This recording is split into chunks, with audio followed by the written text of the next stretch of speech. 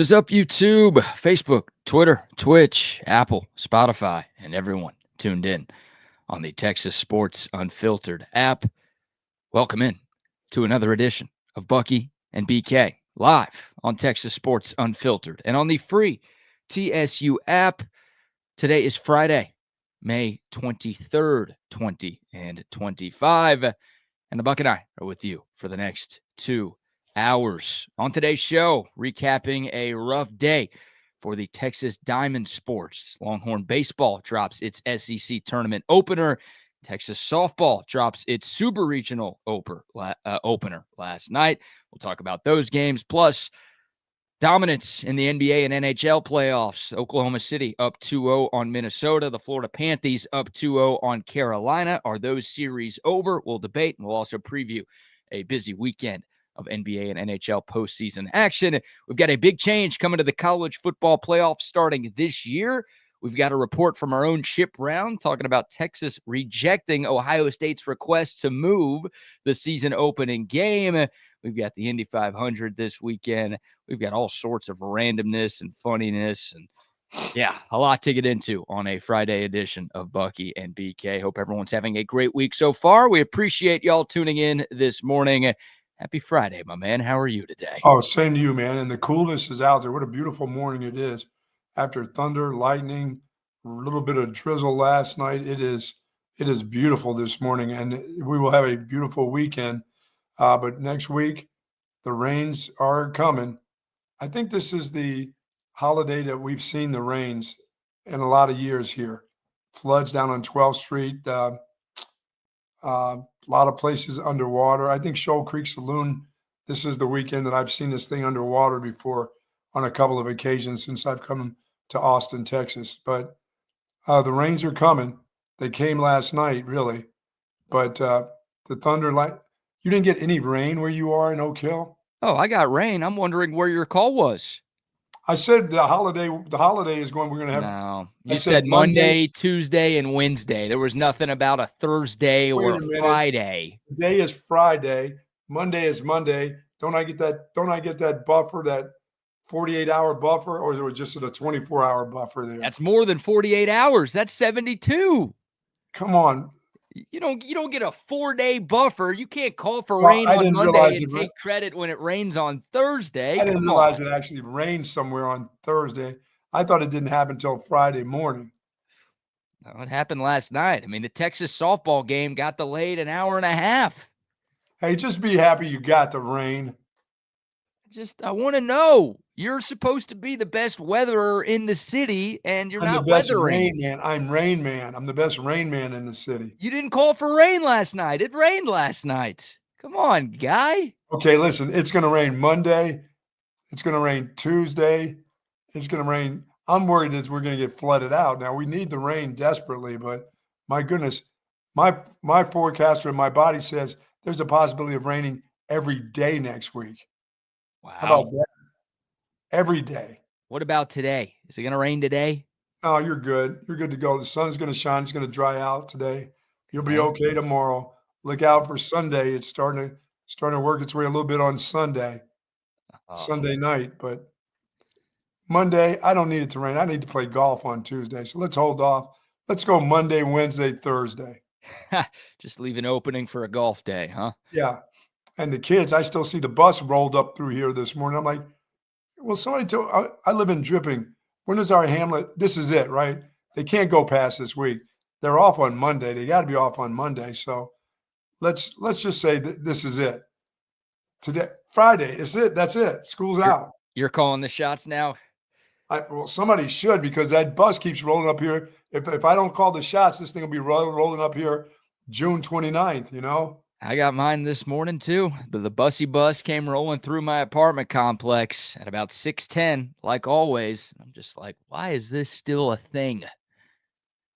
I'm wondering if it's summer camp. Maybe the bus is taking kids to summer camp, or is it still school? I don't know. You got to get in a couple of days to get. They got to get oriented to their being back at home. You can't just ship them out to summer camp the day after school. Well, you can. That's what I would do. I'd be the last day of school. Sometimes you get that half day where they let you out around 12 or 1. Send them after 1 o'clock. Have the bus. If I'm a parent, I'm picking you up from school and I'm driving you straight to the overnight camp wherever. Oh no! And you are done.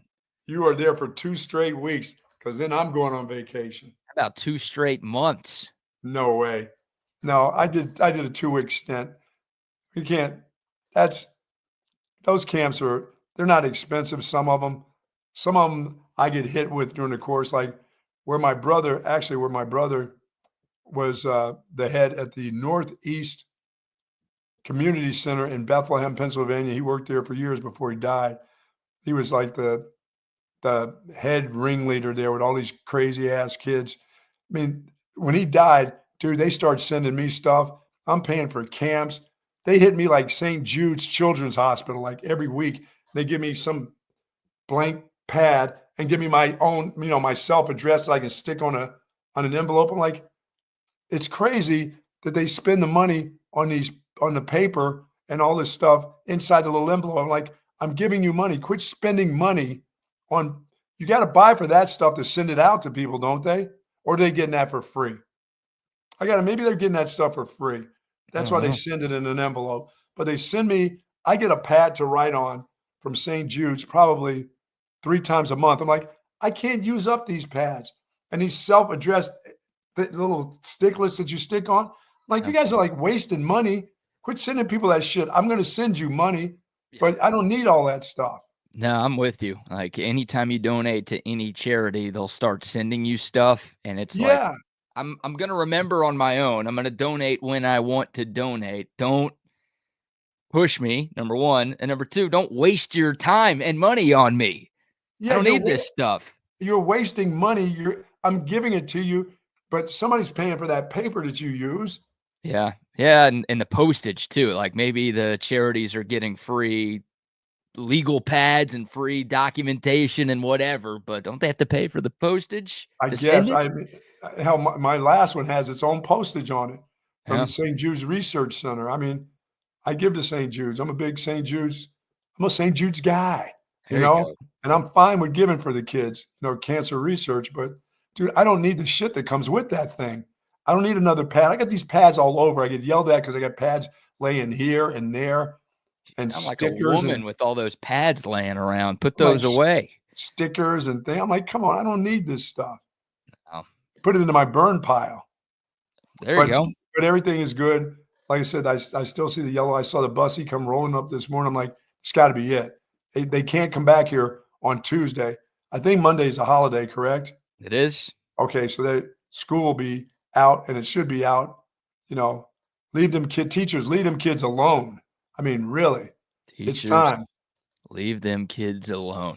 All right. Good morning to the soldiers at Fort Cavazos, Texas, the soldiers in the state of Texas, and all those that fight for us each and every day. Thank you so very much for what you do. We do appreciate it. We appreciate you, and we appreciate your family sharing you with all of us. And over this holiday season, please be safe and be careful. Have your head on a swivel. A lot of folks will be going places. Like you said, the kids will be headed out places. It's anytime there's a holiday, people hit the roads around here, and it will be messy. Mm-hmm. It really will be. That Oak Hill area was so backed up the other day, BK. And for me, still I get through there pretty easily, but I had to get to an appointment over there at Baylor Scott and White there. Yeah, dude, I had to go all the way around down Nutty Brown Road, the back way to get to there. It was one accident jams that place up like nobody's business now. And hell, I don't even know how you have an accident. Everybody's going 5 miles an hour there now. It was a day that ended in Y, so Oak Hill was a mess. That's how it works down here these days. All right, plenty of sports to dive into. A frustrating Thursday for Texas Longhorn fans. We'll start with Texas baseball. The Horns drop their SEC tournament opener to Tennessee in dramatic fashion. Final score 7-5 in 12 innings. Texas had a 4-0 lead at one point in this game. They gave it up, and they end up falling in extras to Tennessee. Shout out to Ethan Walker, man. He got the unexpected start for Texas. He didn't start a game all year. He only appeared in 7 games in the regular season. He pitched like 6 2/3 innings in the regular year, and then boom, the first postseason game, he's tasked with going up against the SEC Pitcher of the Year. and he outdueled the SEC pitcher of the year. He was magnificent. Ethan Walker had a no-hitter through 4. He gave up just 1 hit in 4 1/3 innings of work. Buck, the plan, according to Jim Schlossnagle before the game, was for Ethan Walker to get through 2. They wanted 2 innings from Ethan Walker before going to the pen. He got you 4 1/3, only gave up 1 hit. He was sensational. And again, he outdueled the best pitcher in this conference. So we'll get to some of the bad here in a second, but very impressive stuff from the mustachioed Ethan Walker yesterday. Yeah, I thought that guy was like 41 years old on the mound. It's a good-looking stash, huh? Yeah, it's a good-looking stash. It makes him look like an old dude. He was fine, boy. That slider of his, that thing was coming across. Those guys were handcuffed. They didn't know if he was coming with the changeup, if he's coming with the fastball down the guts. He pitched really, really well. He did. I mean, yeah, he's got that weird arm angle, and you're right, that breaking ball. I mean, he started off the game with a couple of strikeouts against 2 of the best hitters in the country, and it's like, are we all seeing this right now? Is this really happening? And he just got into a groove. And again, well, he looks like a guy that could come out of your bullpen and really screw up some guys that haven't seen him late in the game.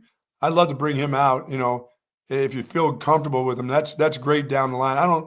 I know he started, but I see him as a guy coming out, as you're about to change a pace guy that can screw you up.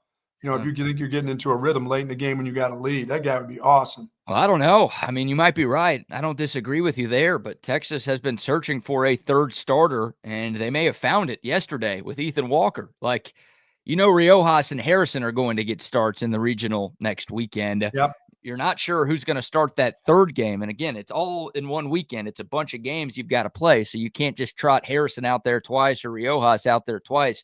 You're going to have some number 3 starter. And with what Ethan Walker did yesterday, I know it was only 1 start. I know that's the only start he's made all year, but I wouldn't be surprised if that's the guy that Schloss and Max Wiener were to turn to in a game 3. And I think he'd be my choice considering what he did against a really good Tennessee team. Well, if it comes down to you have to have him, yes. But once again, I'd like to have him late and nullify some of those bats that are used to seeing the pitcher that has been in before, because that stuff is weird that he throws. It is. I mean, he brings one in on you, on your hands too. When that thing doesn't really turn over, that slider of his, man, that thing gets close. But it gets close to your inside of your hands too, but it also gets close to a strike every time too. At some point, it looks like he's going to cross the plate. Yeah. No, he was rolling yesterday. So that was good to see. And again, Texas jumped out to a 4-0 lead after 4. They got to Liam Doyle, knocking him out of the game after just 3 2/3 innings, tagging him for 4 runs on 6 hits. It was a dream start. He looked sloppy from the start. Yeah, it was a dream start, and he walked a couple of guys. He couldn't get swings and misses. Liam Doyle led the country in strikeouts. Maybe he still does, but he led the country in strikeouts going into that game yesterday, and he couldn't get guys to swing and miss. No. And considering how much whoever came in after him picked up the pace because, my God. Yeah, that was the issue, right? I mean, I think if you told any Texas fan, hey, you're going to get 4 1/3 out of Ethan Walker, and you're going to knock Liam Doyle out of the game before the end of the 4th, I think we all would have signed up for that, and I think we all would have said, oh, that's an easy Texas win. But unfortunately, Brandon Arvidsson is the guy you're talking about. Man. The worst part about him, besides how good he was, that guy was a Texas commit at one point. He flipped to Tennessee after David Pierce got fired. Wow. He was a David Pierce guy. So the ghost of David Pierce, he's not dead. He's actually coaching at Rice. He's very easy to find. But the ghost of Texas, David Pierce, showed up yesterday in the form of Brandon Arvidsson, who went 5 1/3, gave up just 1 unearned run, had 9 strikeouts, and he kept the Texas offense at bay. Yeah, I know they went extra innings, but this group struck out 18 times yesterday. Yeah. Wow. And like you said, in the beginning, it was balls. The bat was on the ball. Whatever they did, they were getting hits. They were getting, whether it was putouts or not, the ball got hit. But, dude, when that guy got on the mound, 18 strikeouts. They got him in a hurry. Guys looked terrible at bat. Yeah. That hurt him. Well, the real killer was when they were up 4-0 and the double play ball was right there for the shortstop, and he booted it. That was, I think that the whole game would have had a different outcome. I know that's part of the game. that is the game. You got to feel those plays. But that was just that was going to be a simple double play. Looked like an easy double play. Shortstop got in his glove and couldn't get it out of his glove. I was like, oh my goodness. I'm with you. I think Texas wins that game if Jalen Flores makes that play in the 5th inning. And look, Texas still had a number of opportunities to win the game. And even after that mistake, look, that mistake didn't score any runs. Tennessee's next batter got a hit that made it 4-2. Even after that inning, Texas still had a 2-run lead. Yes. And obviously, once the game got tied 4-4, Texas had plenty of chances to score some more runs offensively, and they couldn't do it. You're striking out 18 times. Eventually, they batter up, batter down. I mean, it was crazy. Yeah, it was a costly error by Jalen Flores, who's one of the best players on this team, one of the leaders on this team, and that just can't happen in that spot. No. So, it was costly. I mean, it ends up making Ethan Walker's ledger look worse than it should have been because he was credited with both of those runs, only one of them earned, and that gave Tennessee some life because they had nothing going for them at the plate. And that should have been an ending double play with Texas still holding on to a 4-0 lead with a chance to put up some more runs. Absolutely. And instead, that cut the deficit in half for Tennessee. And you could feel that change. You could feel the change coming after it, and they still had opportunities. Yeah, Tennessee scores 2 more in the 6th to tie it. Grayson Saunier out of the bullpen. He did not have his best stuff for Texas. Didn't walk anybody, just was throwing meatballs out there. A lot of hanging breaking balls. Oh, yeah. Tennessee started to take some advantage there, and they come back and tie the game. And, then both offenses kind of went cold. Nobody scored until the 10th. Tennessee hits a home run in the top of the 10th, and you're like, oh, this is it. Ball game over. And then Texas right away responds in the bottom of the inning. They score a run to tie it like before anybody gets out. And then you're thinking, all right, here the Longhorns have a chance. They're not done yet. But the same guy, it was Gavin Kylan, the leadoff hitter for Tennessee. He hit the go-ahead homer in the 10th, and then he hits the go-ahead 2-run double in the 12th. That proved to be the game winner. Some big hits for him, and Texas couldn't respond in the bottom of the 12th. And there's your game, and there's your stay in the SEC tournament. Yes, good. Go home, get some rest. Yeah, I mean, there's plenty of good to take away from yesterday's game. I'll be honest. I thought there was. I'll be honest. Like, once I saw the pitching matchup, Liam Doyle against Ethan Walker, I thought Texas was going to get killed. Like, I know the Longhorns weren't punting the game. They were going to try. But with that matchup. But it looked like it. Well, yeah, on paper. Like, Texas started all of its hitters. So, like, they were trying to win. But considering, again, they had started a guy who didn't start a game in the regular season going up against the best pitcher in this league, I'm like, all right, we're going to lose this game. Whether they're trying, whether they're not trying. Like, Tennessee's a really good team. They've got more to play for because they're trying to get a regional host site. And Texas doesn't really have a whole lot to play for right now. So I just kind of assumed it'd be a pretty easy walk in the park for the Volunteers yesterday. Yeah, I think that lit the fire for Tennessee. They've been kind of just putting along there during the season. And that game right there gave them some real life right there. Well, they beat the crap out of Bama 2 days ago, and it's a really good Tennessee team. They obviously won it all last year. They started this season 20-0. Like, they were the number 1 team in the country before Texas was, and they had that spot for 3 or 4 weeks, and then they kind of, scuffled in the middle of SEC play, and that's why they're the 8th seed in the conference. But it's still a super talented team with a national championship winning head coach, and they had a hell of a lot to play for. So that felt like a postseason game. Technically it was, but that felt like a super regional type of game in Hoover yesterday. And, credit Tennessee. They made the plays they needed to make. Unfortunately, Texas couldn't do it. I always hate losing in extras, too, because you got to spend more time watching your team lose. Nobody likes that. Yeah, I mean, they got to do a better job of putting a bat on the ball. 18 strikeouts. I don't care how many extra innings. That's a lot of strikeouts. It's a lot of strikeouts. Yeah, it's too many. And that's been a theme. We talked to Mark Pena of Occupy Left Field yesterday to preview the game, and he brought up some numbers about Texas's strikeouts lately. Yeah, go back to that Arkansas series and the Florida series, and even against Oklahoma, where Texas took 2 of 3 in Norman. There were still too many strikeouts for Texas hitters. And again, they got to Liam Doyle, But once Tennessee went to the bullpen, that felt like the whole goal. It's like, get Doyle out of the game, get to the bullpen, bullpen. And unfortunately, it was the Volunteers bullpen that looked really, really good. Yeah, I was looking at them offensively. I was wondering what they were going to do offensively. I was thinking that pitching may get knocked around a little bit for Texas, which it really didn't. I mean, that's a well-rounded offensive group there in Tennessee. But I thought offensively, will Texas have the firepower? And I would just say 5 runs when you've got questionable pitching, probably not enough in college baseball, probably not enough in any baseball. But 18 strikeouts, that offensively is not good. I can say what I want, and we can say, yeah, the when it was 4-0, the double play ball, but you can't strike out 18 times.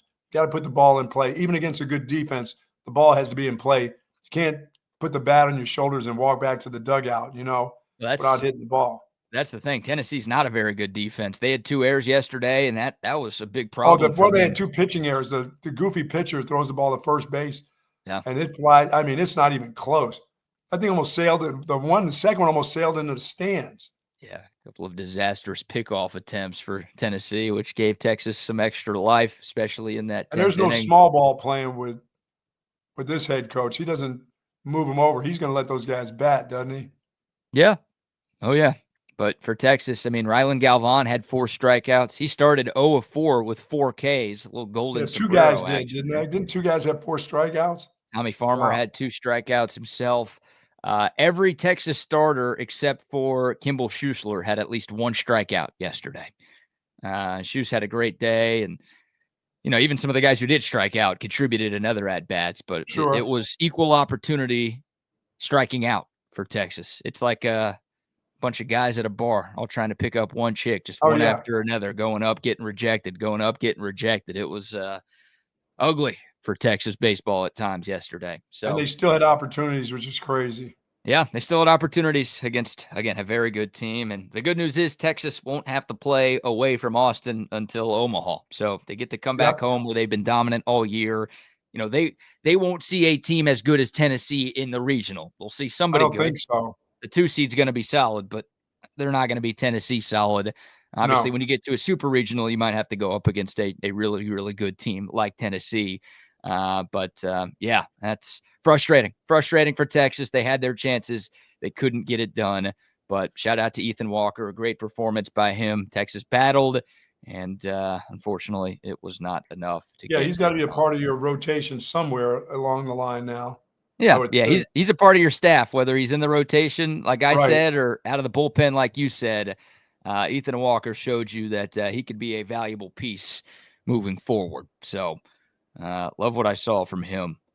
And you rooting for Tennessee the rest of the way? Are you one of those guys that roots for the team that knocked you out, or do you vehemently root against them?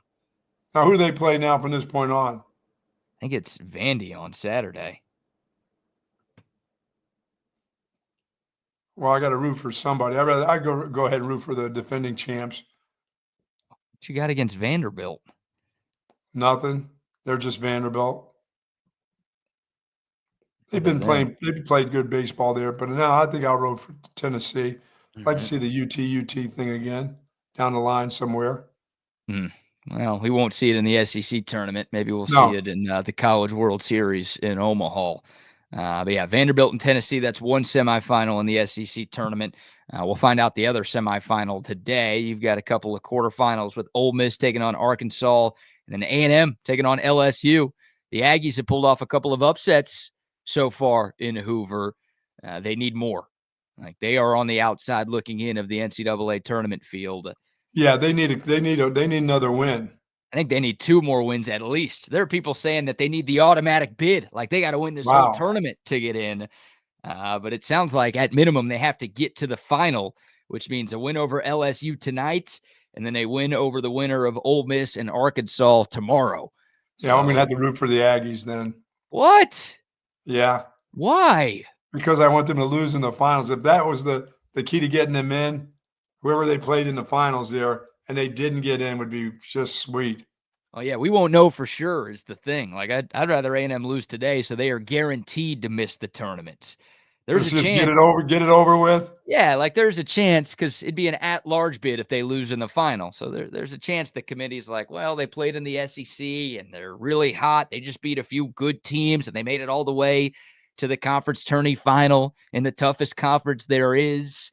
Maybe we should throw them a bone and put them in.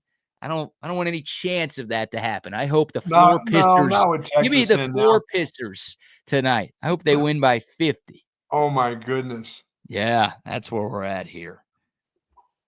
And some of us are true Longhorn fans who root against our rivals. Some of us are you who, for some reason, root for A&M all the time.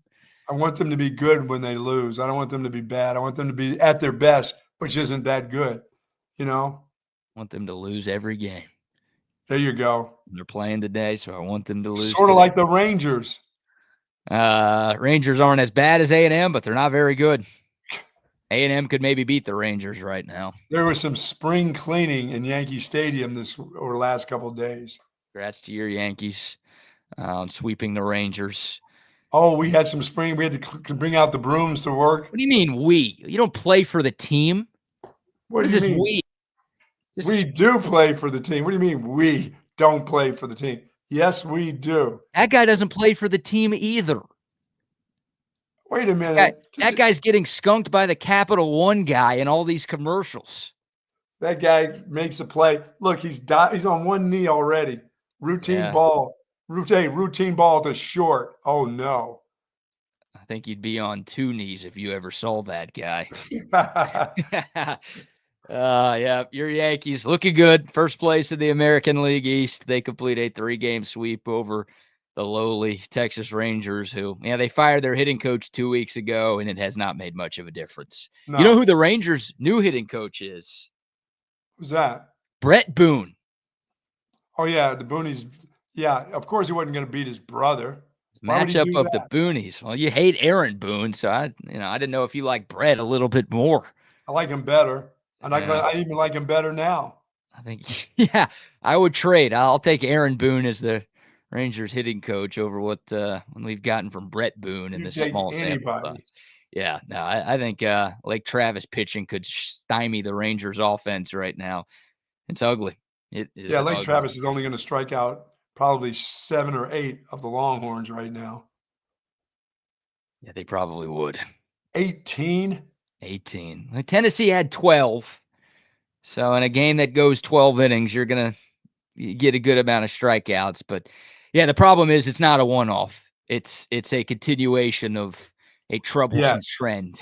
If it was like, it's just, all right, bad game, Tennessee's really good, whatever, then I don't think you'd be too concerned. But that's been a problem that has plagued Texas throughout the entire month of May.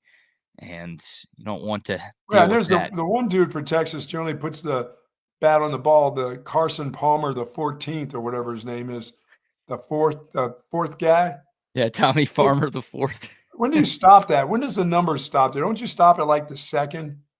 How do you get to be the 4th? I mean, I would just like to be Tommy the 4th. I mean the 2nd. I don't think I can go past 4. I don't need that 4 on my name. Well, our guy Trey Elling the 3rd is a 3rd. Yeah, I guess maybe 3. I don't think I've never heard anybody until I heard of this guy get to the 4th. There's been a few. There's been some old from your motherland there, King Louis the 15th or something, or the 5th or something. We've gone that Pope John the 14th or something. We've gone pretty far. What do you mean, my people? Your Catholics are naming popes. I come up with a new name for a pope, would you? Pope Leo. What is he? Is he like the 5th? 15th or something? He's got big numbers on him too, I believe. He's the first American that I do know. Yeah, that's right. The first. It should be the first, shouldn't it? He's the first guy with some questionable tweets from his past that I do know. Does he like the Bears? Because the Bears still suck. The Bears still suck. Yeah, that's a scary thought. The leader of the Catholic Church being a Bears fan.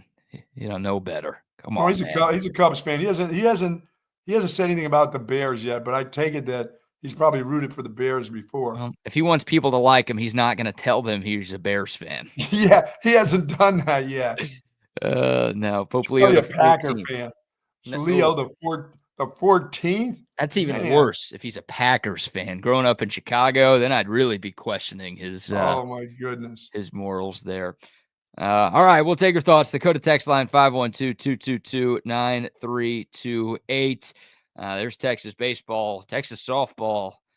Not good for them last night. It was a late one. The game got delayed an hour and a half due to weather in the area. Great call, Buck. Thanks for that one. No, it had nothing to do with the rain. It was the lightning. It did rain too, but yeah, lightning. That Lightning is what delayed it for sure.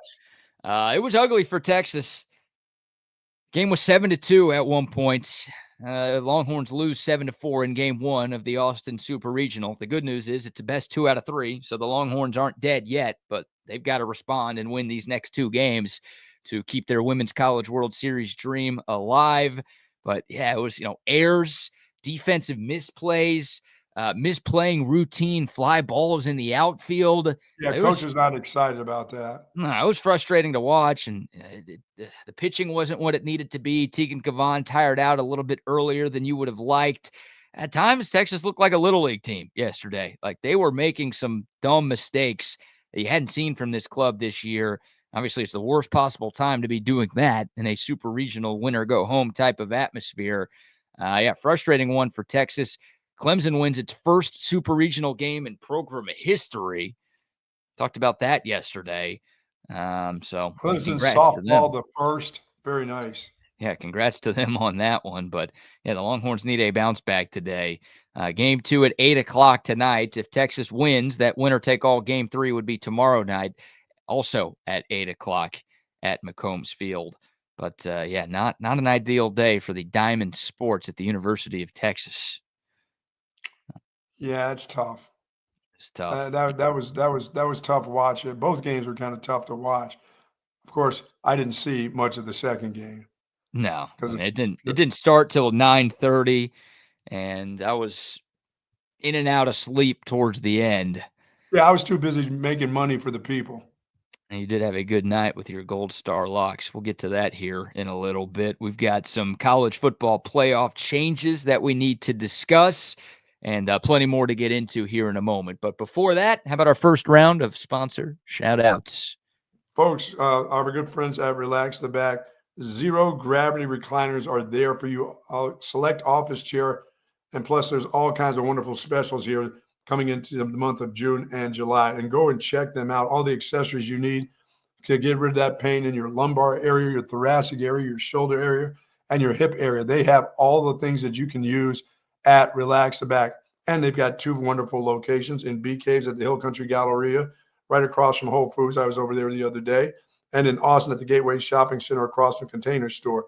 Live pain-free like the Buck, folks, at Relax the Back. If there's somebody that you really care for that's complaining about their back problems, send them over.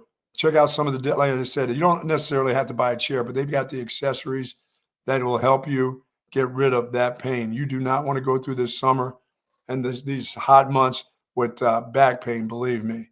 And you can get that done at Relax the Back. Yes, indeed. Shout out to them. Shout out to McCall Custom Homes as well. See Mike here in a couple hours. I was about to say, I think they're coming out to your place today. Yes, sir. We're big believers of McCall Custom Homes. They just renovated a bathroom at the Rodriguez household a few weeks ago. Now they're heading out to the Bucks place as well. They're the best in the business. So if you're thinking about a kitchen remodel, a bathroom renovation, maybe you're adding some new life to your outdoor space, maybe you've got a growing family and you need to add on to your current home, you want to buy a house in this market right now. This market is crazy. Just upgrade your current home with McCall Custom Homes. Locally owned and operated. They've been in business here in Central Texas for 40 years.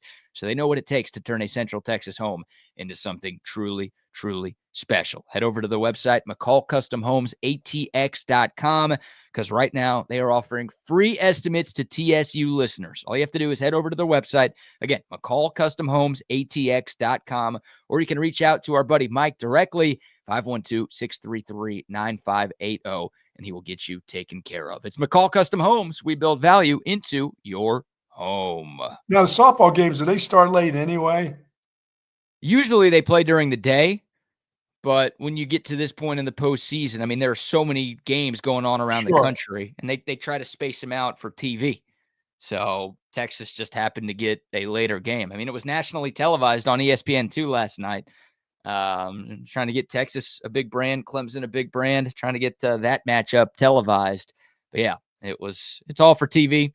It's all for Yeah. ESPN, and Texas, I guess, drew the short straw. It shouldn't matter. I'm not a huge believer in game times impacting the outcome of games, especially when you're playing at home. But Right. yeah, Texas, it's all night games in this super regional against Clemson. So Clemson apparently has been very good in night games this year. So maybe they've got a little confidence for that, but that shouldn't be an excuse for the Longhorns. They've got these games in Austin. They just got to play better. I mean, they're routine plays. There was a grounder to short. Clemson had runners on first and second, grounder to short. For some reason, the shortstop tried to throw it to third. Had no chance to get the lead runner there. Should have gone to second. Had a chance maybe even to turn a double play there. That was a mistake. You got nobody out there. I think the next batter hit a fly ball to left field. The left fielder broke in on it, ends up going over her head because she couldn't get back in time. It's like if she just read it right off the bat, she makes that catch. Instead, it turns into a 2-run double for Clemson. Ooh. It's just like annoying. Yeah, defense did Texas in baseball and softball yesterday. T-ball. Yeah, those are some T-ball-like mistakes from the Horns, and you don't want that going on in the postseason. All right. Where to next, Buck? The college football playoff? Yeah, let's go. What are they doing in the playoffs? What's happening with the playoffs now? Major change to the CFP, and it's happening immediately. Happening immediately, yep. College football playoff executives have unanimously voted to adopt straight seeding for this year's playoff. No more gay seeding, Buck. It's straight seeding only. Straight up? What does that mean? Well, yeah, teams will be seeded directly based on their CFP rankings. The top 4 will no longer be reserved for conference champions.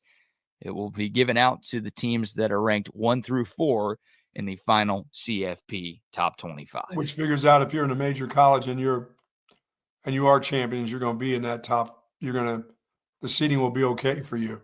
Yeah, but not necessarily making you one. No. Well, we're not giving Boise State a free bye this year. Yeah.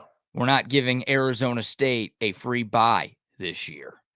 Like, those two teams were ranked very low in the actual CFP rankings. We're not giving Texas Tech a free bye when they win the Big 12 this year. We're not giving Texas Tech a bye when they win the Big 12. Now, they're still going to get in. Conference champions are still going to get spots automatically in the college football playoff. So that part of it's not changing.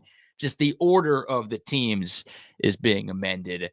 And I mean, I agree with this. Like, it was, I know Boise State was great. They had Ashton Genty, but they should not have been given a first round bye. I know Arizona State was great. Hell, they gave Texas everything they wanted and then some, but they should not have gotten a first round bye for winning last year's Big 12. Right. Like, they should have made the playoff. That's cool. I'm fine with that.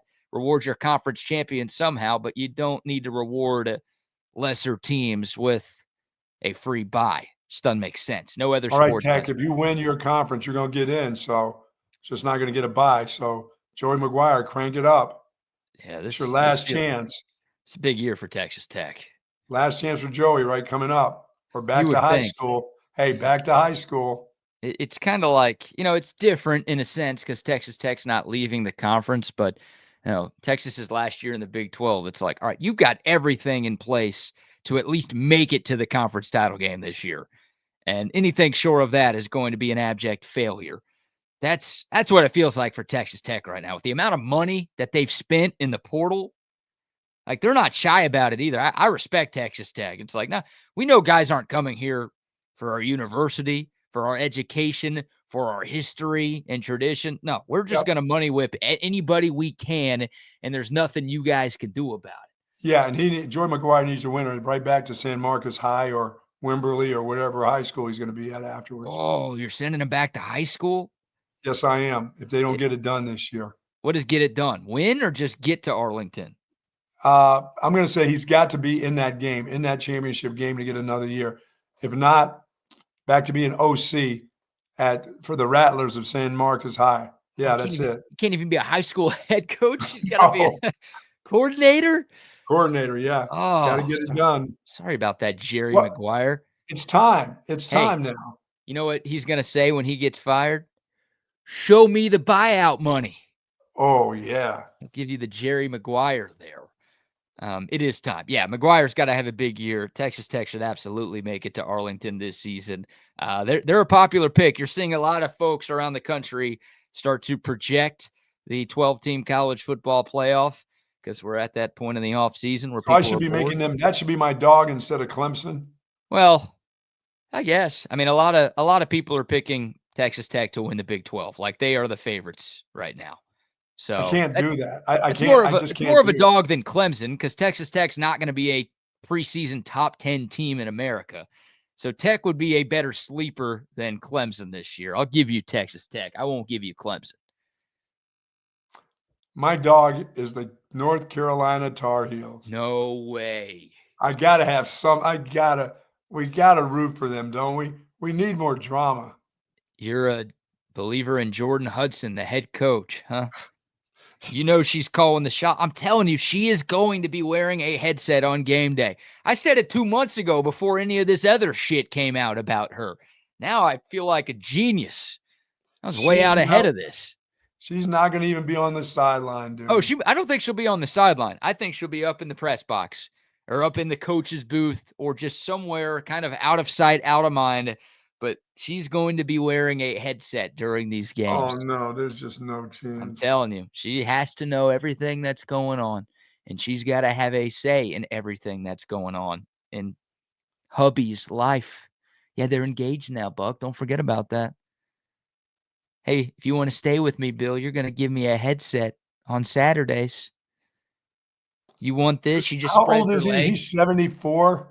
74. She spreads her legs like Margot Robbie in Wolf of Wall Street. If you want this, Oh, you've got to give me a headset. Let me call the place. it can't be that good. It just can't be. It can't be. No. Right? No, no, no, no. Dude, that guy is like me. We're on the way on the out part. She's just starting life, and you want that old. There's no way. There's something. I'm going to say there's something wrong with her. What do you mean? Like I an mean, STD or something? no, there's got to be something wrong mentally. Why you don't want an old dude like that? I know you like it, life easy and whatever, Yeah. but you got to watch that. You got to see that guy naked too every once in a while, even by accident. He's You got to know, keep the shirt on during sex, I've heard. He's never no, allowed to get full nude. He's got to go shirt on. no, and long pajamas. He's got to keep everything on. Yeah. With a Just little, he's yeah. got a little hatch in the front or something. But Yeah, just the little hole that you've got in your boxers. Just yeah, angle it that, through there. that's all he gets to do because he just can't.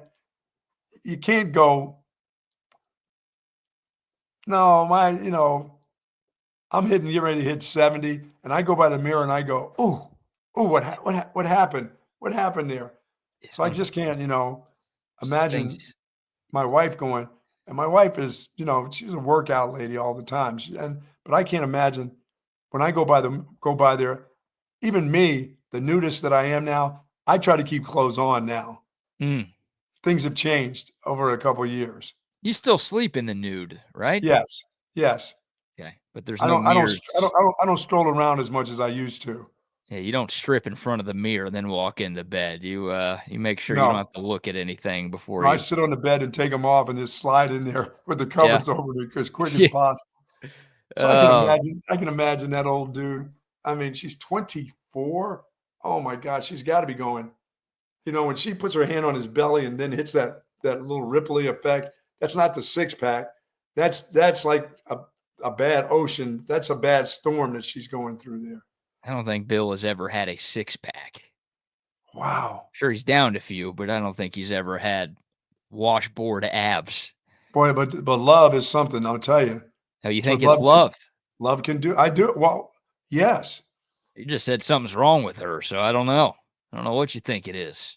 You just Well, said you said a week ago you thought this thing was done by the end of the year, and now they're engaged.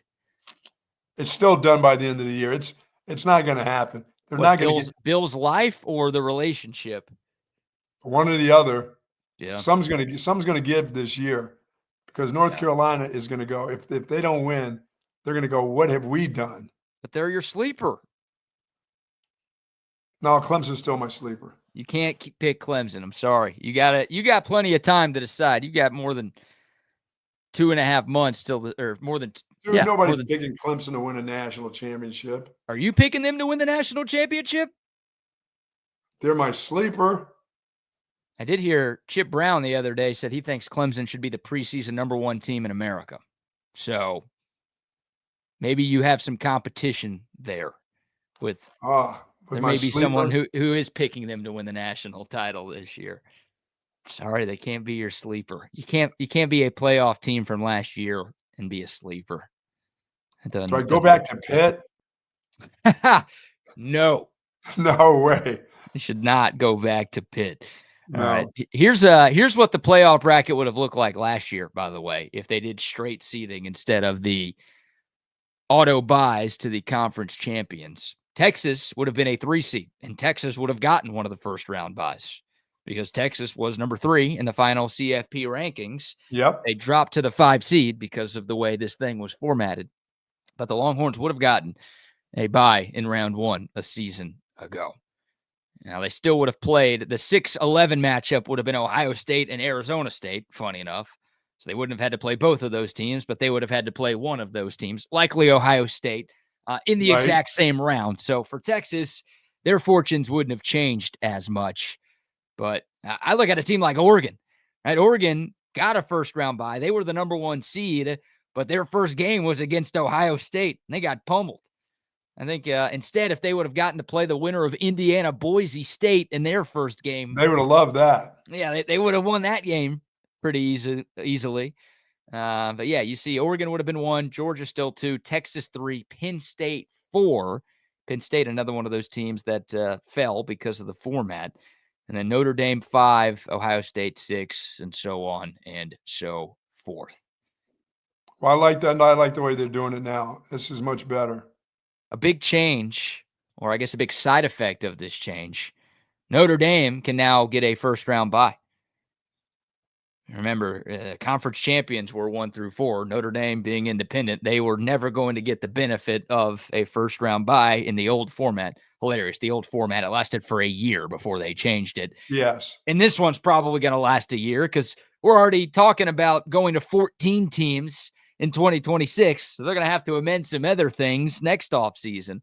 But this is what this will look like this coming season. That's now official. Yeah, this is going to last a year because they're about to expand this. Yeah. TV deals are about to expand all of this. They're going to 14 for sure. Yep. And then I think at some point before the decade is over, 16. It's going to be 16. And yeah. Then we can stop for a while. Well, college basketball is at 68. College baseball is at 64. I know you like football. That's a lot of football. We got plenty of room to grow, Buck. That's a lot of ball. Yeah, 16 feels like the max. I mean, 8 would have been fine with me. 16, the FCS does a 16-team playoff, so you've got a model in place. You could just do exactly what they do, and boom, there you go.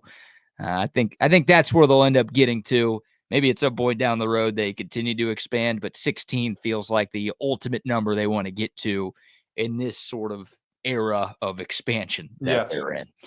So, but I like this change. Until they change it like 10 years from now, until they say, well, we can do better than 16, but it's going to be a while, I think, once they get there. I hope. Oh, who knows what college football looks like in 10 years, man. I mean, think about all that's changed in the last 2 years. I know.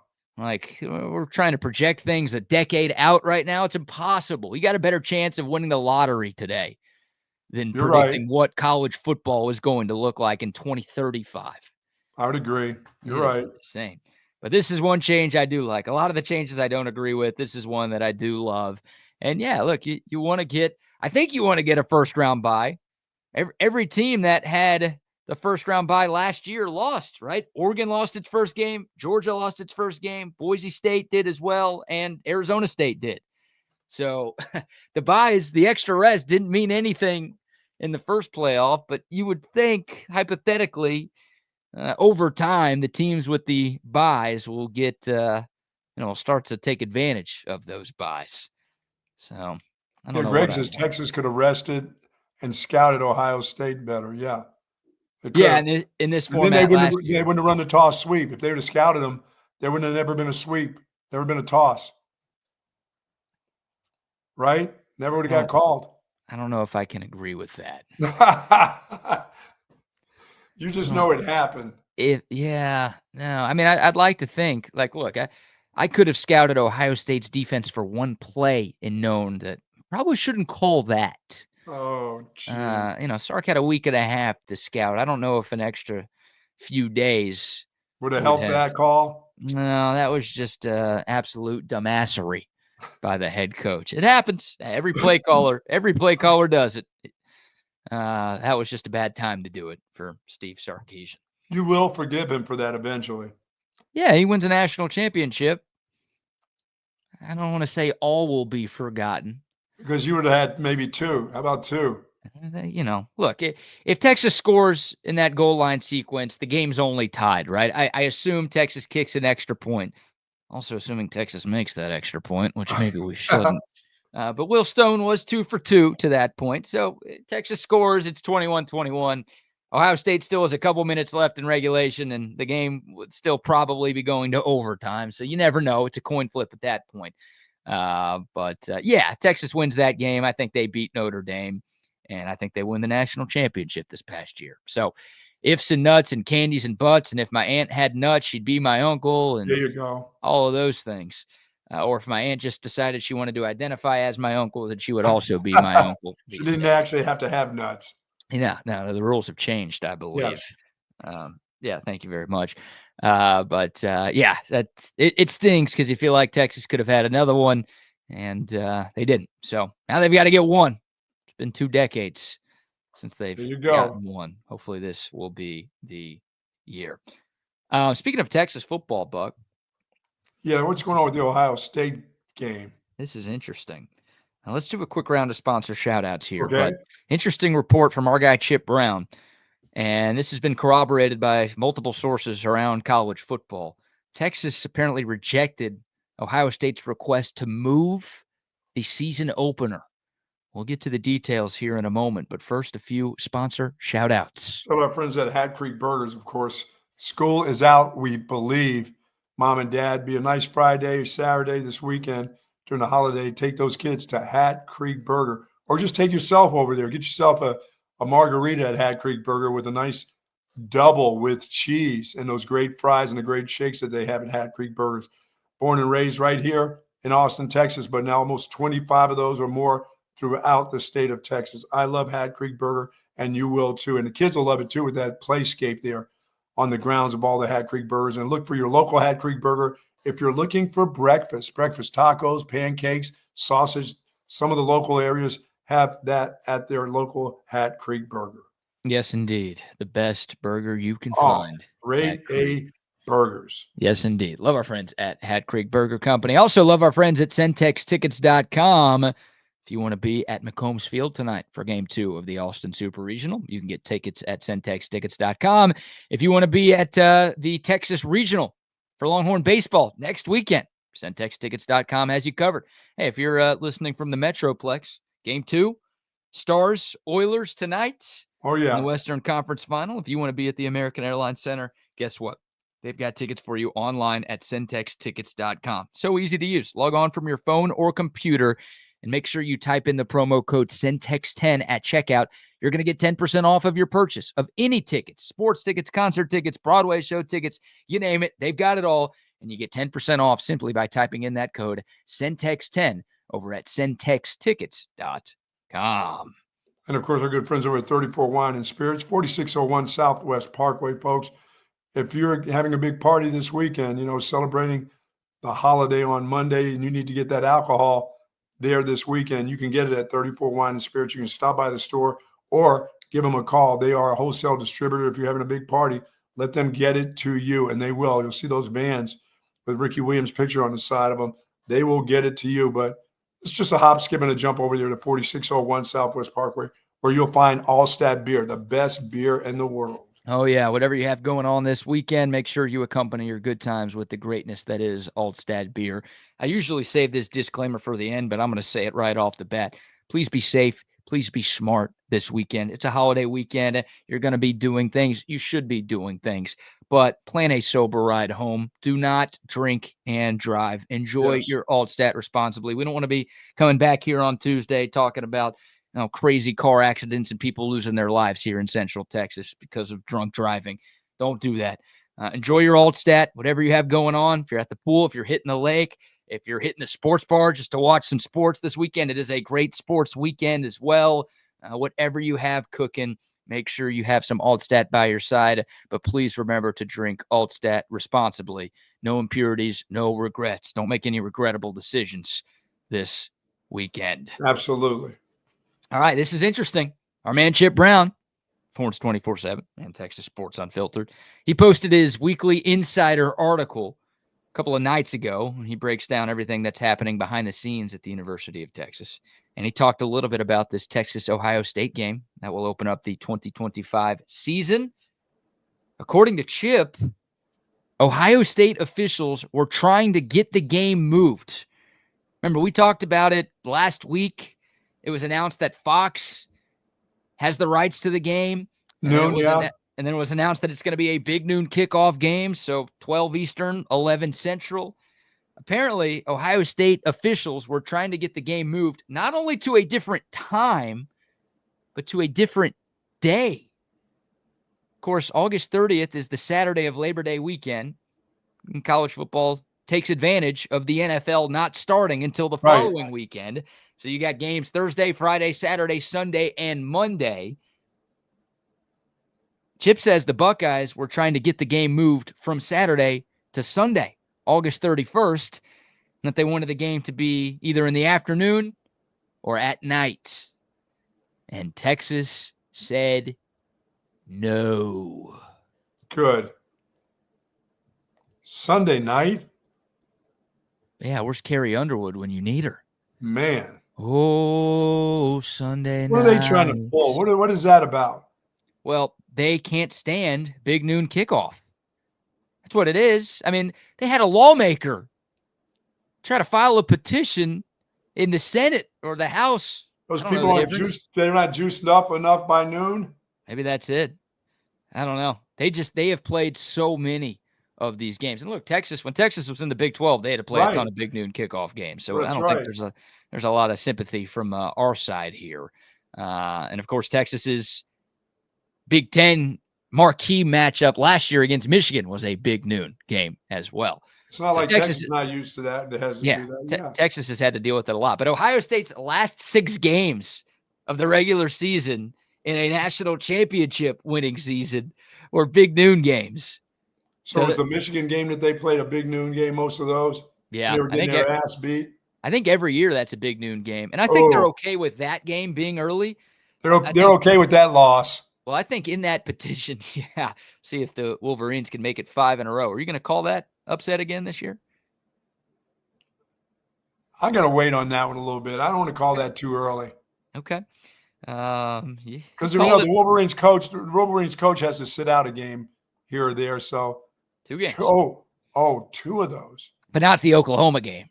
No. Don't forget that suspension's not starting until week 3. Yeah, that's the one he should sit out. They should be able to beat them anyway. OU? Yeah, of course. That's the one I said, sit that one out, dude. They don't need you for that. That's a fun game right there because that's, 2 blue blood programs. I don't know what they're going to be. They're both coming off of very disappointing years. Michigan won a title 2 years ago, so they're in a better spot. But, marquee matchup in Norman. That's a tone setter early in the year for those 2 teams.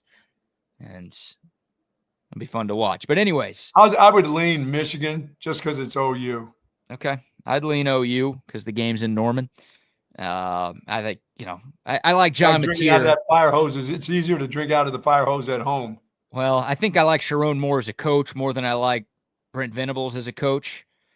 Well, let me rephrase that. I'm a huge Brent Venables fan.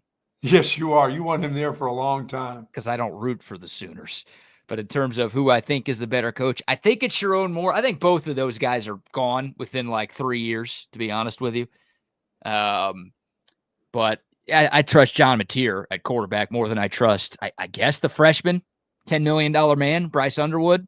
You know nothing about him. I know nothing about him. I know he was the number 1 QB in this class, but I also know he's a freshman. So on the road, hostile environment. Win, lose, OU's or draw, he's defense, got money in the bank. yeah, and OU's defense is good. Like they've been very good under Brent Venables. That's not the problem. And that wasn't the problem in 2024. So that's going to be a good defense. That's going to be a crazy atmosphere. I mean, remember what OU did to Alabama last year, 24-3.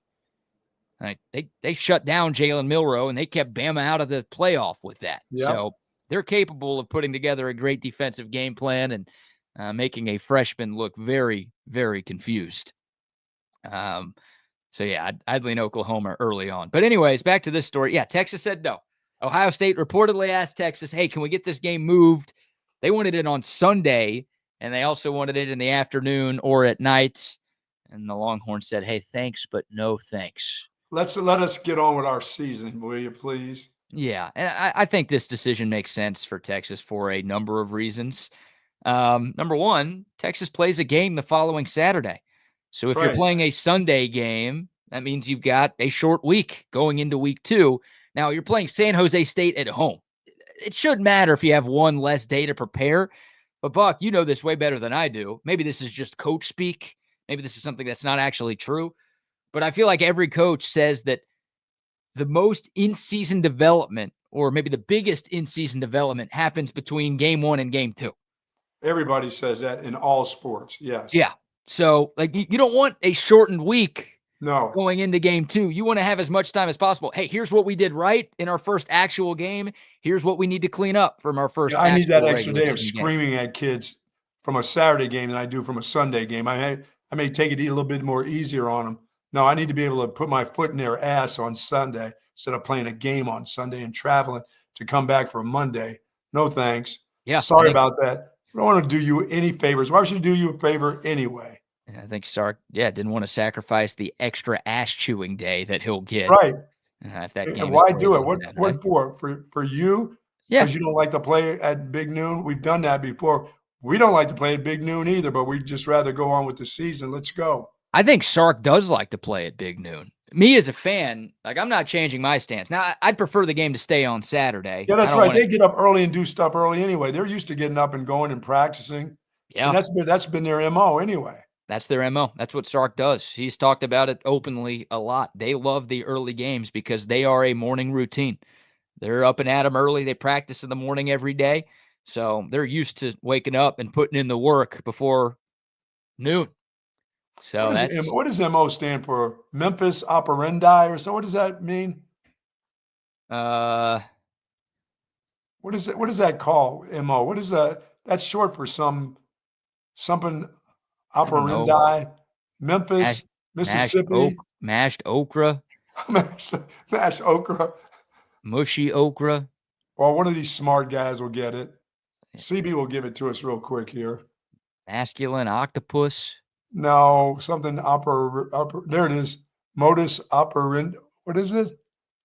Modus operandi. There you go. Thank you very much. Yeah, we need to use more of that kind of talk on this show. Modus operandi, or just say MO more? No, we need to say the whole thing out. I thought MO was just EMO. I thought it was just a word spelled like that. No, is that wrong? That's wrong. I like that. So they're they're modus operandi. Is it? Like so we got C. Of course, we can't even agree on that. MODUS, MOTUS. Which one is it? Steven Delgado. Steven's pretty smart. I'm going to go with Steven on this. You're going with Steve's call? Yeah, he's generally right on it. Modus I'm seeing some more mouth odor. MO, we're done. We got a problem. We can't do it. What about Mexican orgy? Yes. Sark's MO is Mexican orgies. Mouth odor. Who knows? All right. Sark likes the early kickoff. And also, look, you don't want to mess with your routine. This kind of goes into the short week thing. Yes. But, it's game week, right? You play most of your games on Saturday. Every game besides – you're saying preseason. No, the only non-Saturday game that Texas has is the Black Friday game against Texas A&M. I just don't want to do them a favor anyway. Screw that. Yeah. Yeah, I don't. I'm with you. I think that's part of the decision too. But I think more so it's better for Texas to keep that game on a Saturday. I'm not changing my stance. I wish it was in the afternoon or at night because I think the best games should not be played early in the day. And I know a lot of people do subscribe to the belief that, oh, you've got a better chance to win a game on the road if it's earlier in the day. That's malarkey to me. Like the last time Texas played Ohio State on the road, it was at night. Guess what? Texas won. And they won a national championship that year. If Texas is a true national championship team, it's not going to matter when that game is played. Yes. Right? Like you should be able to beat that team at 2 p.m. or 2 a.m. It should not matter. So I'm not a subscriber to that belief, but I know a lot of you are, so I'll mention it. But I am a subscriber of the short week, long week type of thing. And yeah, for a lot of these guys, it's their first ever collegiate game. Texas brought in the number 1 recruiting class in the country, and a lot of these dudes are going to be key contributors for Texas this year. You want them to get into the game week routine of absolutely. I want the quarterback to get into a routine. Yeah, the build up, the practice, the travel, like all of that stuff. You want them to get used to what that looks like for a Saturday game because every other game you play in the first 11 will be on Saturday. Yeah, if it doesn't benefit me, I don't want to do them any favors, period. That's all there is to it. Yeah. I mean, I can make it very simple as a coach. No, I want to get on with my season. I play games on Saturday. I don't play games on Sunday. Screw you. I'm not doing you a favor because you don't like it. You want us to just roll with you. No, we're not rolling with you. Sorry. Yeah. But how about another storyline for this football game? As if there weren't enough already. Oh, yeah. I mean, 2 Blue Bloods, rematch of the CFP semifinal. I think it's going to be a preseason top 3 matchup when we actually get to August. Yeah, I mean, there's. And why would they think Texas would want to do that anyway? That's kind of stupid. Well, I don't. Well, you try. I don't know if they thought Texas would say yes, but you want something done. The worst they could say is no. Isn't that what they say? Well, yeah, and the coaches, they're just not. Nobody's going to do anybody a favor at this level like that. They're just not. I mean, even if you don't like it, even if you're the head coach of the other team, when you find out they don't want to do it, you're going to go, there's a reason why they don't want to do it. Even if I don't want to do it, there's a reason why they don't want to do it. So I'm not doing it. It's at their own place. Game's on, game set, let's go. Yeah, that's the thing, right? Buckeye fans are going to be pissed about this. They should be more pissed at Fox than Texas. But Buckeye fans will be drunk straight through anyway. What does it matter? Yeah, they're going to see this story, and they're going to see that Texas rejected their request to get the game moved to a later kick time. They rejected the national champions? Are you kidding me? And they're going to be pissed off. But, like, if the rules were reversed, I'd expect the same thing. Sure. Like, if Texas asked Ohio State to make a change like this, I would think Ohio State would say no, and I would understand them saying no. Like they drop an F-bomb on it. It'd be an F no. Yeah, maybe it was. Maybe Sark just laughed and hung up. I don't know how that call went down. I don't know if it was Sark on the call or if it was CDC on the call, but yeah, it didn't happen. So yeah, Texas fans, I mean, get ready for some backlash. Ohio State fans complain about everything. That's what I mean, yes. They just won a national championship. Shouldn't you be happy? How happy would we be if Texas had won it all last? I wouldn't have a care in the world. We'd be playing at 6 a.m. Nobody would care. Oh, my God. I'd be doing these shows nude every day. I'd be so happy. There you go there, Bill Belichick. It'd be incredible. Like, I wouldn't be complaining about, the kickoff. It's the champions. You just won it all. What are you mad about? Oh, we got to raise our banner a little bit earlier than we wanted to. You get to raise a banner. People aren't fans of 11 a.m. games, but I'm not doing anybody. I'm not doing another coach. I'm not giving them that's not a pity party for them either. No, if it doesn't benefit me, then I'm not giving you anything. Nothing. Yeah, this is a bad fantasy football trade here that Ohio State's offering. It's like, no, this benefits you, but it doesn't benefit us at all. Right. Actually, is bad for us. So, no, thank you. And don't call again, please. Yeah. Hey, by the way, don't try to make a second call. Don't try to go over the top of whoever it was you spoke with. Don't even try that with us because they will. It ain't happening. Buck, we are 99 days away from kickoff. There you go. Into double digits. It will be here before you know it. And thankfully, it's not 100 days. If the game got moved to Sunday, it'd be 100 days. There you go. That's the reason why right there. Yeah, we didn't want that to happen. 99 days away from Texas and Ohio State. It's now confirmed it will be on August 30th. But yeah, interesting report from our man Chip Use Brown. that to your advantage. They're trying to get an extra day on you. Yeah, no, they're going to National be champs need an extra day. they're going to Wow. be too tired to get Oh up that yeah. early.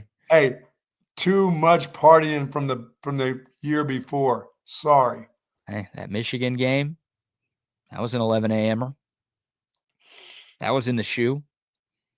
I think that's the last time Ohio State has played an 11 a.m. kick. Well, hell, no wonder they don't want to play 11. Now I got it. There's a reason. Maybe that's why. Who was that team that almost beat them? It wasn't Indiana. Then they beat the brakes off of Indiana, They right? crushed Indiana, yeah. Some really bad team. Maybe it was Maryland or something. I don't know. That gave them a scare in an 11 a.m. game. So maybe that's why they're worried they can't get out of bed for those big noon kicks. I don't know. Gosh. All right. So there you go. There's the latest with the Texas Ohio State game. It will be a big noon kickoff on 8:30. Nice. Okay, Buck, congrats to you. And congrats you. to the people who tailed you last night. Congratulations, Bob. If you're a believer in hashtag fade the Buck, you did not have a fun Thursday because the Buck went 2-0. I know who's happy. Bob was excited. Yeah, your fake friend, Bob. He's excited, dude. Don't you think you're a little too old to be having imaginary friends? Dude, Bob follows the Buck. He's like, you need to have your own show, your betting show. I understand that, Bob. I made you some money during football, and I continue to make you money because you do not fade me. You believe in my picks. You got a little blankie with your imaginary friend down By the there? way, he called me coach. He says, Coach Buck, everything's good. Oh, now I really know you're lying. Keep rolling, he said. Yeah, okay. Keep dreaming, I say. That's what it is. But hey, great night for you. You were 2-0 on your 15,000 unit plays, which means Finally you went up 30,000 units last night. You are now up 48,000 units in these NBA and NHL playoffs. You had the Oklahoma City Thunder covering the 7.5 against Minnesota. And the game crushed again. Yeah, a little closer in game 2 than it was in game 1, but you kind of knew for the entire second half that Oklahoma City was going to win. I think it was 4 early in the third, and then the Thunder went on like a 19-5 run. They stretched the lead like that's out. a possible sweep right there, that group? Yeah, I had Thunder in 7 before the series started. I thought Minnesota would earn a split in Oklahoma City, and I thought they'd at least be more competitive in these first 2 games. And They look like they can win a couple by 3 if they have to. They don't have to cover the line, but they can just flat out win the game. Yeah, what do they say? A series doesn't start until a road team wins a game. So we'll see what happens. Game 3 tomorrow night in Minneapolis. We'll see if the Wolves can take advantage of their raucous home crowd. But I'm thinking this is more of a 5-gamer than a 7-gamer right now. Yeah, I thought it would be 6. And a big day for SGA. He received his MVP trophy before the game. We didn't even talk about this yesterday. 2 days ago was when the announcement came down that SGA was MVP. The NBA botched that so bad. Their plan was to announce that on the TNT pregame show before the Knicks-Pacers game. Mm-hmm. And Shams Charania, the insider, he broke the scoop like at 2:45. It was supposed to be like a big live made-for-TV event. And instead, the NBA's insider I stole guarantee the his scoop. boss. I bet you his boss got in his rear end about that. Oh, I don't know. I mean, his boss is ESPN. He doesn't work for the NBA. So his job is to get scoops for ESPN. They pay him a lot of money to have breaking news. So I think they were probably pumped about it. Well, it got out and it was all over the place. I don't know how you let that happen if you're the NBA. Like, come on. That's a huge deal. The MVP award, you can't keep that one a secret.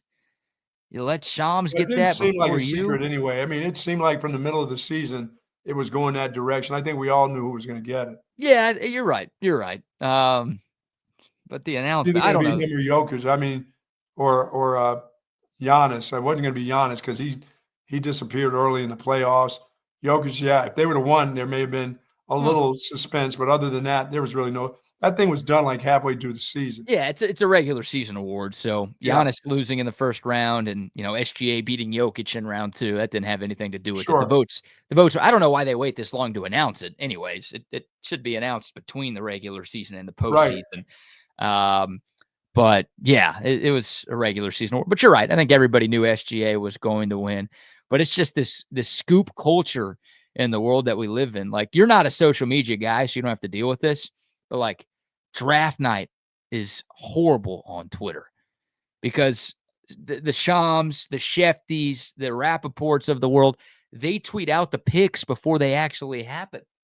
So if you're on Twitter during any draft, you know what's going to happen before the commissioner actually walks out on stage and announces the pick. Oh, yeah. It's terrible. You can't be on the internet for those nights. Apparently, you can't be on the internet at all if you want to not know what's going to happen. So, anyways, random soapbox. Sorry about that. But SGA looked like the MVP last night. 38 points, 12 of 21 shooting. That dude's hard to cover. No surprise he got to the free throw line 15 times. Buck. Of course, lives there. The free throw merchant. He pays rent at the charity stripe. But he was awesome last night. Jalen Williams added 26. Better performance from Anthony Edwards. He scored 32, but his problem was he was 1 of 9 from three-point land. And he takes a lot of those. He does take a lot of those. And you feel like Wags has been on this for a long time with Ant Edwards. He's the best athlete on the floor. Like, he might be the best athlete in the sport right now. He should be at the free. Speaking of a guy who should be falling on the floor, that should be that dude. Yeah, he's a very good shooter. I don't think the Wolves have much of a problem with him shooting threes, but it's like you feel like every time he shoots a three, it's an opportunity he could just drive to the lane and either finish or get to the foul line. Right. And instead, he just settles a lot. So I think he wants to be I think he wants to, in his mind, he's better than he is at three-point shooting because he takes a lot of them where it looks like, man, he can go to the rack and just go there to the free throw line and make his free throws.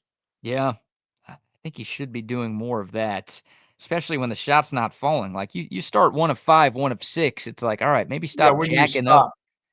Yeah, maybe stop jacking up the threes. And look, in the second half, they were down. So maybe it's like, oh, I got to help my team come back. We need threes instead of twos. But you stop. If you get to the free throw line, you stop the clock and you score. That's how you come back. You get stops and you slow the game down a little bit. They just don't have enough bench power to hang with OKC. The problem OKC just brings in player after player right now. Yeah, the problem with Minnesota last night was Julius Randle was a no-show. We've talked about him a lot, having a great playoffs.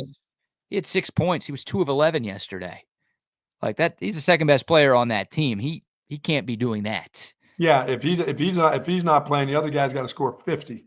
Yeah, and he didn't play for most of the fourth quarter either. It's like Chris Finch, their head coach, was so pissed about what Randle was doing that he just left him on the bench in the fourth quarter.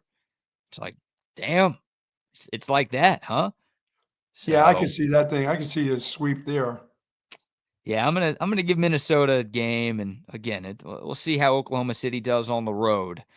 But Minnesota has not looked even competitive in these two. Boy, that place at OKC, boy, that arena gets fired up, man. It's a lot of white people there, and they make a lot of noise there. It is packed, dude. And it looks like a Mormon church. And it is loud. It is crazy in that place. Yeah. But they've kind of always been like that. They've always had good crowds. I mean, they got nothing else to do. In Oklahoma? Yeah. No, you're right. It is one of the loudest places to play, and they've embraced that franchise since they moved over from Seattle. And yeah, I mean, it's a good home court advantage that they have. So they make a difference, and Minnesota has looked rattled at times in these first two games. We'll see if they can get back into it. And how about my panties? I mean, how about my panties? Yeah, good call. You finally learned to pick the panties. Yes. They've been making you some money when you've picked them this year. Yes. That was a domination in the NHL last night. Dude, that looked like Pop Warner versus professional. That looked like little kids learning how to skate versus like grown men. That was crazy looking. I always say desperation is a hell of a drug. The Hurricanes dealer must be arrested or something like that. Their supply has gone out. Yeah. You would think that's a pretty desperate spot. You lose game 1 at home. You're trying to avoid going down 0-2 before the series shifts to Florida. You would think you'd come out with a little extra something. Florida scored 3 goals on their first 5 shots of the game. It was 3-0 road team after 1, and it didn't get any better after that. The Canes, chicken fingers, thought they scored a goal in the first minute of the second period, The Panties challenged it for offsides, and they won. It was clearly offsides, so wasn't much controversy there. So Carolina thought they maybe had some momentum going early in the second to get back into the game. Nope. The goal gets taken off the board. The Panthers had another one to make it 4-0. They scored again in the third. 5-0 final. This thing is over, Buck. Yeah, I believe it's over too. I think this may be a sweep. Well, And Bob, Bob is very happy with that I made that decision. Sergei Bobrovsky, the Panthers goalie. Yeah, yes, that Bob too. You've been talking to him. That guy's good. He's the best, is he not? Buck, this is a crazy stat here. The Panthers are really good. Don't get me wrong. They won it all last year. They're the favorites right now to do it again. Give them their flowers. The Carolina Hurricanes have now lost 14 straight games in the conference finals. That is by far an NHL record. They were swept in their last 3 appearances, and they're down 0-2 in this one. It's got to be mental at this point, right? Like Florida's really good. Really, really good. They're really physical. But there's got to be something up here because everyone's talking about that in Carolina. Every hockey person is talking about that drought that you're in right now. That's got to be creeping into your mind every time you take the ice in this round. Yeah, they look like they're very similar to the Oilers, maybe not as talented as the Oilers when they skate, but the physicality of the Panties is just too much. I mean, the Stars and the Panties are on a collision course, to seeing a great series, I believe. There's going to be some bruises in that series when that thing happens, because it's going to happen. I hope you're right. I wouldn't count out Edmonton yet. I mean, I think Florida's getting there for sure. Felt that way before the series, and yeah, they're up 2-0 going back home. I think that's a no-brainer that they move on. It just looks like the Stars are physical, just like the Panthers, and the Oilers can skate. That the physicality part just kind of wears them down. It just looks like they get worn down. They come out in that first period, and they're moving and skating and doing some really nice maneuvers, triple sow cows, double loops, Figure skating, wonderful skate like they're at a skating event, and the Stars are punching them in the face and slamming their asses against the board. And by the third period, they're worn down too. But that Stars Panthers matchup is going to be, boy, there are going to be some guys carted off of that deal. Hey, speak it into existence, my man. I would love to see the Stars get there.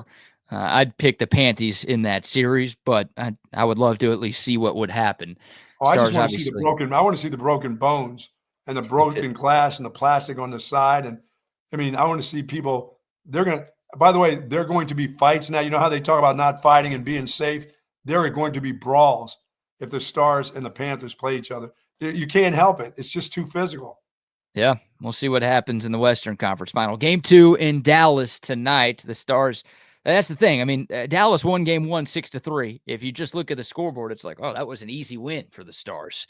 If you watch the game, Edmonton was the much better team for 40 minutes. Sure. And then Dallas just had a crazy third period. They got on the power play a bunch, and they took advantage, and it was great. You give them credit. They found a way to get it done.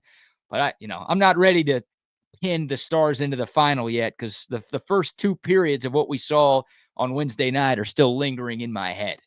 Well, the Oilers won't be able to get away with all that at home. The Stars are going to get those calls again, and the Oilers are going to be bitching and complaining about too many penalties being called on them. Well, you can't grab a guy's stick and hold on to it for 2 minutes either. You can't. They're going to get that again. They're going to get that again tonight. And if the Stars get on the power play, I didn't think there was much controversy with a lot of the calls, too. I thought they were penalties. I know. Stars were just skating circles around them, and Edmonton was like, oh, we got to grab, we got to hook, we got to trip. But how organizations will call in to the league and say, hey, listen, that's the way you got to look at this versus that. Well, you're not as physical as that other group. Yeah. Don't make the call. Edmonton, fix your penalty kill. Yeah. Quick. That's the end of that call. Hey, special teams is part of the game. Just like in football, special teams is part of hockey. You got to fix that if you're Edmonton. I hope they don't, and I hope the Stars power play continues to stay red hot. I think they'll be on the power play a lot again tonight. That's the hope, if they are. Hey, that was the big advantage. That's how Dallas got back into that game 1. And if they've got the extra man, then that's advantage Dallas, literally, but also the way things have shaped up in these playoffs for both of those teams. So, yeah, the Panthers are going to be there. To be the best, you got to beat the best. Whoever comes out of the West will have to take down the defending champs.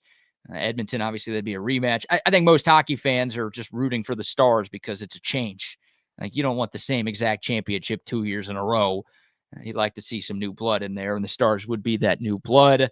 But long series out West, game 2 tonight. I'm getting it from Bear. Bucky, Gordie Howe, and Bobby Hull are not, and neither is Bobby Orr, but that's all right. You can still play physical hockey. There's nothing wrong with that. You still have your Bobby Orr signed jersey? Oh, no. That's gone. And my stick. Oh, you had a stick too? Yeah, that went in my divorce years and years ago. That was a long time ago now. Stick and jersey. You think she still has it? I think that's been just given away. There's some, hell, you're a hockey fan, little kid in the neighborhood. Here, take this cool jersey I've got. You don't know who Bobby Orr. Nobody would know who Bobby Orr is anyway. If you're raising your kids right, they know who Bobby Orr is. That stick was the thing. Forget the jersey. It was the stick, man. The stick's better. Was it a game used? Yeah, it was a good stick. It was Oh. good. Yeah, he got that to me. That was nice. That's nice right there. Yeah, sorry to bring that up. That was mean on a Friday. I didn't need to do Yeah, that. I would have done as much as I don't like Boston sports, but to have that gear, and if I'd have got a bat signed by Ted Williams, if I knew I was sitting with him and brought a baseball bat on board the plane, which they probably wouldn't have let me do. No, I don't. Maybe back then? No, I wasn't around back then. Could you sneak weapons on the plane pre 9/11? No, I don't think they'd go for that. If I just came on with a bat and put it in the overhead, they may have let you back in that day. You can't do that now, but I think back in the day, I mean, if you came with I would think back in the day if I had a driver that I wanted to take with me and was in a box, and I said there's a golf club, I think they would let me get on the plane with that. But and those overheads are long. Yeah, I think they would let me do that back in the day. Really? No, pre 9/11, but no, after that, no. Yeah, they definitely fit in there, but nowadays, yeah, you're not getting through TSA. Yeah, because I got stopped at Washington State with that teeny little knife on my keychain. Yes, when I was with my wife, my first trip to Idaho. Mm-hmm. There's black dude with a little knife thing on there on your key. They pulled me over. And you're going to the land of the whites? Uh-oh. I went through that security deal. Then they took my keys and they're saying, hey, you can't do this. Hey, what else you got on? What else is in that bag? Like nothing, dude. This has been on my keychain. It's just a little Swiss Army knife, little teeny one like that. Yeah. Yeah, I did that twice, but I did it once at the airport, and I did it once going through in Austin, going to the courthouse. Yeah. Well, I was going through the courthouse, and I saw I had that on there. I took it off and threw it in the bush. Oh, before they caught it. Was it there after? Yeah, I went back in the bush and got my little knife. Yes. There you go. That's the move right there. Yeah. If you realize you're like walking into a sporting event or you're walking into somewhere where you can't have something, just leave it outside, hide it in a bush. At Washington State at the airport, I think it was Spokane, they did offer to send it back to me, which was nice of them. Really? I said, no, dude, I can get another one. Just the embarrassment of you pulling me over to the side and frisking me all over again for that little thing. I said, that's enough. You don't have to send it back. You can keep it. You needed that bad since I was going to hijack the plane with that little thing. You got an old fashioned though. That's worth it. Another one. Congratulations. And they were heavy handed in Washington State, as CB understands. They probably trying to cop a feel or something. They and multiple people or no, just one. I have one dude. Okay. All right. One dude. Maybe they identified as a they. So that's nice of you to be gender forward. Austin's different. If you're a dude and they got and there's a female that works at the deal, she won't do it. She has to call over a dude to do a dude. I'm like, that's not right. I'm like, I don't need you to call that guy. Aren't you responsible for this area? Yeah, but I want to call him over. I'm like, no, I'm okay with you doing this, going up the leg and all that stuff. I'm fine with you. You don't have to call bro over there to come over and do this. Give me those soft, uncalloused hands, please. Yes. I don't need 6'3", 300-pound guy over there. I don't need that. What's that guy? office linebacker. I didn't need him to come over and hit me in the nuts, and I go down to one knee. And why is his phone sticking out of his pants so far? What's going on here? I did have that happen, and I did have to wait for the guy to come over. That was not fun. Oh, man. He was like Terry licking his office linebacker. He was licking his lips as he's walking over to you. They made the call for the right-hander. Oh my God. Calling it. Yeah. That was awful. God bless. I don't know how we got there. All right, Buck. Well, the people, you're red hot. You were 2-0 last night, up 30,000 units. The people need your picks for the holiday weekend. We can only do games today and tomorrow because we just don't have lines for anything on Sunday or Monday yet. So we'll start with tonight's action. We'll begin in the NBA. Game 2, Pacers at Knicks. We all know what happened in Game 1. An incredible comeback by Indy, an incredible collapse by New York. The Knicks are 5.5-point home favorites. Do they even the score?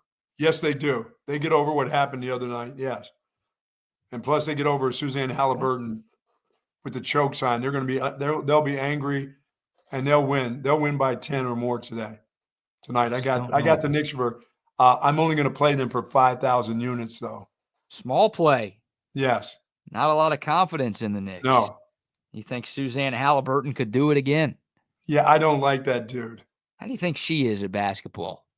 Pretty good. Suzanne? Oh, yeah, I bet she's pretty good. Her brother Tyrese is very good. Yes. I think. Yes, I'm going to go that Knicks cover tonight though for 5,000 units. All right. What about the hockey game? Game 2 in Dallas. The Oilers trying to even things up on the road. The Stars trying to go up 2-0. Then they will go up 2-0. I'll play 15,000 units on the Stars tonight. All right. If that was 6-5, it may be a little bit different, but the 6-3, no. Stars come back with a bunch of power plays again tonight. I like that. All right, tomorrow's action. Game 3, Oklahoma City, Minnesota. Series shifting to the north. The Thunder still favored, but only by 3.5. Small line. That's good enough. I'll take the Thunder for 15,000 units with 3.5. That's enough. I thought it was going to be like 6.5, 7. Yeah, boy, that's at the start of the series. I didn't think OKC would be favored in the games on the road, but considering how the first 2 went, no surprise there. And then hockey tomorrow. The Canes and the Panties in Sunrise. The Canes stand a chance, but the Panties go up 3-0. Canes get a win. Whoa! I'll take a 5,000 unit play on the Canes. We're talking about a sweep. I know. I'll take that back. They got to get one. They're like Minnesota. They'll get one. They'll be one and done. All right. So 5,000 on the Knicks tonight, 15,000 on the Stars tonight, 5,000's on Carolina tomorrow, and 15,000 on Oklahoma City tomorrow. Yes. Oklahoma City, that's the one. That's a big play on the road. It is a big play on the road. Minnesota just looks lost. Yeah, they don't have answers right now. And, I mean, I guess they need more from Edwards. He had 32 last night, but he's got to be more efficient. I think he's got to be more aggressive. They obviously need more than 6 from Julius Randle. You know, the Wolves bench was actually pretty good yesterday. They gave them nothing in Game 1. They were better than Oklahoma City's bench, I thought, last night. Yeah. They're not as deep. They don't play as many guys as the Thunder do. But Minnesota, I thought DiVincenzo played well. I thought Naz Reid had a much better game. He was pretty good in the first half, especially. Thought they got a little more from that group, but it's not enough right now. And yeah, Rudy Gobert looks like a liability out there in this series. And yeah, and the Knicks have just got to stop that up tempo deal by the Pacers. They got to find a way to get guys out there. You know, it's not like they're pounding the ball down deep. They're getting a lot of 3-point shots. The Knicks just have to learn to inbound the ball a little better, don't you think? Yeah, that would help too, guys. That would help if you can get over half court and not get caught in the corner. Yeah. I think Jalen Brunson, by the way, you're talking about a liability of a guy trying to cover somebody. Brunson can't cover anybody. Not a great defender. And he's not giving a great effort at it either. But I don't care if he gives no effort at it if he scores 50 because he's going to need to. Yeah, that was I still can't get over what we saw at the Garden a couple of nights ago. We should have known with Larry David sitting courtside something weird was going to go down. Yeah, that's just almost make a Curb episode based on the way that game finished up. It'd be pretty spectacular too. But I don't see the Knicks winning the series. You're giving up on them. I have. I mean, they may get a game or two, but I don't think they win the series now. Okay. No. I'm sticking with the Knicks. They were the pre-series pick, and I think they get it done. But, God, it looks like Indiana's got some devil magic on their side right now. It's crazy, some of these comebacks that they're putting together. It just doesn't make sense. Yeah, now that old man can't go to the games. Yeah, now that John Halliburton's gone, then the whole team has woken up since then. So, Pacers a great story. I'm rooting for them. I'm with you, though. I think the Knicks take this game tonight. And we'll go back to Indianapolis 1-1. But who knows? Don't count out the Pacers. They have defied everything so far. You're absolutely right. And especially if the Knicks get a big lead, they get worried then. Yeah. Yeah.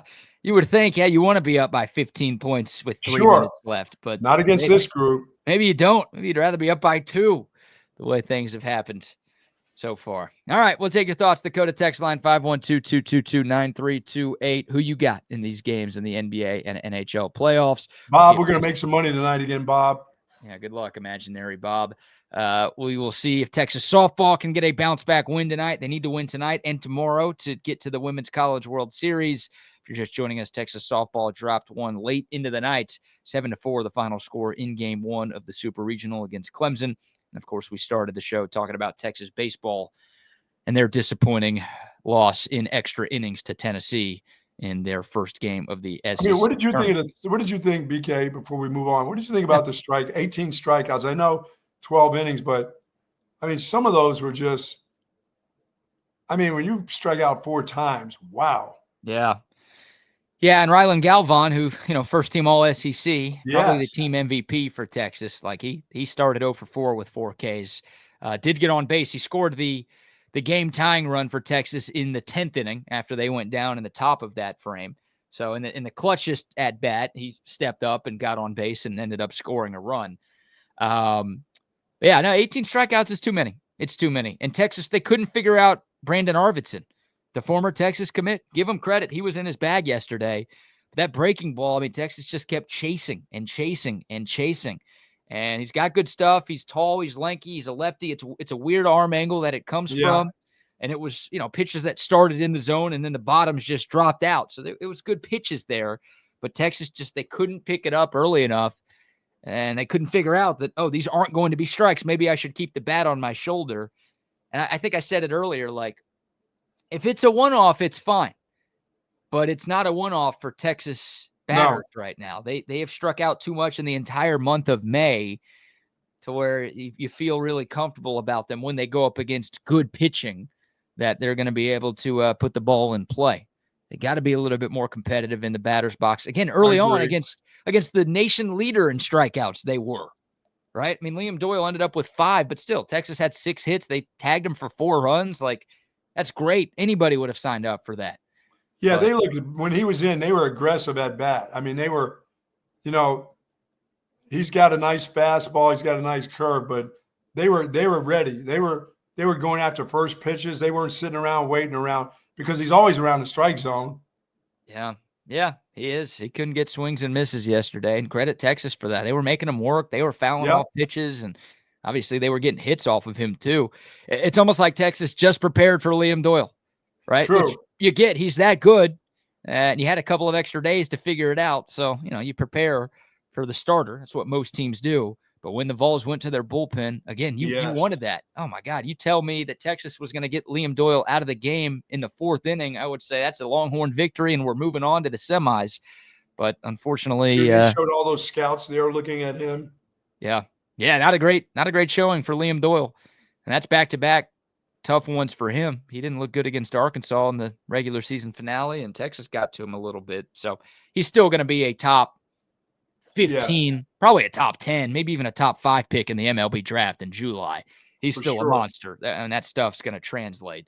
And he consistently hits 97, 98, 99, and he's got great breaking stuff too. So he'll be good. He'll be fine. But yeah, I loved what I saw from Texas early on, but just as the game moved along, they didn't have it. So they've got to figure some things out. Selection Monday is this coming Monday, so we'll find out who Texas will host in the Austin Regional. That will open up next Friday. But that's it. Now it's the waiting game for And Longhorn. the draft's not far behind, is it? After College World Series. No, the draft is in July this year. They moved it back. It used to be during the NCAA tournament, which I always thought was weird. It's like you're trying to focus on getting ready for a big game, and you're also wondering where you're going to be drafted, if you're going to stick around, come back the next year. It's the biggest days of your life. Like, I'm about to get drafted into the big leagues. Like, that's awesome. You don't want to be having to focus on both of those things. So thankfully they moved it. The draft will be after. You have to think about graduation, things like that. School, graduation, school, things like that. You're cutting out. What are you saying over there? Maybe not graduation. I don't think they're thinking too much about that stuff right now. But they don't go to college to play school, but nobody does. Just the nerds. Remember that, kids. All right, let's get to a few more sponsor shout-outs. We got some. Be a tip for the kids in the car line. Nobody goes there. Tell that to the parents. If you want to be tell that to your parents. Oh, they already know. Yeah, they already know. They wouldn't know if it wasn't for this job, but I talked about it too much on the radio and on the TSU. They know how bad of a student I was. I was great growing up. Kids, be great at school growing up. Get accepted into a great academic institution like the University. You're okay just to be a good student through high school, then that's when you quit? Just pass when you get to college. Look, if you want to go to grad school, you got to get good grades in college. But if you're like me and you're getting a worthless degree and you're not going to go to more school. Nothing wrong with a C-, nothing wrong with a C. C's and D's get degrees. There you go. I say that for a reason, kiddos. Wow. Parents are thrilled listening to the sound of my voice this morning. So many people have just changed the station. All right.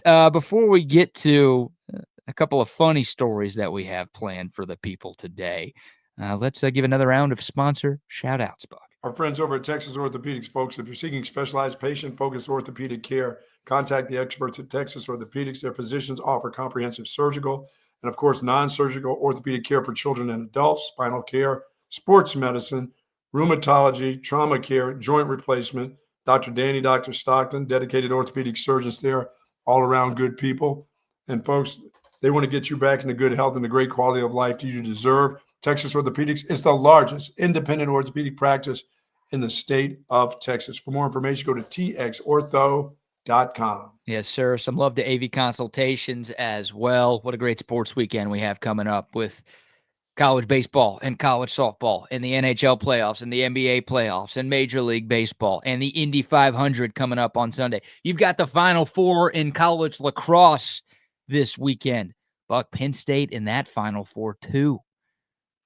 I know you're tired of the Penn Staters from back home. What's going on with them? I'm telling you, they're in the mix for a national championship in that sport as well. So much going on. You've got golf as well. Great time to call AV Consultations. And we said it, we're 99 days away from Texas Longhorn football. That means you got 99 days to make the call to Tom McKay and the crew at Audiovisual Consultations to get your home TV setup done by college football season. They can hook you up. Father's Day, the 15th of June. Hey, your kids aren't getting you shit, all right? Like, oh, another clay pot from school? Great. No, they're not going to get you what you want. You've got enough ties. Yeah, Wifey's going to buy it yourself. Wifey's going to get you a spatula. Hey, go make us food today, guy. Get yourself something good this Father's Day. And the kids are going to love it. The wifey's going to love it. Everyone's going to love it. It's new TVs. It's new surround sound. It's a home theater room. Whatever you want, AV Consultations will make it happen. Just give them a call, 512-255-8678, or find out more online at avconsultations.com. Right, so I went to Golf Galaxy yesterday. That driver that I thought was going to work for me, that $510 driver. Yeah. That I thought a driving wood or whatever it was called. They've got a 90-day bring it back and get everything back for it. And I was going to send it to my daughter. My daughter said, send me that club. I'm like, I'm giving you almost a $600 club. I said, then I won't have a driver, because I tried to hit my old senior shaft driver. And so I went up there yesterday, got it back, got another driver, ended up putting another $140 on top of the $510 for a driver. You spent $650 on a driver yesterday? Yeah, well, at least I took the other one back. I didn't donate it to my family member, my daughter. So So I did get a driver.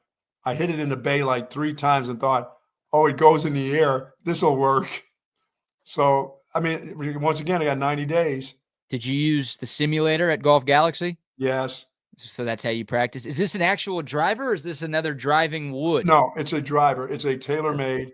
The guy said, this is fabulous. You know, he had told me, of course, he said, what did you have before? I said, I had the Stealth driver. He goes, that's one of the best drivers ever made. He goes, what did you do with that? I said, I gave it to my son for your driving wood. Oh. You guys yoked me into that one. He goes, so you can't get it back? AJ's got it?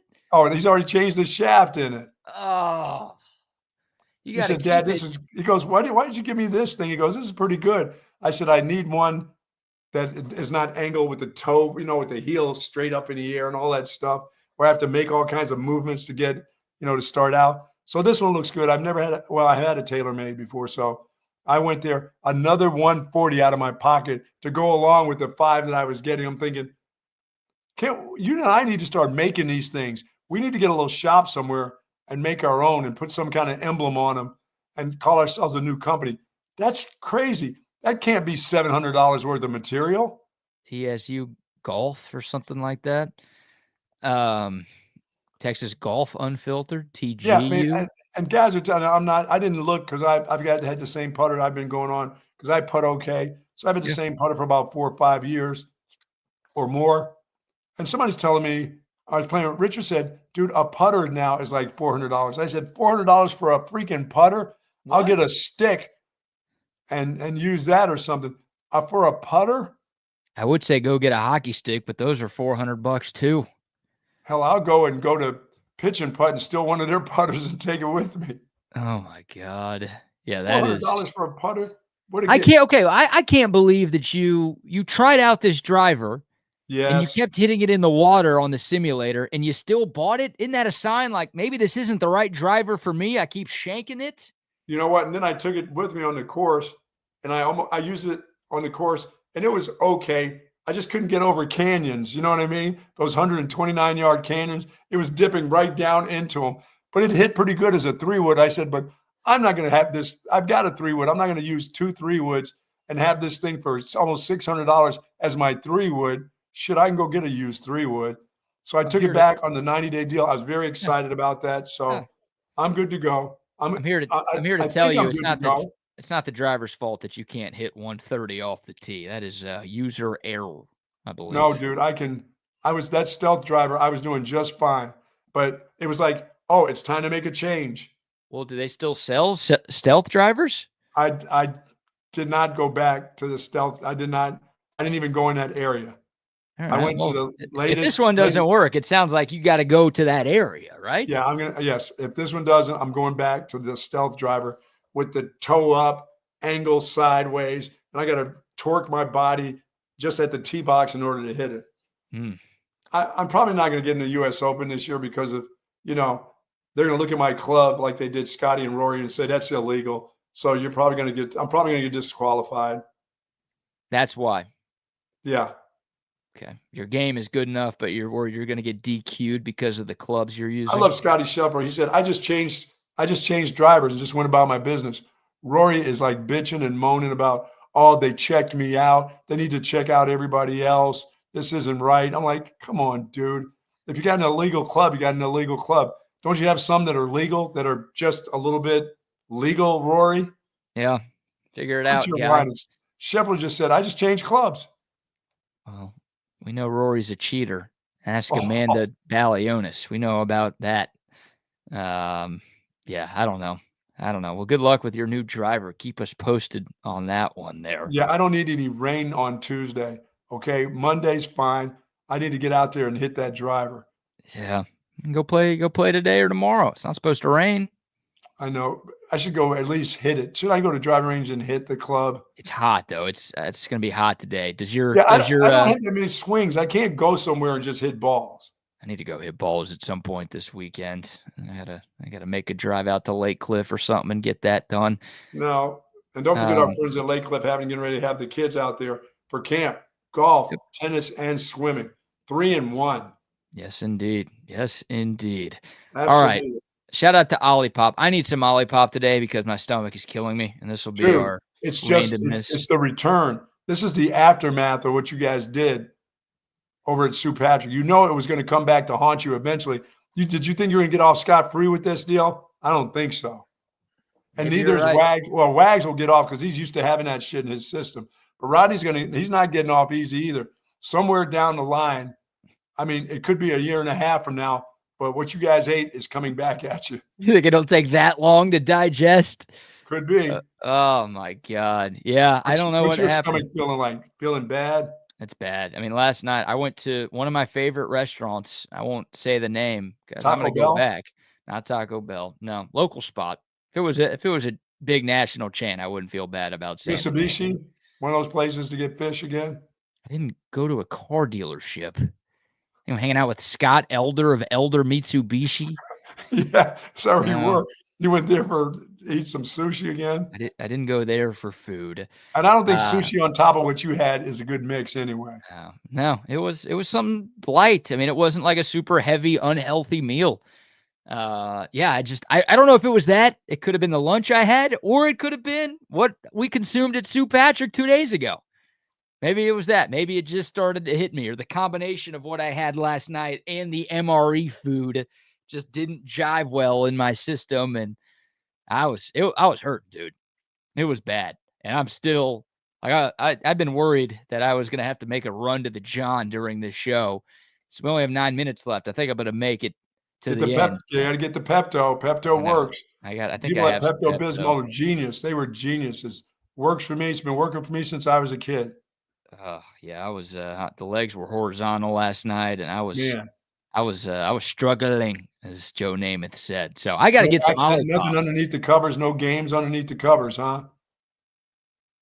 Like, did I shit my bed? Is that what you're No, you asking? didn't play. You didn't play in the fart games or anything like that. Where you sneak one off No, because you don't. We don't want to do that at that time. no, and the girl was over too. That would have been double bad. I mean, Wow. I don't want to crap my bed anyways, but definitely not with her around. Yeah, she would think differently of you if you shit in the bed. So that'd be the end of it, I think. Really, just one little crap in the bed? You couldn't Probably say not. Probably not. But if the roles were reversed, I don't know if it I would could. be for you it would be over with. I don't. Yeah, I don't know if I could. I don't know if I could. But yeah, no, it was one of those like every fart is unsafe Yes, kind of situations last night. So I'm hurting. I need some Olipop. I have some in my fridge. Maybe that'll do the trick. it could do it. I gotta re-regulate my system. Shout out to Olipop. That was my mistake. I didn't drink the Olipop that Jay and the gang gave to us while eating Oh, that MRE I had the food. grape. It was delicious. Yeah, love the Olipop. Great tasting soda that's actually good for you. They've got 19 different flavors as well. And again, 9 grams of fiber in every can, ingredients that support good digestive health. So not only is Olipop not bad for you, like other soda is, but it's actually good for you. Your taste buds are going to love you because it tastes great, but your gut is going to love you too because it supports its health. Get you some at the store. You're going to be going to the store this weekend. It's a holiday weekend. The logo is behind me. Perfect timing. Get you some Olipop. All right, I need to ask something of the people. I need some help here. I went to Whole Foods yesterday, and I'm trying to put this weight on, and I'm doing good, eating good BK, but eating some stuff that's going to help me, 3 times a day. And I went and bought a steak, and that's not the first time I bought steak there, but I got a T-bone, and I swore it said like $18 a pound or whatever it was. Yep. And I pointed at a steak, and I made a mistake there by thinking, "Oh, Buck, that looks like about a pound."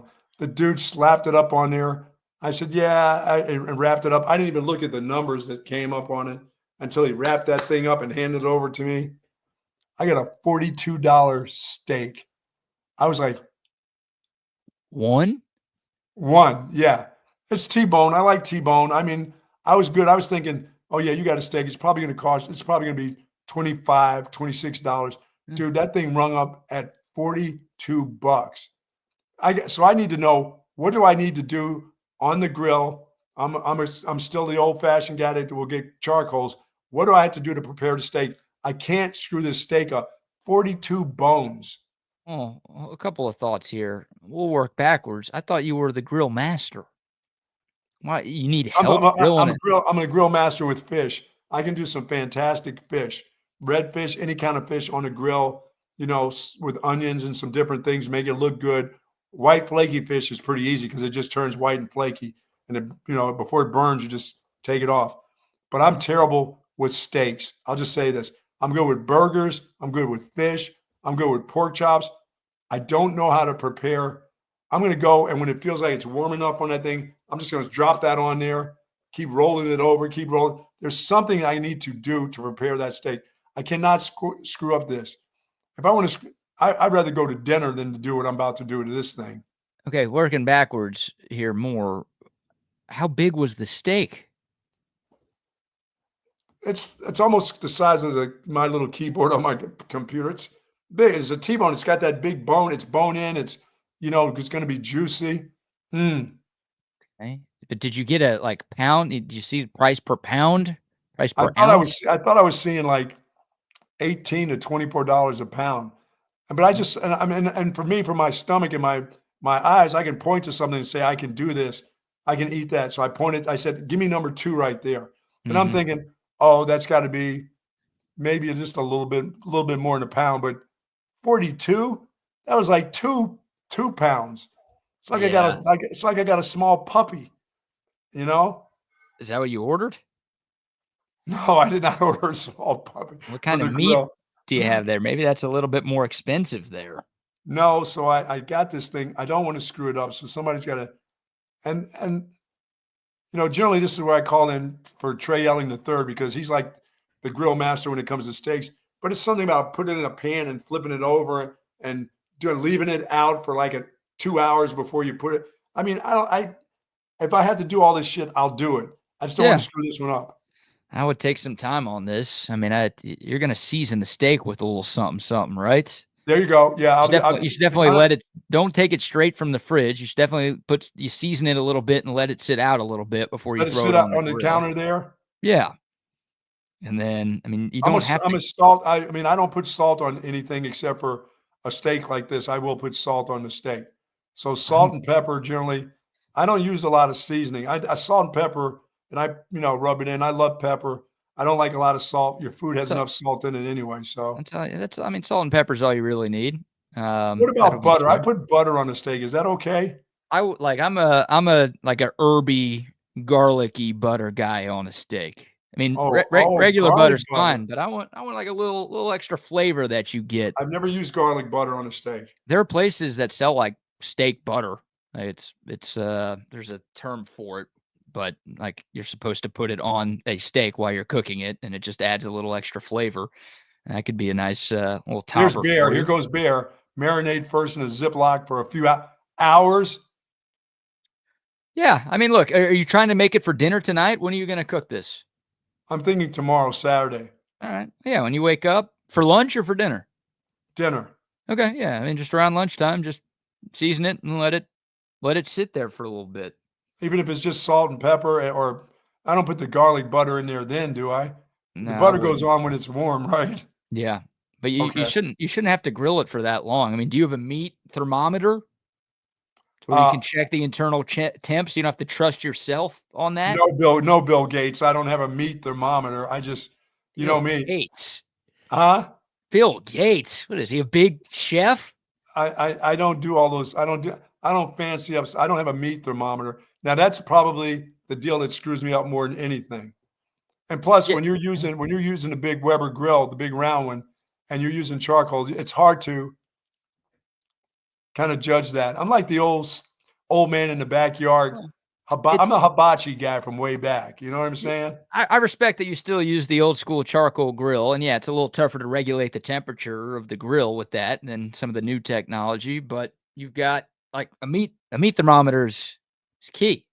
And that's huge. If you want to ensure that you're doing it right and that you don't screw this up, you can buy them at a grocery store. You could buy them at a Home Depot or Lowe's. Like, go get you a meat thermometer to ensure that you're stick it in my meat. Yeah, stick it in your meat. Don't stick it in your meat. That would hurt a lot. It could be an ugly scene there, but stick it in the meat you're cooking. Okay. And Yeah, like, you know, you want it medium rare, you want it medium, like, you just I'm a track the medium. temperature. I don't want it still mooing at me. Okay, so that's what, 155, 150, 155, I think, for medium, the internal temperature that you're looking for. But yeah, go get one of those. That'd be my first tip. Listen to So if what you the go other to people are Clary's and get saying. yourself a nice $80 steak and have them do it. Yeah, that sounds okay. You got a lot of people commenting, a lot of people texting in. Salt and pepper only. Don't flip more than once. That's key. Flip it, like, Really? get it right on one side and then flip it once. And then, I mean, I don't think it's a deal breaker. I don't think it's going to ruin your steak, but that's Well, what a lot of, that's what I do. That's why I don't do good, because I'm a flipper. Like every 3 minutes, I'll flip it. I mean, it's like pancakes. oh, And no, you should flip it just once. Like, I don't know, 3 to 5 minutes on a side, depending on the temperature you do. But get that Okay. once you flip it, get that meat thermometer in there. And stick it on the other side of my meat? Yeah, once you flip it over, stick it in there so you know exactly what the temperature is, and you can take it off when you've got it how you want it. All right. All right. Yeah. I like the whole preparing it a little bit. I would also refer to our friends at Google The for some Googles, help. so they know what they're doing now. Call our guy Perry. Good stock. Okay. That guy will give you all the pointers and tips you need. He's probably listening right now too. You call that dude, and he'll hook you up. You know what I'm going to do from now on? If I buy a really good steak, I'm going to get it over to a neighbor that knows what they're doing.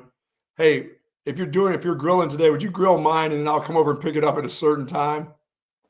Is your neighbor good at grilling? I mean, they've got all those farm animals. I'm not sure what kind of meat they're cooking up over there. Anything, duck. They're doing it. They do it all over there. Yeah.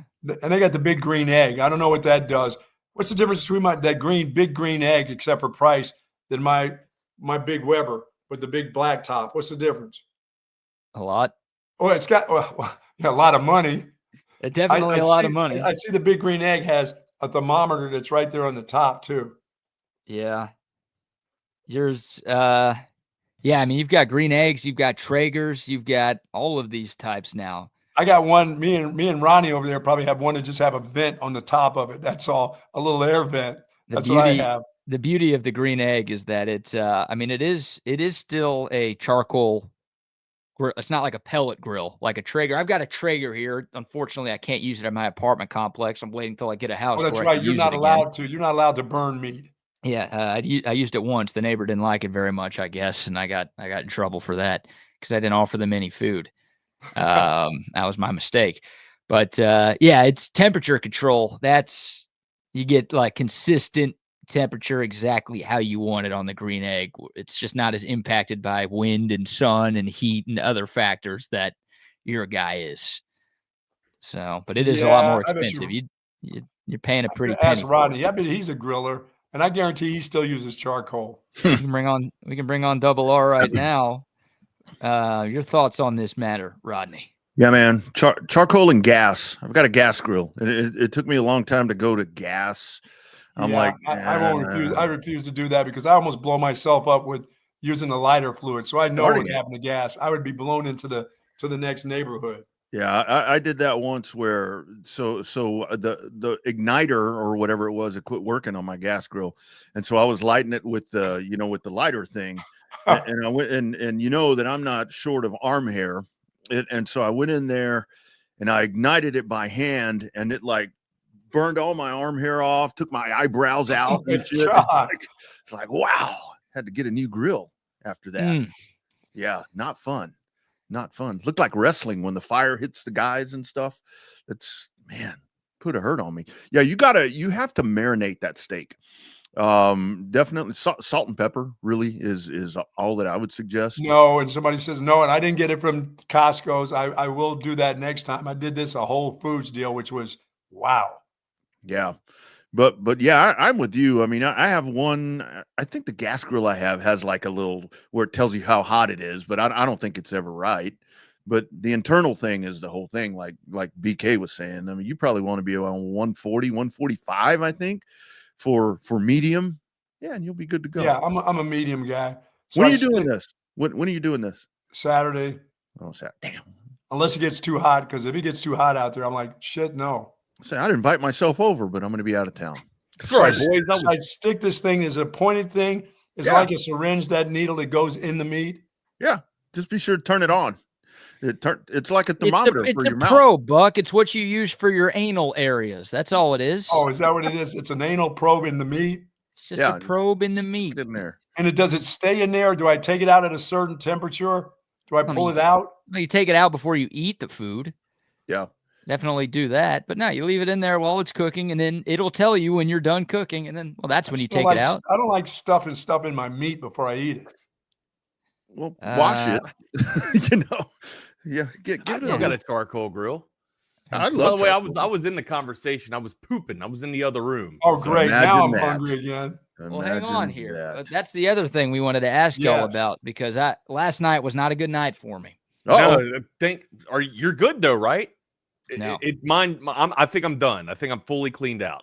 My stomach is still hurting, and I feel like right after this show I'm running back over. Little Angel Reese, little Brick City. From what? What happened? Oh no, he's running. He's kind of running from the MREs. Is that?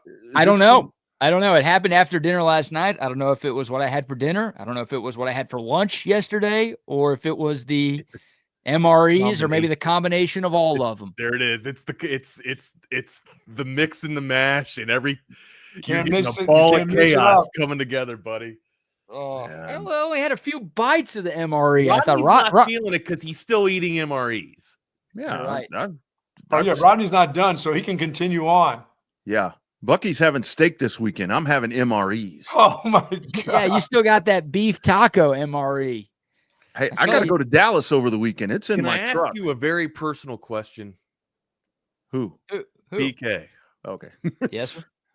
How dark is it? Wow. Well, I didn't look. I don't look. Okay. I don't know. It's sometimes. I mean, never mind. He's not a texture or a color guy. I usually look at my stuff when it comes out to make sure I'm healthy. You know what I mean? Yeah, I think you're supposed to, but I don't want to look at it. I don't want to smell it. I'll glance to make sure there's no blood every now and then.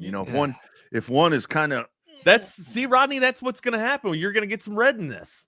I haven't yet, buddy. Yeah, dude, I haven't yet. I don't stay in the bathroom that long. You keep eating those MREs, you're going to get red in it. Let me tell you. If it comes out red, I'm gonna get that meat temperature thing and stick it in the shit and figure out and make sure that's rare shit. Oh my goodness. Boys, it is Friday after all. Yeah. All right, boys, listen, have a great weekend. I heard you guys talking about Trey Elling. Like, he's a meat guy. Yeah, but Buck, don't you remember, like, all he used to do was just bring in yellow mustard and put it all over the cheeseburger. Hey, I thought he ate clean. I thought he was like a clean eater. No. By the way, my mother used to use mustard on steaks a lot. She used to tenderize steaks with mustard, and I never had a problem with it. Me, I can't do it. I'm just a horrible. I'm a horrible meat guy. I'm great at doing fish, Rodney. I can do fish. I can make a simple fish seem like a really great meal. He would take half the bottle of French's yellow mustard, though, and put it on a salad. Yeah. Well, he's an ignorant fool anyway.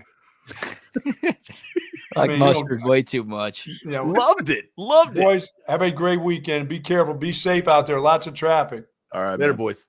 Have a good one, guys. See you later. Hey, man, watch your colon, brother. Watch your colon. There he goes. He's gone. He's going. He's about to run out. He just dashed off screen right there. Rodney, you're not feeling the effects just yet because you're still kind of toying with everything, right? It's still in your system. But BK and I, we've seen the light at the end of the tunnel. You know what I mean? And it is. I think I'm done. I think I'm finally cleaned out, man. I think I'm finally done. I've been very regular, and as a matter of fact, I feel leaned out and clean. So have you kind of eaten a little bit lighter though since the MRE? I'm seriously asking because that's going to be the blend that's coming, right? I eat a lot less now. I think that day and think back to when we were doing that. I know I was eating a lot, but it was just a spoon, so it wasn't like a sit down big type of meal. But yeah, I eat less. I had a great dinner last night. It was very healthy dinner. I had salad. I had salad last night and There you go. Totally cleaned out. I mean, so Yeah, I had a little bit of soup and salad too myself. Because I figured that this is going to be happening, right? I kind of know what was the deal here. I knew that I was, in for an uncomfortable couple of nights. And I didn't even eat. I did not eat nowhere near as much as you two ate. Okay. so But usually that's what like once you start to get water back into your system, right? Because there's so much sodium in those MREs that it makes you retain the water. It makes you retain water, which is weird that I'm hearing that you feel a little bit thin. Like I felt a little bit bloated myself. But anyways, you get that water in you, and then it just man, it just comes out, dude. Well, I think a lot of this is Wags, to where I know I was kind of joking around before we did that the other day, but I mean, people are probably going to laugh at me for saying this. I eat a lot of ramen noodles. I mean, there you go, man. Yeah, I eat a lot of that stuff, so I think I'm used to that sort of food. You would have been great in the military, buddy. You would have been great in the military. Except for in the combat. I mean, we got some Texas baseball to talk about. Or we got some Tennessee baseball to talk about. Rather, they might be hosting themselves a little bit of a regional. We'll talk about that if they continue to win out there. They beat Texas in the quarterfinals last night in overtime. You kind of texted me, and can I tell you something? As soon as you texted me, I knew Tennessee was going to get a hit. Are you watching this game? I looked down. I was like, God, you're not supposed to fucking talk about it. My Astros deal, dude. I'm telling you, it's like when I turn the Astros on, they can be ahead 6-0. I turn them on, I'll walk away, and it's 8-6. That's the way it works for me right now. It was so that game last night, because when they roll out Ethan Walker, I'm thinking, okay, and I saw that. I didn't mention that yesterday. I saw somebody mention that it was going to be possibly Ethan Walker, and I'm thinking, well, and this is something that we talked about, to where I think Slosh was probably going to try to use some guys, right? We're not in a position to where we're living or die. Like, it's not death. Right, it's not death or the end of the world. Right, we're not in a chuck it up from the full court portion. We can experiment. We are going to be hosting, so and I'm cool with it. Pull some strings to see what will work in later situations, in tight situations. Right, so learning experiment. You learn from failure, a game of failure. Here we go. That's see you, buddy. I think what you got out of that last night was with Walker. I mean, I think you figured out, okay, he can go about 3 1/3 or whatever. I was going to give you 4. I'd say 4. Yeah, and that was one of the things that I asked Kurt Dresendorfer yesterday. It's like, okay, at this point with the injuries that you have on this staff, and go back and listen to that, friends, if you haven't, to where he's talking about, where he talked to Slosh before the season, and he's like, you want to watch this pitching staff, this is how they're going to pitch, and it's everything that has happened. But where you do this, it's like you can't go in now and start tinkering and make all these crazy modifications to the rotation. I think you're way too far. You can fine tune it. That's right. And I think that's what happened yesterday. And I mean, the whole thing was, when Texas jumped out 4-0, I'm sitting here thinking, okay, this disputes everything I said, because they're going to take the approach of, well, let's just go figure some stuff out. Whatever happens, which I'm sure that's the end result. But man, Texas jumps out, and then I find myself in the 8th or 9th inning. I'm extremely frustrated. I'm like, you had this in your control. And you couldn't finish it. And then you sent out the kiss of death. I know. So that's those of you guys that don't know, we never talk about the things that we're watching. All right. If you're watching something unfold, you never text about it, especially if your heart is involved in it. Right. If you're watching with your heart, you never say, hey man, I think we got this. Or are you seeing that? It never fails.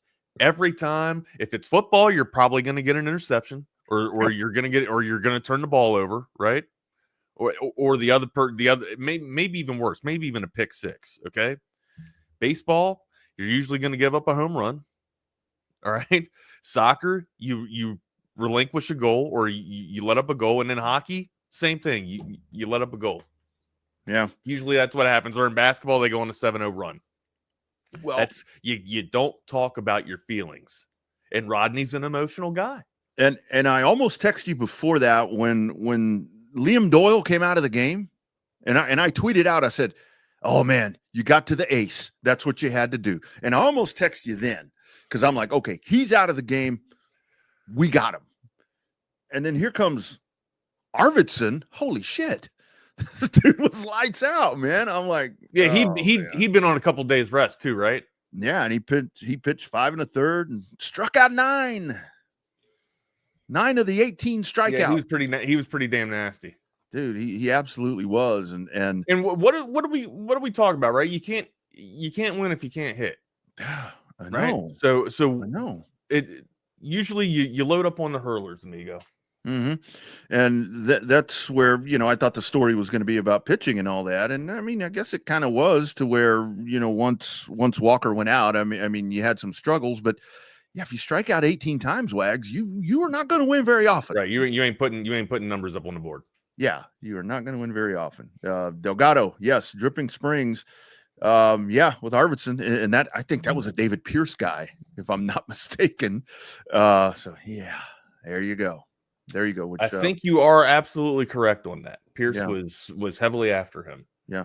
By the way, I think good luck to Dripping Springs. I think they've got the softball and men's baseball teams. Got to give my old play-by-play school, Lake Travis, still going. I think they play Buda Johnson. I think at Concordia, all of that going on today. But yeah, it was extremely frustrating at the end of the game there. But I mean, with Galvan and Tommy Farmer, those guys struck out 4 times apiece. 4 times apiece. And those are the things that are very concerning as you look forward going, into the regional that'll start here next Friday, which you have plenty of time off. Yeah, we kind of talked about this too, right? Like we got some rest. Okay. Now a week of rest is fantastic, but here's the thing. You gotta stay with the fine tunes that we're talking about, right? Because you can't allow the rust to settle on.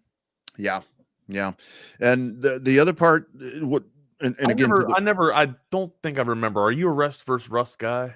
Like, do you prefer the rest, or are you more like, give me 2 days rest and we're good? I'm not a big fan of like bye weeks and stuff in football. I mean, a lot of that depending on momentum, Wags, where it's like if you got this massive amount of momentum, I kind of think a bye week maybe kind of stunts that. But I think for Texas, you definitely need the time off. I kind of wish it was about 4 days, but but the good thing about Walker, I mean, the other part of that with the performance that he did, I think that I haven't heard this mentioned a whole lot. He only threw 55 pitches. So that's, pitch count low, which I assumed everyone was going to be on a pitch count, whoever we saw here. But, Tennessee comes out and they take care of business. They wanted that one a little, or needed that one a little worse. But I think as this game got later and got really chippy, and here comes Tennessee back, I think Texas figured out that they kind of wanted it too. That's what made for some good baseball. Excuse me. Did you text me right after the top of the 12th, or excuse me, right before the top of the 12th? I think it was in the 11th. When I did that. It was after Texas scored in the extra frames. I think is because I just looked down. I mean, I don't have how long the game actually ran here, but I just looked down at the text message, and the text message was around 10:30. So. Oh yeah. Thanks, Stephen. No, I hadn't looked at that. Sorry to see softball's out, but the dudes get another chance. So we'll see how that goes. Go get them Tigers. But yeah, it's it was 6:40 is when he's I don't even have my glasses on, but he sent it to me at 6:40. Yeah, and that game started at 3. And that's where, as this thing's going on, I'm like, come on, man, we got basketball to watch here. Can we get this thing finished off? Got the Tom McKay dual screen going on as all this is going on. Oh yeah. So look, here's the thing too, right? Like, I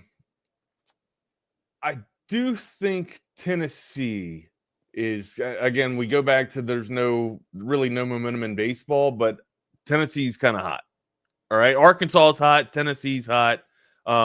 If Tennessee does win out, you can bet that they'll probably play a host, right? Mm-hmm. Maybe not a super regional, but maybe they'll be able to play host here. Let's see, anything else on Texas baseball that we need to get off the plate before we can move on? Any concerns from last night? Still the pitching stuff is and that's just because of attrition. Well, the strikeouts, right? I mean, That's very concerning. I mean, especially if you've lost your ace. If you've lost your ace and you got a hole in your rotation and you're striking out a lot, that's concerning. You texted me right after Galvin scored. Okay. Yeah. That's when you hit. You know, I've seen some of the projected regionals that could be coming to Austin. You know, you're going to roll Dallas Baptist up through here. I mean, it'll all. What I like about these is they kind of try to take geography into consideration when they're bringing folks in. So it's going to be teams from the more or less this area within some kind of radius. So I think the main thing is if you don't have your ace, you probably need to figure out how to start hitting the ball, because that 18 strikeouts is just a recipe for. You're not going to win too many. You're not going to win too many games when you're swinging and missing like that. So. Yeah, exactly, Wags. And the whole thing is you've got defense and everything that's keeping you in these games. But when you get into extra frames and high drama moments, and you're striking out that much, that's when you're going. Again, go back to the tail of the tape, right? Like, it's not rocket science. When you have the pitching, you're going to win. That's exactly right. I mean, it's not the end of the world, but I think what last night really proved is that it tells you what you need to work on while you got a week off or 7 days off, however. Yeah, Friday. It'll be next Friday. Wikipedia, I'm fine, dude. You checked in a little bit later. Wags and I were kind of talking about the belly issues. Wags and BK have been struggling. Yeah, I think BK and myself are kind of on the last stint. Like, I think I'm done. I think my pipes are actually cleaned out and back to normalcy. I think BK's going through the ringer, or he went through the ring. I know he went through the ringer last night. Maybe he's got some aftermath this morning, but I think one cup of coffee and he should be okay, right? You get that caffeine in you, it starts to break up everything. Whew, legs go horizontal. You should be all right. Yeah, there it is, right there. The way he ran off the screen, I'm assuming he did dip out pretty good. He dipped out pretty quick. He's listening to us from the throne, probably. But yeah, where I was at. I was texting about Trey Elling when I was on the throne, man. I was trying. Yeah, I'm trying totally to get here a little quick. Also, before we move on to Wags, also should mention, not that we bring up softball in bad times, but softball falls last night too, 7-4. They go down to Clemson, so they got some work to do too, because they're not in the SEC tournament. They're in the regional, so you better figure out a way to pick up 2 wins. Just, man, they looked. I saw bits and pieces of it. I'm not going to sit here and tell you I watched the whole thing. They just looked fundamentally shitty last night. A lot of errors. Maybe it was just an off night. Yeah, could have been. Put that one in the rearview mirror, look out the windshield, and move on down the road is what they need to do at this point. But yeah, they go down 7-4. So not a good night on the diamond, but it was that was kind of my last thought on baseball, to where it was. I was readily ready yesterday as it started to be like, okay, you're going to go out, you're going to test the waters, you're going to see some pitching stuff moving around, you're going to see different things. Guys are going to get some time that maybe wouldn't before. And the next thing I know, we're in extra innings, and I'm texting Wags, you got to be watching this. Yeah, that's the one thing that I wanted to say too. Bargo didn't even get on base yesterday for Tennessee. So like their studs weren't even really smashing him, and they were able to pull it out. Yeah, if I'm Tennessee, moving forward, I mean, I'm concerned about Liam Doyle. I mean, because that's a couple of outings back to back where he's been. I mean, I think he still struck out 5 last night or whatever, but still, I'm more concerned because that's your go-to guy, and he's kind of been a little susceptible the last couple of times. But I don't really care what Tennessee thinks, but that's what I'd be concerned if I was a Volunteer fan. Yep. Moving on. That's Tennessee's looking to host, and Texas is looking to rest up a little bit until we get into the march to Omaha here, or the drive up to Omaha. Where do you want to go next, partner?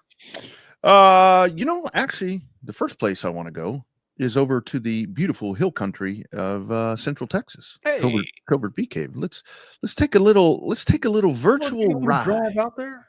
Little virtual ride. Your car or my car? Well, if we're taking the Prius, we're probably leaving the Prius out there, buddy. Nah, man. We'll take my little Toyota. A little fast car. Let's take a virtual ride out to Covert Bee Cave. It's really a family experience. I walked in the showroom today and everybody greeted me by name. How are you doing? What's going on? How's everything going? From a price standpoint, from a customer service perspective, just conversation when you come in, it feels no pressure. I want to buy cars here. the family buying car experience, one of the best that you will ever have. Come and experience it for yourself. Covert, born and raised in Austin. Absolutely. Nobody beats a Covert deal. Not now, not ever. Be sure and check them out. Also on that SEC tournament, A&M kind of making a little bit of run right here, but they're going to be without Jace LaFollette. I think he like fractured his left hand or something. I thought it was his wrist, wasn't it? No? Yeah, wrist or hand or something. So we'll see. They pretty much need to win at this point, right? Yeah, they need to add numbers into the win column to get in. I think they'll be okay. Honestly, I think it's the whole narrative of the disappointment of the season that's kind of looming over them, right? So if they can finish strong a little bit, I think they need to entice, or they need to convince the media that they belong in. Yeah, absolutely. Code text line again. Don't forget 222-9328, an 8969 number. Be sure to drop your handle Jenny, there. 8869 Jenny, right? No, Oh yeah, Tommy Two-Tone, right? I don't know. Was that who sang that song? 867-5309 Jenny? Yeah, Tommy Two-Tone. Yeah, that was one hit wonder. Says Covert ad volume too low. We will definitely work to get that fixed. Thank you for that feedback. Yeah, Tommy Two-Tone, one hit wonder. We need to put that on the top 5. Well, turn us up, baby. Turn it up. Crank that, baby. Crank it. Up. Hey, speaking of cranking it, where do you want to go next to crank it out? Crank up your ghetto blaster. Remember we used to call, remember the radio on your shoulder? We used to call them ghetto boom box. Yeah, the boom box. We called them ghetto blasters back in the day. How about some hoops, my man? How about some hoops, my dude? Yeah. Were we treated to a dandy last night or what? Well, I guess for the first half it was nice, and then it started to run away. Kind of talked about it a little bit, right? And I felt like Minnesota was very aggressive in the first half. Anthony Edwards was getting to the cup a lot. They were making things happen. And then I don't know if this was the game plan for Oklahoma City or not, but they kind of packed everything in. Dort was fantastic. Dort played pretty damn good defense on Anthony Edwards last night to keep that dude in front of him. Edwards is the best athlete on the court right now. And he just is. Like when he decides to go to the cup and he wants to and he absolutely jumps. As soon as he jumps, he's done. Like nobody, you're fouling him. That's the only way you're going to stop him, right? When he decides to do that, it's game over. It is absolutely game over. But here's the thing: Oklahoma City lets him shoot a 3. He hits one, and then it gets in his head, and he's like, That's what I've been working on. So now I can sit out here and hit threes. He did it the next 2 sequences down. He fell in love with the perimeter, and he didn't work. Now, he could be still feeling a little bit of that ankle or that foot injury that he had from game 1 too, right? And that could be also in his head like, I can settle for this. I'm hitting my shots on right now. But when you do that, you take everybody else out of the damn game. They talked about it on TV last night too. So they must be watching our show. They're right? watching you. Just all know what we're talking about with basketball. But when he does an attack, it removes all the other things from the Minnesota Timberwolves. Julius Randle was getting frustrated last night. Did he actually? I don't even know if he had the flagrant or not on. Did they call the flagrant on Caruso? When he hit Caruso, was that the flagrant foul? Did they hit him with it or not? I can't remember. I don't remember if they did. But I don't think they did because I don't remember Caruso going to the line shooting a free throw. But anyways, you could tell that they were getting worn out or they were just getting frustrated. Gobert started to play a little bit physical inside. They were working some stuff with the 1-2 man there, but ultimately they went away from it. Or maybe Oklahoma City just forced them to go away from it. Once Oklahoma City got in their bag and started, getting into the bonus, it was lights out for Minnesota. And that's kind of that's how I felt that this series was going to go. I don't think that there's going to be much turnaround, right? Or much bounce back, even in Minnesota, if this is the way that they continue to play. If they if they're cool with settling from the perimeter and having Naz Reid and shit and everybody shoot threes instead of banging downside or bang up downside, or bang down inside, then it's to no avail. This, I don't want to call a sweep, but it could be a gentleman's sweep. And that's the thing to where, because you've been all over this to where it's like if Ant would drive if he would drive, I mean, it's going to work so much better. But it's exactly what you said. It opens up their entire game. It opens up the rest of everybody's game. Absolutely. And it's the bait and switch where Oklahoma City, go ahead and shoot out there and make one. And then he goes back to it. That was the best thing that Oklahoma City could have done. Absolutely. Could have happened for Oklahoma. When Ant hit the 3, I was just like, watch. Now he's going to come down here and sure as shit, the next 2 sequences down, he settled for 3s.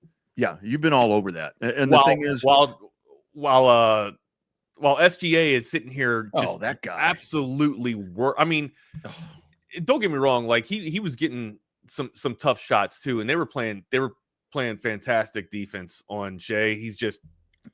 He's a very gifted shooter. He's a very gifted scorer. Even when he has to pivot or go to his pivot foot to kind of make something happen, he gets out of his shot and finds the outlet pass, right? Yeah. And I love the way that Oklahoma City is finding Caruso in the middle, right? Or right around the elbow. Like Shea drives, tries to get a screen from Chet. Chet stays out at the perimeter for an outlet 3-point shot. And then you also have your 2 guys on the wing, right, that are out there. And then you got Hartenstein that's ready, or whoever's down low that's ready for a lob pass if it's there. There's so many outlets. And then there's also skip passes too, right? If they miss the kick out to the elbow or to the other elbow from the point, they have the guy right there on the wing. It's usually Dort's usually waiting on the wing, or Williams. So it's fluidity, it's good efficient basketball, it's simplistic, and it's working, man. And right now, like, it also too, like, I don't know if you recognize this, but Gobert had to come out on the wing sometimes to stop Dort on the rotation, and it just got him absolutely cooked. They had back doors with it. They're reeling right now. Oklahoma City absolutely has Minnesota reeling right now. Minnesota's beat right now, Wags. And that third quarter from SGA, holy shit. And I mean, it's points, assists, turnovers. I mean, it was everything. It was like we were watching the Spurs. I mean, that is kind of what it felt like. I mean, they were wrong colors, but that was the type of efficient. I don't want to call it boring basketball, no, right? Because it's just fundamental. It is. It's fundamental, and it just grinds you down, and that's what happened. Like it seemed close, but you could see the writing on the wall. Like towards the end of the second quarter, it's just like, all right, there, another foul. When they weren't doing that, when Minnesota wasn't trying to grind down and get fouls on SGA, then that's not just SGA, but Chet. Like, that's what you have to do. You have to neutralize their size, right? Yeah. And the only way to do that is to keep them off the floor or put bigger bodies out there. If you can put the big bodies out there and then keep those guys off the floor too, that's a bonus, dude. Don't let them play. You do that by getting them into foul trouble. It's basketball 101. I don't understand, man. And SGA, when the other team has the size advantage, take it to them, force them into foul trouble, and get to the bonus. Yeah. And the thing about SGA, I mean, this dude is so fun to watch, and MVP, by the way. So he perfectly he was awarded the MVP. Proved that last night. I mean, you come out and you drop 38 and everything else that you did. But I mean, what I like about SGA, because you see so many of these guys, you put them on the charity stripe and they can't make a freaking free throw. Dad. Just got a text message from my son. Dad. I guess I'm yelling too loud. Woke him up. He's like, be quiet. Be quiet. I'm on break. He's like, don't you realize? Put some headphones on, man. He's like, I just busted my ass for 18 years and you're over here screaming in this. Just all caps. Don't you know what I've been through? But yeah, I mean, SGA. And that's the thing where I've been singing the praises here of Keith Randall. That's a guy from Lockhart. Geez Louise, what am I talking about here? About Julius Randle. Yeah, that guy last night. I'm like, dude, where are you at? And he was trying to keep him in, right? But it feels too much like it's the Julius Randle show right now. Yeah. And I mean, Randle needs to be playing off of Edwards. Absolutely. Not the other way around. Not Edwards playing off of Randle. Yeah, that's exactly right. But I mean, Edwards took more shots. I mean, all of that. You did see the better production there from Anthony Edwards. But hold on. What I got to pull up this box score real quick. Because I know damn well that Edwards did not have a lot of free throw attempts. Excuse me, he did. He had 10 free throw attempts. All right, so I didn't think that he was getting to the line that much, but I guess after looking at the box score, he got to the line a little bit more than I thought he did. I thought he was maybe there for maybe 6 times. But yeah, go back into this column. 1 for 9 from the 3-point land, guys. There you go. I mean, and that's what's going to happen. And you talk 39 about attempts, 28%. Yeah, you talk about neutralizing Edwards and pushing him to the outside. I mean, they neutralized both of those guys, and I think Minnesota will get one at home, Wags. I think that they will get one, so this becomes a gentleman. Yeah, I think they're too good to not get one, Yeah. but they cannot continue to play like this. Can't be the recipe. And it looked like in the first half they kind of felt what we were talking about after game 1, and they were much more aggressive. But then, as you can see, they started settling for the threes. And look, Oklahoma City was shooting threes too. It's just they were also, navigating and hitting some of their mid-range shots. That attack where they got Caruso, I think Caruso had like 2 or 3 sequences in a row where no one guarded him, and they just considered him to be like the outlet or looked like the guy that was going to be passing on the elbow. They backed it in to not allow their size, to get the ball to their size. And Caruso either had an outlet to the wing or he had a wide open jumper. He took 2 wide open jumpers and scored. Like they're very fundamentally sound. Right? They hit the shots, they hit the bunnies that they need to shot. They hit the bunnies that they need to shoot.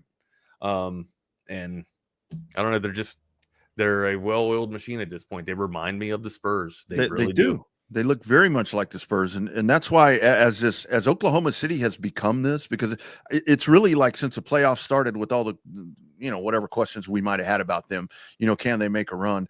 They're really hitting that stride, and this is making me really, really, Wags, want this Indiana Oklahoma City final. Not enough free throws for me for Chet. Like Chet needs to bang. I mean, and he's not a banger, right? But I mean, like you got to utilize your size. Like he needs to get to the free throw line a little bit more. Like Hartenstein, no free throws for Hartenstein.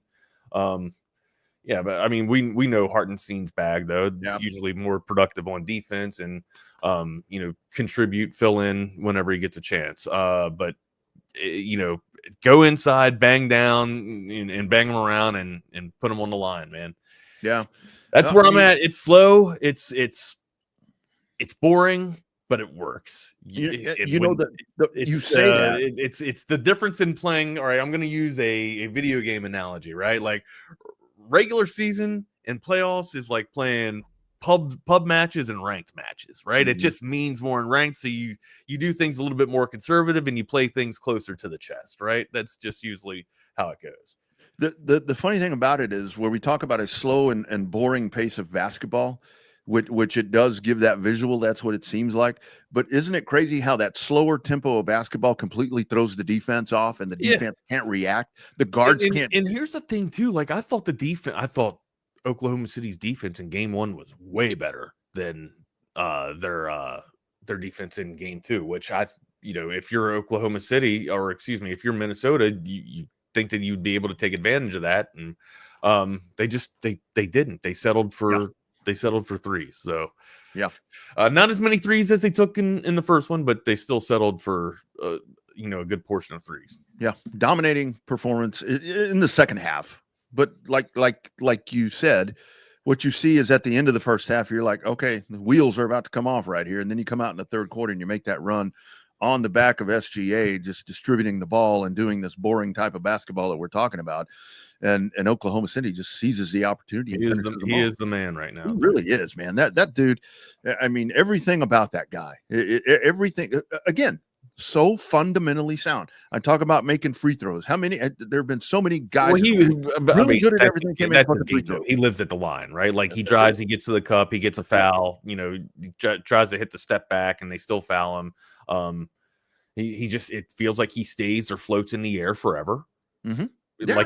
Like he levitates and then he finds a way to get the shot off. That's it. It is so cool to watch this dude. I mean, he is that good, and no question. Unless you're a Mavs fan, like you probably hate him if you're a Mavs fan, I'm sure. Yeah, well, that's one of those things to where it's like I look at all this differently now. And again, my team's not relevant at the moment, but I look at this a whole lot different now to where I'm telling you, it took all these years for me to appreciate Steph Curry. I'm sitting here watching SGA, and I'm like, this is just a badass. He's also dude like, is a joy to watch. How tall is he? I think he's like 6'7". I think he's as yeah, tall as Jordan. He's at least 6'6". Let me pull this up. Hold on. Yeah, no, this dude is amazing. While you do that, I'm going to talk about our friends at McCall Custom Homes. He's 6'6". Nice. Yeah. McCall Custom Homes, if you were looking for that kitchen renovation, a bathroom renovation, needing a second story for the house, or if you've outgrown the space that you have right now and you need to get a new home built, it is our friends at McCall Custom Homes, McCallCustomHomesATX.com. Reach out to them. And remember, if you're a TSU listener or viewer, however you consume this amazing content that we have, just hours and hours of local content right here on TSU. Be sure and mention that, and you'll get yourself a free estimate on whatever project that you may have. 512-633-9580. Reach out to our man, Mike. He will, and don't do it late. Don't do it late. He's got a kid. He got a little one. I was talking to him at the Mullet Open. He said they're finally starting to get in a little bit of a routine with that nighttime sleeping. So don't be blowing his phone up. I know he can put it on ignore, but vibrations make noise too, for crying out loud. McCall Custom Homes, ATX.com. Be sure and check them out and get that free estimate and just get an idea on whatever you may be wanting to do right there. Our master bathroom has been transformed, and it is amazing. I take so many showers now. It's unbelievable. The wife says, why are you trying to be so clean? I'm like, I just want to go get in that shower. McCall Custom Homes, ATX.com. Check them out today. Be sure and mention Texas Sports Unfiltered. I heard Bucky say this morning, Mike's heading out to check something out for him today. So become one of the many satisfied over 40 years of servantry. It is McCall Custom Homes.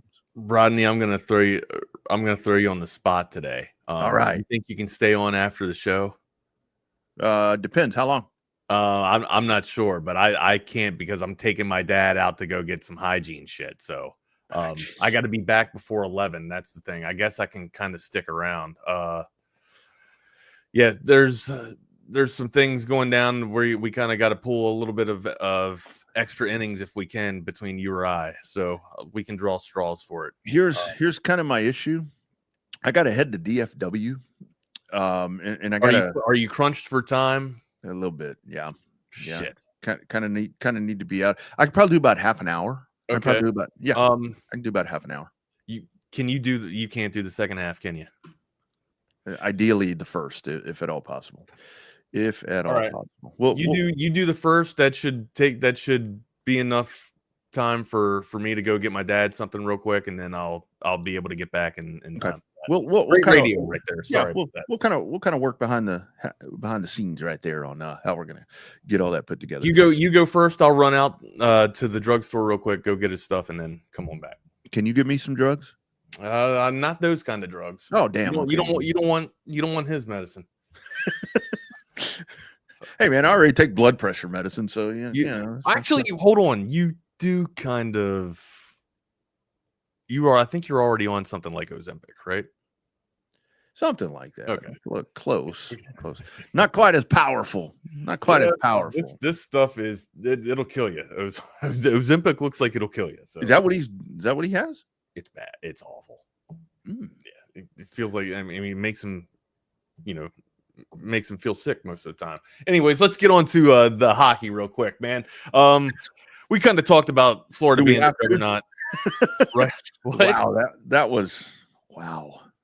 That game was over as soon as it started, right? This game hasn't even started. I don't even know if the series is going to start yet. For Carolina doesn't have any offense that they can put up right now.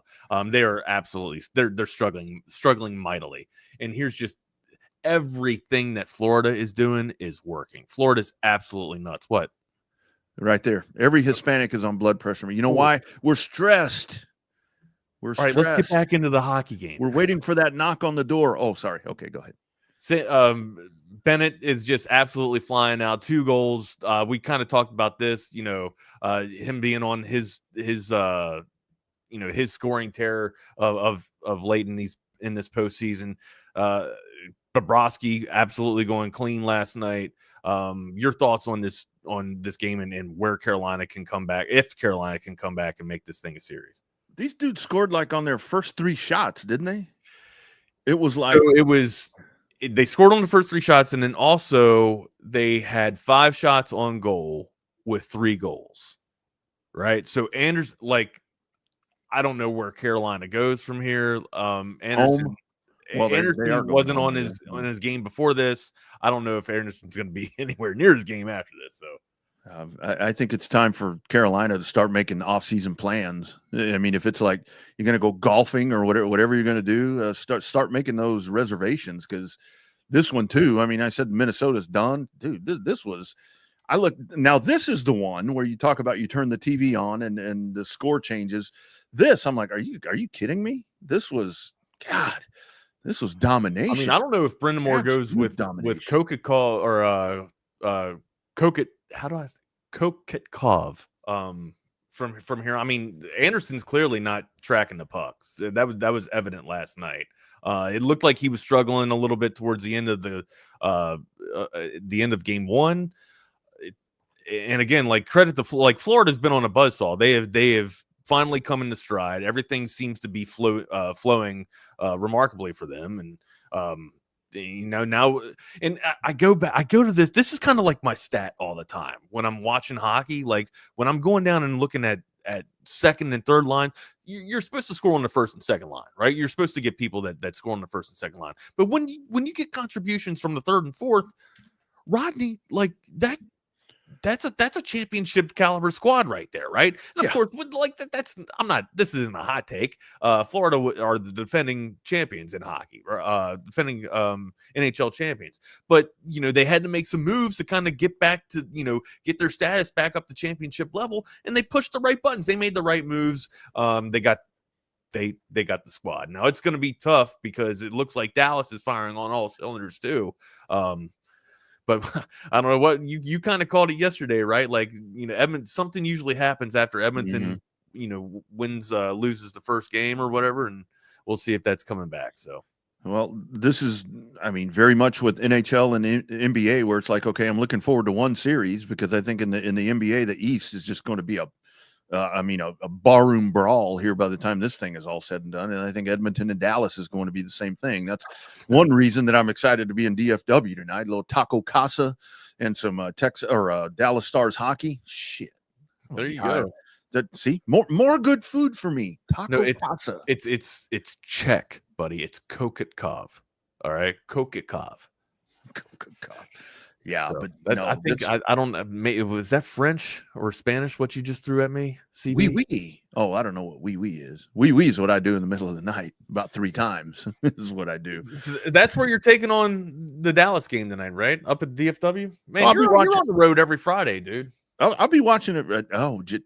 In June. I don't think I'm going to be on the road. I got to be on the road one time, and you know what I'm going to work? A Gold Cup event at Jerry World, as a matter of fact. So I'll be in the palatial confines of Jerry World, working soccer. So then I'm gonna be all talking about soccer here before too long, Wags. I'll be all into it. I'm gonna cover one. Do you have a club? Do you have like a premier club? Shit, I don't know. I say premier because that, to me, premier is the best league, right? Like, it's where it's the money driver. Sure, there's some talent that's around, like Serie A and Bundesliga and Liga 1. But usually, like, everybody's watching the Prem. Like, the Prem is the cream of the crop. Yeah. Come on, Patrick. I just prefer to say that I'm very well hydrated. Well, you got to go down that road. That's also very prominent in Hispanics, since we're talking about Hispanics with the diabetes. My name is Doug, and I have diabetes. No, he has mesothelioma. Is that commercial that he does? You seen that one? No, I don't have the only soccer team that I know is the Austin FC, but that will soon change. But they're MLS. They're MLS. Yes, that is correct. They're Major League Soccer. That's right. All right. Well, we won't talk about soccer until you learn about soccer. That's all right. Oh, by the way, I keep meaning to tell you, I've got you one of these rally towels that we gave out at Austin FC. I've got you one put away over there. I don't know why I haven't taken it. How about that? Thank you for thinking of me. Since we've been out amongst the people all these different times, and you and I going out in public like regular people, I haven't taken that to you. But yeah, so Dallas tonight, and 2-0, buddy. 2-0. Go Stars, go. All right, I'm sorry. I'm sending BK a message. Oh, yeah, no, okay. Speaking of that, if you're going to take in the Dallas Stars tonight, if you're going to take in NBA, this is a massive weekend in car racing. Indianapolis 500, Grand Prix of Monaco. You've got NASCAR at Charlotte with the Coca-Cola 600. Only one way to do it. It is with AV Consultations, avconsultations.com, 512-255-8678. Be sure, get that cool setup that so many of us have. You look at our different home studios, you see the screens I've got behind me, you see everything that Wags has going on. BK, you always see his screens there. Chip Brown has it. Obviously, Bucky has that. You can have that too.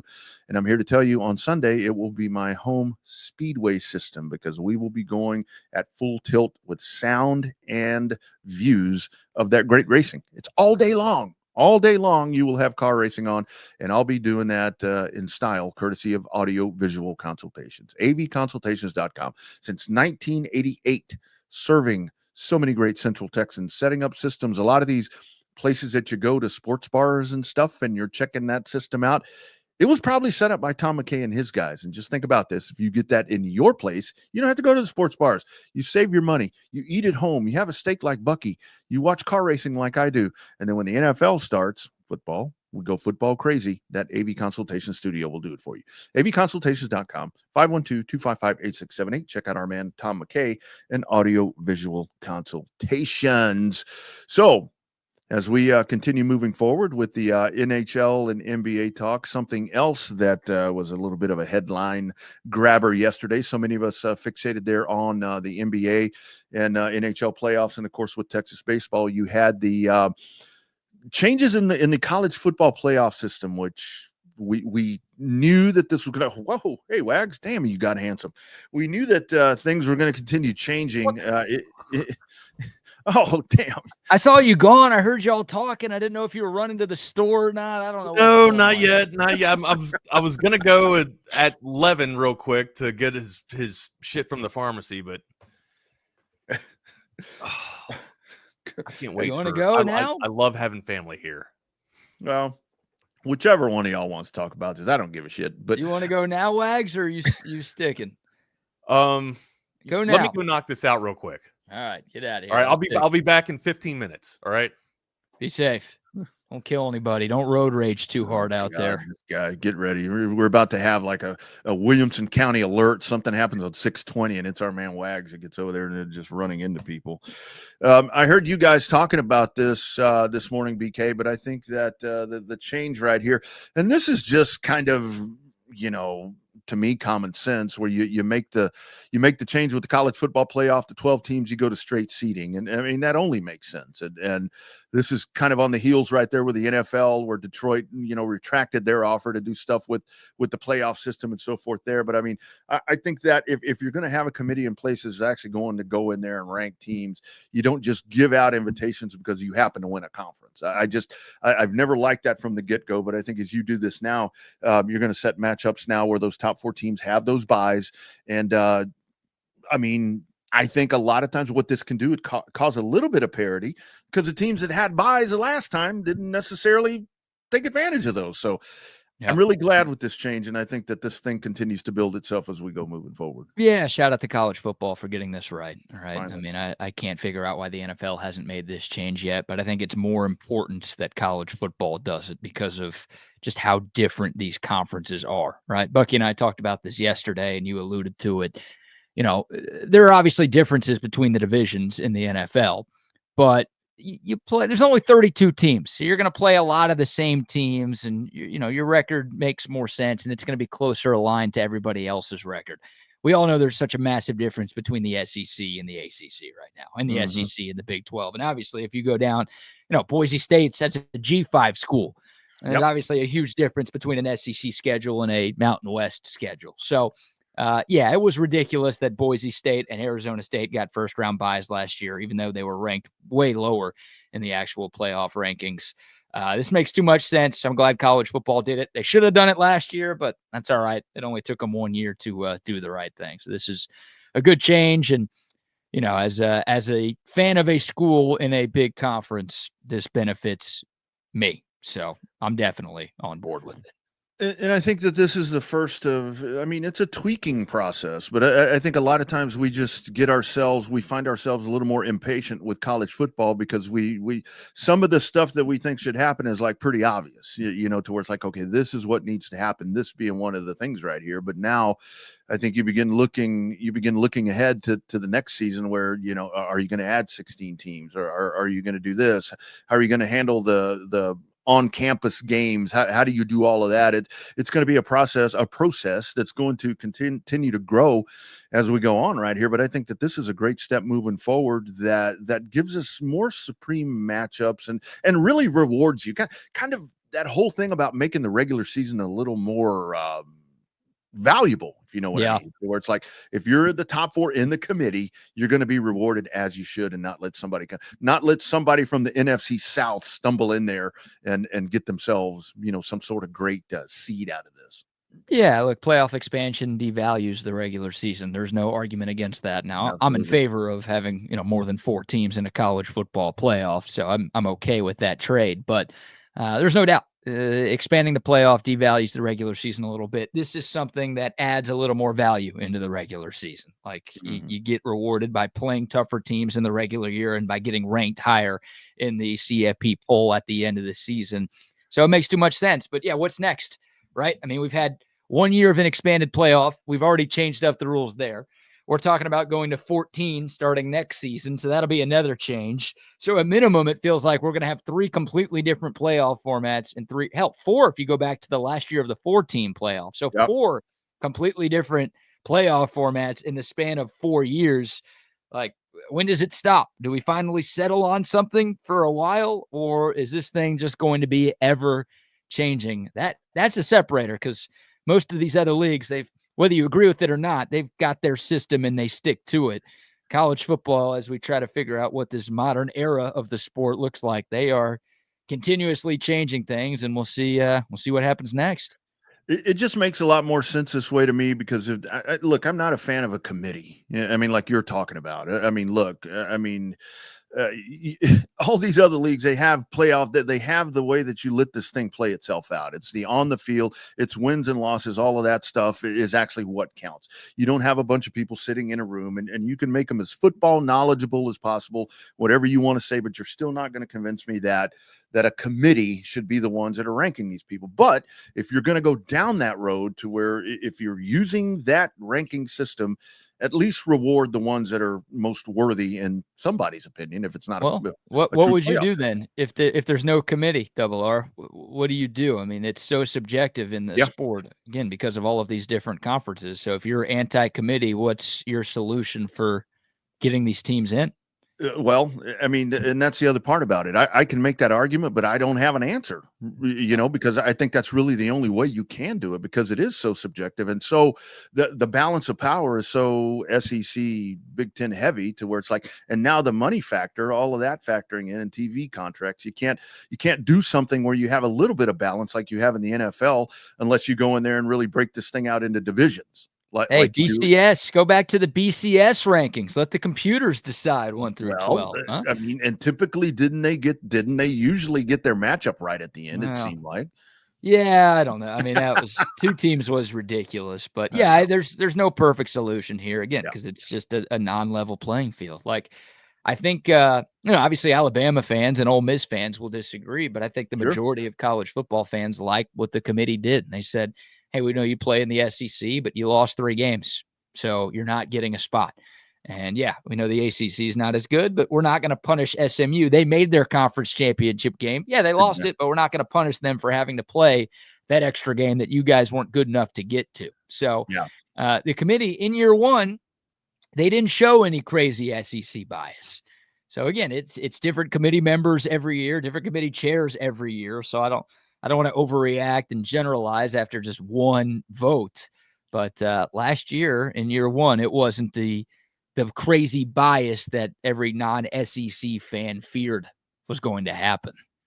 And that is where, with the committee, if you're going down that route, that I am glad that you do have that turnover, and that you do have, with a committee, you actually have people on it that are knowledgeable about college football, and not just random people that you're going to put in there to be on this committee and sit there because they have, a little bit of knowledge or happen to be a college football fan. So that's where I do, give the committee the edge. But yeah, if you break it into divisions and do it that way, maybe that would be a way to do it. But along those notes, I don't know if you guys talked about this morning, but did you hear about our man Mac Brown and his comments with Bill Belichick there at the University of North Carolina, where Mac was? I don't remember what show it was on, but I heard the sound clip, and he was talking about essentially what North Carolina has done is they've lowered the academic standards for UNC, and there is absolutely no reason why Bill Belichick shouldn't be able to compete or shouldn't have success at UNC. Yes, way to go, Mac. Yeah. Well done. That's mean. That's disrespectful. I guess that's what he's supposed to say, right? But putting a little extra pressure on Bill Belichick. Oh, here's why I wasn't as good. It was a lot harder for me. The next guy should be a lot better. He's got to be better than me. There's no reason he won't be better than me. They fixed the problem I had. Yeah. Here's why things didn't go well when I was there, but no excuses for the next guy. And if he does better than me, we know exactly why. It wasn't because I didn't do my job great. It was because they changed the rules here. That's good. That's protection there, Mac. Well done. Yeah, savvy vet. He's been around the block a time or two. He's been through this. Hey, make sure Texas can't hire Nick Saban after I leave, because I don't want the next guy to be better than me. So I'm not. Oh, Bill Belichick, the greatest NFL coach of all time, is taking over. He could be better than me. I'm going to make sure everybody knows it's not because of Bill. It's because of the rules. It's good stuff, Mac. I like that. That's right. They went out and fixed this. They've taken care of this for him, and it was absolutely no reason that he shouldn't have success. If it doesn't work for Belichick, it's not that. It's this 24-year-old girl that he's hanging out with. I think that will end up doing him in more than any academic restrictions or lack thereof at UNC. Yeah, no doubt about that. And yes, some distractions that are going on right there. Or I take it back. She's putting that timepiece in front of him every night, continuing to hypnotize him, because that dude looks hypnotized. He's hypnotized. He's blind with love. Blind with love. I was going to mention the Wags also. I know that you guys talked about this also, but I'll rehash it anyway because I think it's just something cool to talk about. Where Ohio State, I mentioned yesterday that Texas not wanting, and I didn't have the full story at the time. I kind of mentioned it during Chaos Theory yesterday. I said Texas not wanting to change the game time. And what I thought that was that Ohio State wanted to move it to a night game. I didn't know that they wanted to change the day and time completely. Texas says, nope, not going to happen. Not going to happen. My guess is Ohio State would have preferred a Saturday afternoon or Saturday night game, but they probably knew that wasn't going to happen because there are so many other college football games happening that day, and Fox is going to be airing a bunch of those games that they had their plans for what they were going to do with their TV windows on Saturday. So there's only one or two games on that Labor Day Sunday. So it's like, well, if we just flip it to Sunday, then we've got a better chance of playing the game at a more desirable time. So I think that was more, I think it was more of the game time change and, we have to change the day to get the time we want versus let's intentionally change everything. Yeah. But good for Texas for saying no. I think every other team in the same spot would have said no. I think if the rules were reversed and the game was in Austin, and the game was going to be, I don't know, it's a night game. And Texas is like, I would rather play it at 11. And they asked Ohio State. I think Ohio State would be like, no, we're good. Mm-hmm. So I just, Texas might catch some heat from this. Buckeye fans will be pissed, but they should direct their anger more towards the Big Ten and more towards Fox for having this stupid big noon kickoff bit that nobody likes.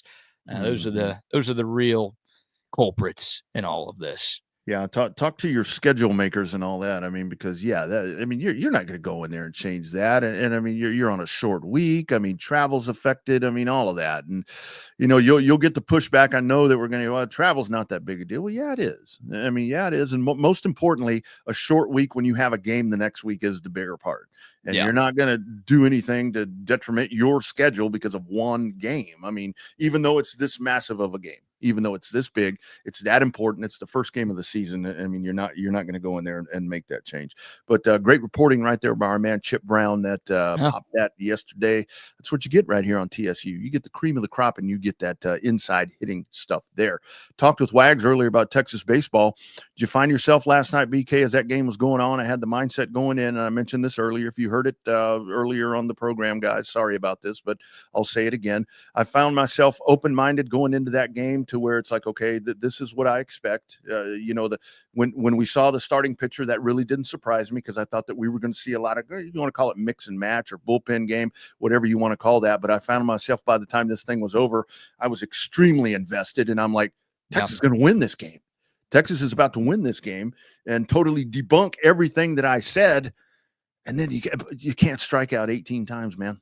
Well, I mean, Jalen Flores has to make that play at shorts, and the Texas offense just you can't be nothing for 5 innings. It's basically what they were. I mean, they jumped out to a 4-0 lead. It was the dream start for Texas.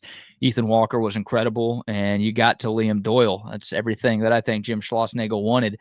But bad defensive play kind of opened the door for Tennessee, and your bats just went cold. They couldn't figure out Brandon Arvidsson. So you tip your cap. Yeah, you get more frustrated when you're up 4-0, right? If Texas got down early, it's easy to just say, well, we started a guy who hadn't started all year, and you're starting this guy, and you care about this game more. But when you jump out to a 4-0 lead, it's clear that you're invested into this game. Yeah. And when you let it slip away, it makes things a little bit more demoralizing. So, look, Texas will be fine. Get a little extra rest now. They come home, they regroup, they wait till Selection Monday to figure out who they're going to be hosting next weekend. But, I mean, it's another conference title. Doesn't mean as much as the regular season one, but you still get a trophy and you still get credit for it in the record books. It would have been nice to get one of those. Obviously, a win yesterday wouldn't have guaranteed that. You still needed 2 more. But, it felt like you had a chance and you let one slip away. So, disappointing. Yeah, well, and that is the frustrating part to where you did, and again, you find the positives that we're talking about right here. I mean, you saw what you got there from Ethan Walker, and the thing about it is you forced their ace, very short list of best pitchers in the country that guy is on. You forced him out of the game really, really quick. So there are things to build on right here. So moving forward. Yeah, there are. And you get to play these games in Austin, right? Obviously, if you get to the College World Series, those are all neutral site games. But you get your next 2 weeks of games in Austin. You've been great in the dish all season long. So, and odds are none of the 3 teams you'll see in a regional are as good as Tennessee. That's a team that won it all last year. That's a team that started 20-0 this year. They were the number 1 team in the country for a while. They kind of slipped towards the middle and back half of SEC play, which is why they were the 8th seed. But the teams you play next week won't be as good as Tennessee, number 1. The pitchers you see next week won't be as good as Liam Doyle, number 2. And you get to play at home. So all 3 of those things should get Texas through to the Supers. And hopefully, you get through that as well. But we'll obviously see what a potential super regional looks like here when we get there. That's right. LSP coming up right now in the 10 o'clock hour. And there's our man, Jordan Scruggs. Look at us, man. 3 matching caps right here. It looked like the 3 Stooges, or I don't know, find some other trio, I guess. 3 Musketeers. 3 Stooges. 3 Stooges. You know about the 3 Stooges, Jordan? You old enough to remember those guys? Oh yeah, they came out with a remake of the movie like sometime during my childhood. I remember going to see that. I was still young to laugh at that. So, oh, nice. Yeah, 3 Blind Mice might be a little better. I don't know. Yeah, that's a hell of a lot better. Yeah, hell of a lot better. All right, boys. I'm heading to DFW, and I'll be watching the Stars tonight from DFW. Not in person, but you're going to be right there. You got to go. I'm going to be right there. I may be free. I may try to get over there. Somewhere. Put it on. Put it on the company card. Double R. Yeah, expense trip. Scouting. I'll just go give shit away at the Stars game. Same colors, green. Yeah, maybe so. There you go. All right, boys. Y'all have a great program. I guess Wags will be back. I don't know, but I'll be checking in. Figure it out. See you later, guys. Awesome. Well, welcome into the Lone Star Playbook. That's neither Nick Harris or Will Turboff. It's Brad Kellner filling in. Apparently, Nick's feeling a little under the weather. Tried to get out of yesterday's show, and I'm like, just push through. You got it. But I guess it was too much today. Where do we want to start, BK? I'm down for whatever. Man, your show. I'll leave it up to you. I think Wags might be jumping on at some point in this hour to take us home, but it's totally your call, man. I am on your show right now, so you drive this train. Why don't you can just ask me pretty broad range recruiting questions, and we'll take it from there. There's a lot on the table for Texas leaving the month of May. When it comes to recruiting, they're going to officially visit over 50 kids in the month of June. So, I guess starting there. I mean, do you expect anything before June? We know how big June is, and we'll break down some of the kids who are going to be here next month. But Texas has, 4 commits so far in the month of May. That's better than what they usually do in the month of May. But is there a chance we get some more good news before the calendar flips, or are we going to have to wait until June? Probably till June. I mean, there's a few guys I could see pushing up their timelines, but for the most part, I think everyone that was going to push up their timeline to May has. Miami Riley, he wanted to commit in like July or August, and then, saw Texas take 2 defensive back commitments. Well, I guess 1. And then Jermaine Bishop as an athlete, they kind of sped up his process. And that's kind of the gist of it. Usually Texas, they don't pick up recruiting wins or commitments until June, like you said. But, going to the CFP back-to-back, putting the most players in the draft at any school in the last 2 years, like that'll accelerate the timelines of guys committing, and also makes it easier for better or for worse. Like Texas squeezes these guys into committing, on the visit. And by squeeze, I mean pressure, right? And every school does it. It's not like there's anything wrong with it, but they usually happens on these official visits, right? And when you try to do it earlier than guys want to commit, it can backfire and turn them off your school. So it's a lot easier for Texas to do it now because they're, in a better spot as a program. But I would say probably till June is the next time we'll see a public Texas commitment. This is kind of a more generic question and maybe a tougher one to answer. But, for years, it was very easy to negatively recruit Texas. I mean, they weren't winning games. They weren't developing guys. They were turning 5 stars into 3 stars. Like you could easily be like, hey, here's why you should come to our school and not go to Texas. You talk, I know no coach, no program will ever admit to negative recruiting, but we all know it happens. Do you know what schools are using to negatively recruit Texas right now? Like, you've got coaching continuity. It's the same coordinator, so you can't say, their coordinator's going to leave in a year. They're winning games. They've got more draft picks than any other team in the last 2 years. Like, what is it? Just you might have to wait to play because they have so much talent. Like, how are teams negatively recruiting Texas right now? Because it seems very difficult to do. Yeah, for the most part, the negative recruiting is, hey, buddy, look at their depth chart. You're not going to play anytime soon. That's what schools are using for the most part. And, I mean, Texas can kind of rebound from that by being like, yeah, you have to wait. But look at all these other guys that waited. They're playing in the NFL now. So, it is a little bit different. And eventually, I'm not sure if Texas will ever be able to get, to the same NFL draft machine that Nick Saban's Alabama was. Yeah. And I think, in the playoff era, it's also going to be unfair to ever expect like a program to really build a dynasty like that. I mean, I think Georgia got close, but it's just different with 12 teams compared to 4. And eventually it's going to be 14 or 16 teams starting next year. So it's hard to really establish and string together a dynasty. And I think like one of the main things going forward that will kind of determine that, I guess, is the draft production of teams. How many draft picks are getting selected? Because usually, the best teams in college football have the most guys walking across the stage shaking the commissioner's hand. There is a strong correlation there. So with Texas, the only negative recruiting I've heard as of late is, the depth chart. at times there was negative recruiting towards specific coaches. I think Terry Joseph, Blake Gideon, even a few others to some degree. And they rebounded. I mean, they won the Thorpe Award last year. They were one of their defensive backs did. So as crazy as it sounds, I think Mark Orphy and Dwayne Aquina are upgrades over the old staff. I think they make better evaluations. I think they actually evaluate themselves and are kind of putting the board together themselves. Whereas Terry Joseph and Blake Gideon, not trying to knock them, they did have connections to help them win recruitments. But for a lot of the ones they won, it kind of came down to the Texas One Fund coming through, right? Derek Williams is very close to going to Miami late. Texas One Fund kept him committed. Say what you want about Jonah Williams. I know several things have been reported. Texas did have the highest number on the table, right? So I'm not saying that that's not going to happen with Mark Orphy and Dwayne Aquina, but like the reason Yaheem Riley even got offered was because Dwayne Aquina brought all his stuff to the evaluation board, to the entire staff, and was like, hey, this is one of my top safeties at Arizona. I want to recruit him here.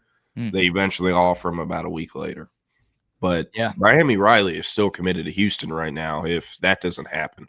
And Dwayne Aquina, Terry Joseph and Blake Gideon, they weren't doing things like that, really. For the most part, it seemed like the personnel scouting team evaluates guys, creates the board, and goes, all right, coach, here. You know, you recruit these guys based off this. Where it does seem a little more hands-on with, you know, Aquina and the rest of that group. But other coaches that I've heard them get, like, negatively recruited against, Brennan Marion, he was at Texas for a year. His 10 stops prior and the 10 years prior, he was also only there for a year. That's the easiest guy to negatively recruit. It's like he's literally going to be here for 3 months and then he's taking another job. Yeah. And I mean, I think 90% of Texas fans saw it coming. Now with Chris Jackson, I'm very interested. You know, is he going to be on the staff next year? His contract runs out. NFL teams were trying to hire him last year. They didn't want to pay a buyout. He does not have a buyout anymore. So, you know, how is that going to work? I'm sure that'll be negatively recruited against Texas if that happens. Hey, y'all have a revolving door, receiver coaches or whatnot. But for the most part, it is a very hard thing to do. And especially because a fair amount of programs, not going to name names because I'm not trying to get clipped, but a fair amount of these programs are waiting to pay their guys when they get on campus. There's one in the SEC that signed, I think they had a top 10 class. They didn't pay a single dude until the week before the April portal window opened. Wow. And it's because in January when they get there, they have like a week or two to go in the portal.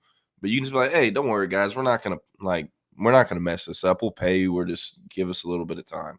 And then the January window closes. And then they have 3 months of basically like free labor, free training camp, whatever you want to call it. And then, hey, they're getting pissed. Their parents and agents are calling A&M being like, hey, potentially, you know, he might be in the portal. Would y'all be interested? Because this other school's messing this up or whatnot. You know, calls start going around. The school will hear back. And then the money gets talked and gets figured out so they don't go in the portal before the April window. But man, that stuff gets around. In high school, high schoolers hear about it. Their parents do, agents do. And they're very hesitant to look at some of those schools, especially if the money isn't coming in on time. Because, you know, we know how important those are for recruitments. But definitely getting harder to negatively recruit Texas. And Patrick, with the question here, I guess. So Jesse Ford at Arlington Martin committed to TCU. I know he had offered and he had visited, and were we high on him? Not necessarily. He's a weird one. He's listed as a D-line recruit. He's an edge completely all the way. You know, I don't agree with every single evaluation our scouting team has. It's the same reason why Jamarian Carlton, like he's an edge, not a defensive line prospect.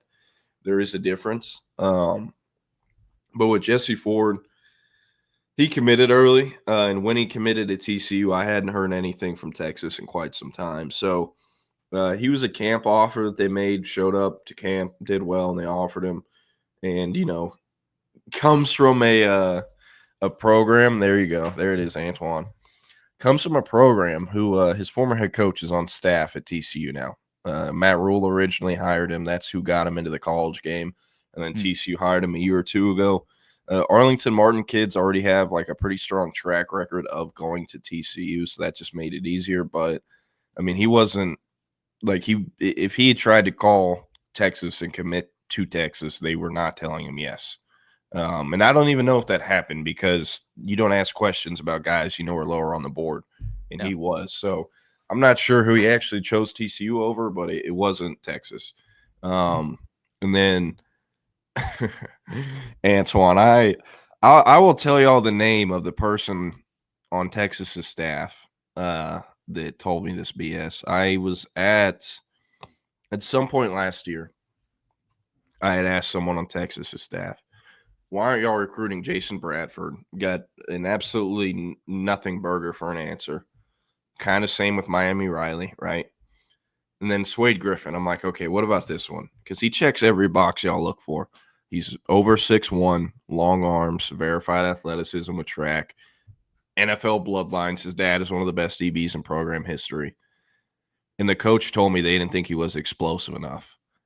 And I'm an asshole. I wasn't ready to be that big of an asshole. But, like, every bone in my body wanted to be like, hey, coach, you know Swade Griffin, like, won the high jump and triple jump for 4A, right? Not athletic enough, though, huh? Yeah, and you don't think he's explosive enough, and he's like 6'3", high jumping like 6'8". Like, what are we talking about? You know? And they're like, we didn't want to offer him because we thought we'd have to eat it. It's like, seriously, man, what are we talking about? It was giving me flashbacks. The former receivers, QBs, and I think he might have been like tight ends too at some point. There was a coach on the old Jimbo Fisher staff named Damian Craig. Played at Auburn, had been with Jimbo, I think going back to when he was at Florida State. And they changed what coach he was coaching or what position he was coaching at A&M like 4 different times. And from what I put together, it was due to there being kind of blood on his hands. They weren't going to fire him. They were scared he might talk, so they kept him on staff and just kept moving it around, which is happening in college football everywhere. You know, Sure. You can't really dump the bag man and just dump him. It's not how it works. And so with Damian Craig, they had him coaching receivers, QBs, and 1 year, Mike Roach, Hudson Standish, they're out on the trail in the spring, and they run into Damian Craig at a spring ball practice. And I don't remember – I know they weren't at Aldine Eisenhower, but a conversation about Ryan Niblett started coming up because it was spring of 2022. That 2023 class was going to sign in that December. And like, hey, coach, you know, why haven't y'all really offered or recruited a Ryan Niblett? And I know it might sound crazy now because of how his Texas career has gone, but Ryan Niblett was a top 100 prospect in the country, one of the top receivers in the country. And it was all based off his speed, you know. And Mike asked Damian Craig, and I'm only sharing this because Damian Craig now works at Georgia State or something and is never, ever going to get a big-time job in this region because he pissed off like half the high school coaches he recruited guys from. And why haven't y'all recruited Ryan Niblett? You know, we don't think he's fast enough. He doesn't check those speed markers we're looking for. And Hudson told me, Mike looked back at him and like nodded his head. He's like, yeah, I'm going to say it. And he's like, coach, you know, he just won like bronze at the 6A state meet in the 100-meter. He went like 10.32 or whatever it was. And Damian Craig apparently was just like, yeah, I fucked that one up. Oh, no. And it's like, he was A&M's receivers coach at the time. They had just signed, this motherfucker had just signed Evan Stewart and like 2 other top-ranked receivers in that 2022 class that's still the best recruiting class of all time. Mm-hmm. He had signed all those dudes like 4 months before, right? And as the Aggies receivers coach, hitting the road, making evaluations, doing the trail, he doesn't think the bronze medal winner of the 6A state meet was fast enough.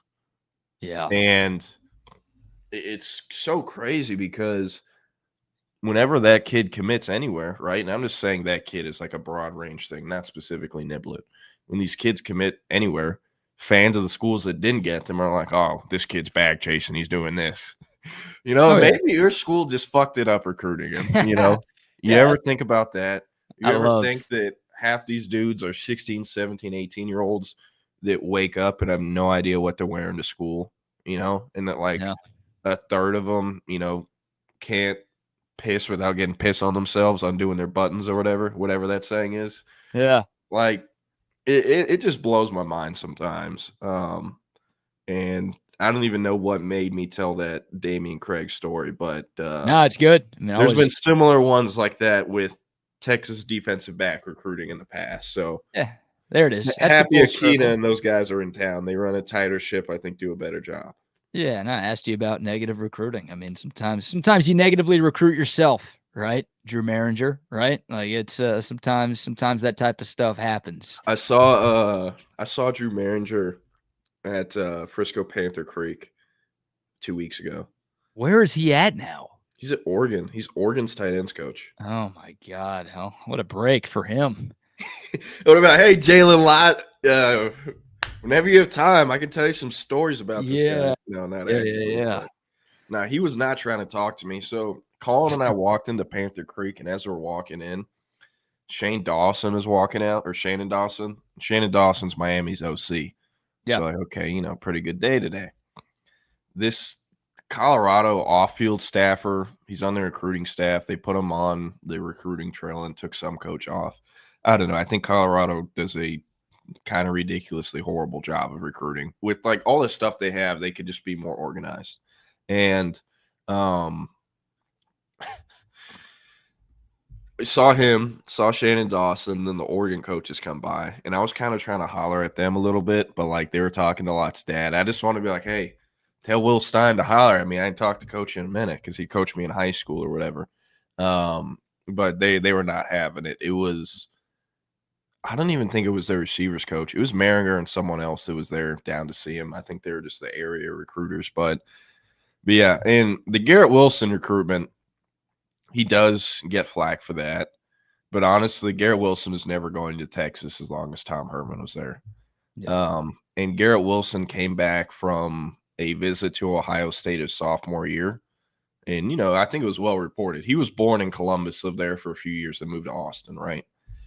But Garrett came back from a visit his sophomore year and had this tattoo on his back of the Columbus skyline. And all of us who wanted him to go to Texas, but he's our buddy, so we really don't care. Yeah. We're like, okay, yeah, he's going to Ohio State. Yeah, you guys knew before anybody else did, right? Yeah. Yeah, he was going to Ohio State the whole time. And you got to remember, that was before NIL, right? Yeah. There were still offers on the table. And Texas, this was more than Ohio State. He still went to Ohio State because they did not want to play for Tom Herman. Yeah. That's I don't blame him. Exactly what was said, but Garrett's senior year, I think it was at Lake Travis. My dad and stepmom sat in the row right in front of him, and my dad was him talking to his other, I guess, Lake Travis dad buddies about how Tom Herman had fucked it up or had pissed them off or said certain stuff. And I don't remember all of it, but Tom Herman was the nail in the coffin there. And I mean, the kid was already going to Ohio State since his sophomore year. He was never going to Texas. It was never close. And it might have been, he might have said stuff on record, but it was never close. Tom Herman did a good job of pissing people off. He wasn't great at a lot of things, but he was great at making a lot of people mad, and that made it pretty easy to get rid of him when the time came. I do want to ask you this. Wags is going to take over here in a couple minutes, but I saw you write a great piece on horns247.com about the running back recruiting. And you talked a little bit about Orfe and Akina. Those are two of the new position coaches, but obviously out goes to Shard Choice. In comes Chad Scott. Your thoughts on just some quick updates. I don't want you to spill all your great material that you've got online, but how is Texas doing right now in terms of 2026 running backs? Because it's a really good class, and there are a lot of really good players in the state of Texas too. Yeah, so they're trying to take two running backs this cycle under Steve Sarkisian. they've aimed to take 2 each cycle. They actually have signed 2 every single cycle except for 2022, which had Jaden Blue in it, had Jamarian Miller, and then he flipped to Alabama late in the process. And then Savion Red was in that class, was originally a receiver take, but ended up getting moved to running back after his first year. So I guess you can count that. And it's pretty wide open, right? So there's KJ Edwards out of Carthage. He's the top guy on the board, the number 1 guy. And for him, for the longest time, it had been Texas or Texas A&M, and SMU and Baylor were also in there, but everyone knew he wasn't going to SMU or Baylor. Yeah. Colorado convinced him to take an early May official visit. I'd be absolutely shocked if he ended up at Colorado. And since that OV, he's canceled the Baylor and SMU trips and added Alabama and LSU. So Alabama and LSU, I don't think I've ever hosted him on visits. Pretty sure it'll be his first ever OV there.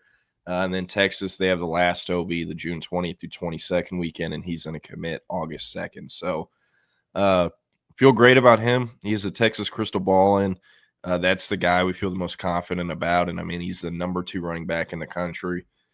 Has played in 2 state championships in a short career, was the MVP of one of them, and, I mean, he won both of them. Sorry.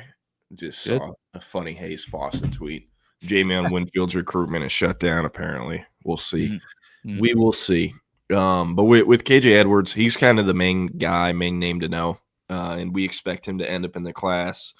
Unless Texas really screws something up or something goes south, he will end up committing to Texas on April 2nd or August 2nd. Other names, Xavier Crowell out of Jackson, Alabama, was originally the number 1 running back in 2027, reclassed to 2026. And for him, Alabama has been his leader from the jump. It's a kid from Jackson, Alabama. Pretty self-explanatory. Outside of Bama, Georgia, Florida, Florida State, Auburn, and, of course, Texas are the schools in the mix. But it's been Bama's race to lose the entire time. The kid posted prom pictures from a few weeks ago, and he took photos in a suit in front of his car that's like a Charger or Challenger, and there's a Bama license plate on it. Okay. And people will rent cars for prom. Do not think it was a rental. They're already hooking them up, huh? They're already hooking them up with some, or you think that was? I didn't say that. Right. You can get a vanity plate anywhere. I don't know what his parents do for work. True. You'll never hear me accusing anybody of anything. But I don't cover this stuff. I'm allowed to do that. I won't get blowback from it, so I'll say it.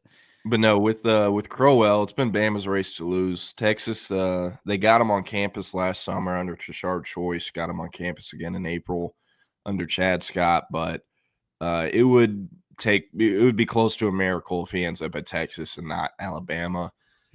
Folks in Alabama actually thought like Texas had a pretty decent shot under Tashard Choice, and that he loved Texas because of Choice. I mean, he had the last 2 number 1 running backs selected, and then eventually a 3rd draft pick in blue, or I guess 5th, since Keelan Robinson and Roshan were also selected. But after Choice left, Crowell tweeted he was not considering Texas anymore. Chad Scott in Texas eventually got him on the phone, convinced him to change that, still visit. But like the only time I really thought Texas had a shot would have been under Tashard Choice, and he's obviously no longer in Austin. So that one will be pretty rough. Derek Cooper, he's listed as an athlete, but is getting recruited pretty much everywhere to play safety. He's a 5-star out of Chaminade Madonna in South Florida. It's the same exact high school that Jeremiah Smith went to, and several other NFL guys. Former Georgia commit, was committed to Georgia for like a week as a sophomore, since decommitted, and then ever since it's kind of been Miami and Georgia at the top for him. Texas got him on campus for the first ever time in April, and while he was there, he actually canceled one of his other official visits to Penn State while he was on the back of a golf cart on Texas's campus. Okay. So there's hope he'll officially visit Texas. The only problem is it would have to be a midweek visit in June because all of his weekends are full. So we'll see there, but that one will also be really hard to pull just because Georgia and Miami have been in there forever. Some other names are think it's 2 other names. Amari Latimer. He's a 2026 running back at Tyrone, Georgia. Goes to Sandy Creek High School. And he has an older brother at Wisconsin. So Wisconsin is in it for this 4-star running back from the state of Georgia. Wow. Other schools in it are Wisconsin, Georgia, of course, Michigan, and Texas. Those are kind of the top 4. And then I think like Florida and Miami are also in there somewhere, but he's not going to end up at those schools. So with Texas, they haven't hosted him since the Georgia game last year in Austin. Didn't go well. And then obviously at the end of July for the Texas Bash Pool Party about 2 months before that. So he's never been on campus under Chad Scott. And Wisconsin, Michigan, and Georgia are all believed to be ahead of Texas, with Texas in 4th place. And then last but not least is a kid named Carson Baker out of Langston Hughes in the greater Atlanta area. Recent offer, they offered him on like May 6th, and then he put out a top 5 the day after that didn't have Texas in it. And then the weekend after went and took an official visit to a school that wasn't in the top 5. So Texas is in there somewhere. They don't have an OV yet. They have yet to see this kid on their own campus. Jeff Banks is actually who offered him on May 6th. So long way to go there. And as far as like broad picture of what this will look like, KJ Edwards is a guy. Expect him in the class, but figuring out the second running back take will be interesting because they're kind of looking at KJ as the true number 1. But Derek Cooper and Xavier Crowell would be significantly more expensive than KJ Edwards will end up being. And at the end of the day, there is a budget, right? And I don't know what the exact budget is, but like if Miami and Georgia getting to a bidding war with Derek Cooper, he'll make over $1 million as a freshman. And Texas isn't going to pay that if he would be like the 6th string, 7th string running back as a freshman. So like it's got to make sense, you know? So I do think there is somewhat of a high chance that Texas's second running back take or Texas's second running back signee in December is a kid that Texas hasn't even offered yet this cycle. Oh. I mean, like they signed like 3 or 4 kids last year that didn't even have an offer at this time last year. Grayson Littleton, they didn't offer him until the season. Xavier Filsme was from the class before, but they didn't offer him until like October of his senior year. Like they've gotten it late for a few guys at positions of need over the years, and I mean I think that is what ends up happening at running back this year. Very good. All right, guys. I got a boogie. Wax, thanks for jumping back on. Absolutely. And you'll have a good final Coach, 25 Coach minutes Reed's or so. been taken care of. Yeah, there you go. Well done. I told Well you done. about that, right? Yeah, you did. I'll show you a picture. Those guys that were watching yesterday saw him, so it's true. That's true. All right. in the flesh. I'll be listening, guys. Y'all be See it. Thanks, BK. What's up, brother? Hey, did you guys talk about Chris Stewart yet? No, we haven't. Will in a sec. So Jackson Smith and Jigbo was a kid who I think really wanted to give Texas a chance, but it was a little before my time. But from what I've been told, it was basically like Herman and Texas offered him, and we're like, okay, we're Texas. You're one of the top players in Texas. Like, come on down, buddy. And it's like that shit isn't going to work when Brian Hartline is like, hey, come to Ohio State. You know, there's levels to this. And Herman, one thing I always heard about that staff, like they thought walking into a building with that Longhorn logo on their chest was enough. Yeah. And it's not enough. It's never enough, especially in today's day and age where there's all this money involved. That was pre-NIL when relationships were more important, right? So, you know, that's kind of, I think, what happened there. I felt like at times the current staff was doing that, but I think it's gotten a lot better as they've gone on and are, you know, obviously winning to where you can get away with that a little bit more, right?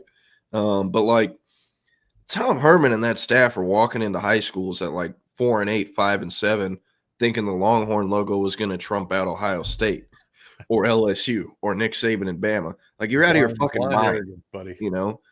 And the whole time, like, never mind. I don't want to spend too much time digging on Herman and the rest of them. Well, no, but I mean, it's a really nice reminder of how bad it was. Yeah. Is it not like how far this university's come? Yeah, just don't hire the dumbass. I haven't even brought up the piss chart either. The what?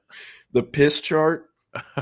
No, what's funny about that is I'm pretty sure he got that from the military, because that is exactly what we have in boot camp or on all kinds of bases. You get a quick reference to how your urine looks, right? And and as a Marine or as any type of military personnel, especially if you're highly active, you need to be constantly hydrated or you have a chance to go down. You're in crazy weather, and I'm sure that's kind of what he was trying to base his camp off of. And like, do you remember how he made like the seniors, like the captains, and how the team had to answer to the seniors, and the seniors were in charge of everybody? Remember how he kind of like did, or he tried to make that like chain of command type of regime? It felt very militaristic under Tom Herman. It just from my point of view, it just did. This is why it didn't work. Like I would need a full show to break down why everything didn't work in Texas under Herman. But these are the main reasons why it didn't work in the locker room. Exactly what you said. These are the seniors. These are the leaders. Anything happens, talk to them. They're the guys, right? And then he started the bus. He would throw him under the bus. Yeah, but also like, man, you can't try to build a culture. And I think the main like everyone is talking about how he would walk past players in the hallway. What's up, coach? And he would act like he didn't see him, or in the elevators. That's obviously a problem. But like the main problem, and I think one thing that really will shoot coaches in the foot, and this almost never happens anymore because the era we're in with college football where they can leave at any time in NIL. But like Tom Herman's whole concept of, hey, we have two groups. Whoever has a better day, they're getting steak and eggs for breakfast after this workout. Whoever doesn't, they're getting those like hotel powdered eggs, with like shitty little sausages. Like you cannot do that in college football. You can't. And back then, it was easier to get away with because NIL and the portal wasn't, at the forefront yet. But like, can you imagine nowadays if Sark tried doing that? And it's like, yeah, Colin Simmons, you're eating powdered eggs in these shitty little sausages for breakfast. I would actually like to see that. Like, I would love to see that conversation go down. Not with Sark's squad, but like, I would have liked to seen how that played out with Herman's squad. Yeah, but like you can't do shit like that. You just can't. Especially that's terrible leadership. Especially when you're 5-7, And he got all that stuff from Urban Meyer and being a hard ass, and all that. Just like what Chris said. And you can do those things like Urban Meyer does. Other coaches have done those things like Urban Meyer does. But you can't do those things unless you're winning like 10 games a year for multiple years in a row. And you have that level of respect. Tom Herman never had that. He didn't. He thought he inherited that, right? Yeah, I don't know what the hell he thought he was doing. It was imbued. Yeah. I'm very curious what he's up to now. I know FAU fired him, but can someone look up if he's gotten like an analyst job or something? I assumed he already had an analyst job. No, he was the FAU head coach and got fired. Yeah, I will check that out. There's a great moment this past year. Do you remember the USF game? Yeah, when he was screaming. That's right. But for some reason I thought that he had got picked up already for an analyst position. I need someone to fact check that. But that game was hilarious because I think it's Alex Golish, I believe it is. I'm probably messing that up. The USF head coach literally like shook his hand without looking at him and then just walked off. It was big dogging him. It's like, yes, Tommy's getting red in the face, and his wife is having to rein him in, right? And the whole thing is hilarious because at FAU the year before, who Herman was coaching, right, was like running up they were up like 30 or 40 in the fourth quarter, and we're like throwing passing plays with like 2 minutes left, and we're like going for it on fourth down in the fourth quarter. Class. Just beating their ass, rubbing it in their face.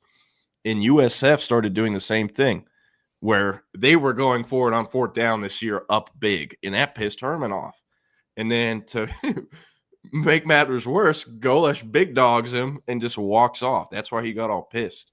But man, I love to see Herman falling apart. It's the best, and I'm pretty sure he still has a house somewhere in Austin. I think it's just because of how he was very arrogant when he was on campus here, right? And it's to the point that you kind of just talked about how he wouldn't even acknowledge some of his players in the damn hallway. I had no idea that was absolutely going down. That is awful. Maybe he's got.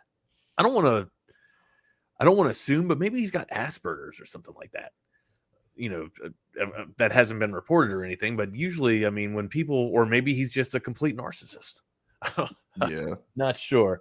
Yeah, man. Thankfully, we have turned the page here on the 40, and we're on the better and brighter things, man. It's what they say, man. Culture heals, right? Over time, the culture heals, and thankfully, we are. I'll be honest. We are back. I knew absolutely nothing. Or wait, not this one. I knew absolutely nothing about this. Herman was a part of Mensa. I've never even heard of that shit. Never heard that? He I looked it up now. I know exactly what I'm doing for the next 30 minutes after I get off this show. You never we heard attach that Tom Herman to anything Diddy or anything like that? Like, there's got to be some parallels of him doing some crazy stuff. He would make that relatively known, dude. Constantly, yeah. Hey, he would mention it at the presser. I'm a member of Mensa. Hey, and man, they're lucky. They're lucky I'm never in those press conferences. Question my IQ, question my ability to call plays. Are you kidding me? By year 3, instead of Chip Brown, hey, Jordan Scruggs, Horns 24/7. You claim to be a part of Mensa and like the 98th percentile IQ. Can you tell us what the fuck you were doing on this play, though? Like, man, come on, man. But with I forgot to mention this. After Golesh and USF, yeah. After Golesh and USF beat Herman's ass, Jaden Alexis, who people probably won't remember just because he didn't really play, but was a receiver that was part of Tom Herman's, I believe, last signing class, the 2019 or 2020 class, because Herman got fired the month after the 2020 class signed. But anyways, Alexis was a receiver that he landed, signed to Texas.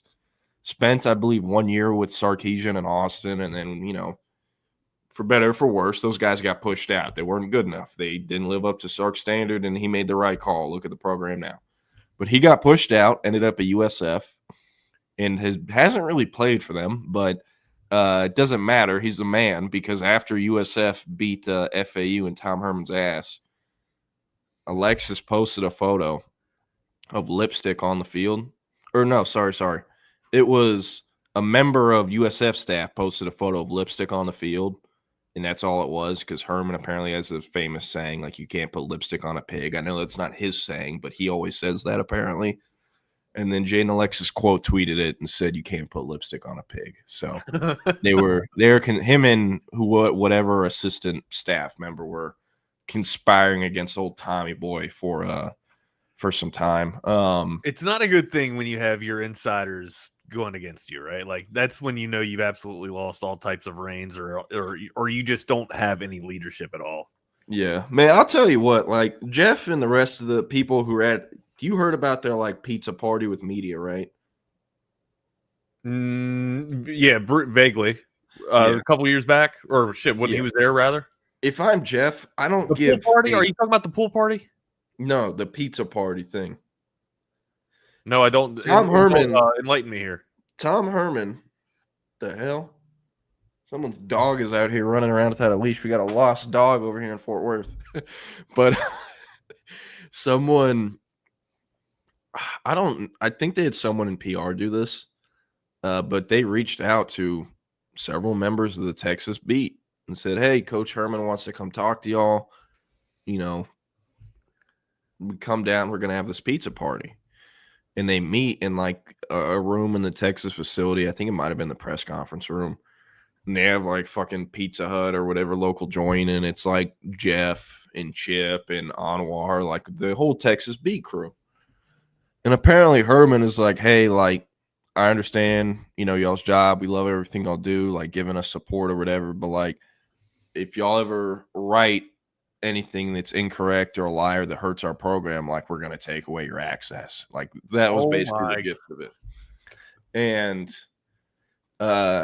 Mike has told the story on here, Mike Roach, but whenever Herman first got the job, like after his first big recruiting event, it was like a junior day or something. He walked out of the facility and went and talked to Mike and EJ Hollins. They were both the Horns 24/7 recruiting writers at the time.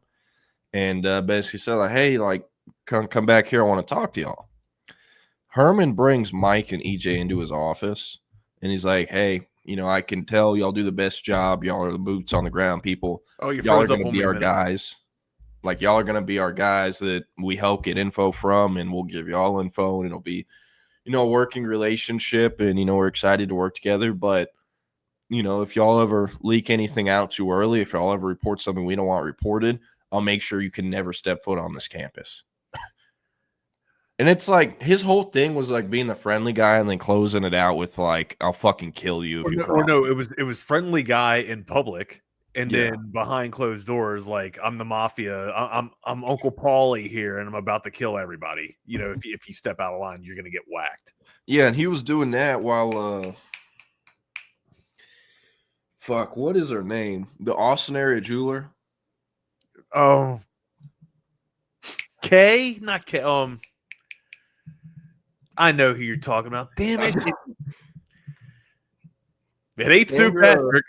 Something Scott. Sandra Scott? Kendra Scott. That's what it was. He was doing, there we go. Hey, Nathan, a ball knower. This has been a fun show going down memory lane. Just fucking. Yeah, I thought, you know. But, no, hey, Kendra Scott. He was trying to be the mafia. I would like to hear your input on Chris Stewart. I know that you put an article out. I got you. Well, we'll get to the important stuff in a sec. But no, Tom Herman was trying to be the mafia boss, Austin, and then running around in broad daylight with Kendra Scott. Not going to work, buddy. And like the folks in Austin, the folks around the university, they're very good at keeping things quiet, keeping things in house. The second you don't start winning, the second you start embarrassing them with what you do on the field, that shit is going to get out. It will come out.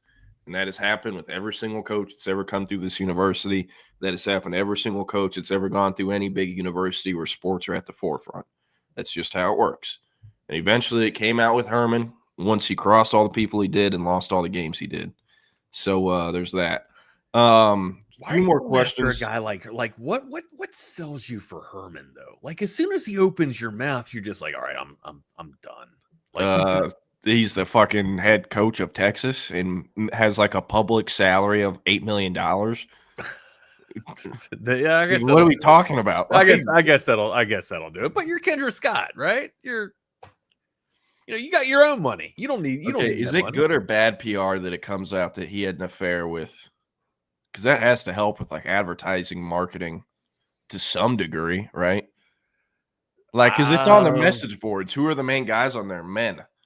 You know, how does Kendra Scott get in a female's possession? Her man buys her that stuff. You know, I don't know. I feel like there's some joke to be made that after Herman was fired, a few Texas fans went to Kendra Scott and dropped a bag for their wives. I don't know. Maybe I'm just riffing too much, but I'm going to answer a question here by Woodcrest. Said, is there any backstory on how Justin Williams from Oak Ridge ended up at UGA over Texas? So this is a very, very good question. And honestly, it was a pretty fun recruitment to cover. Most recruitments of 5 stars absolutely suck. This one was very, very straightforward from the jump. So I don't ever think like much of what I'm about to say has actually been reported.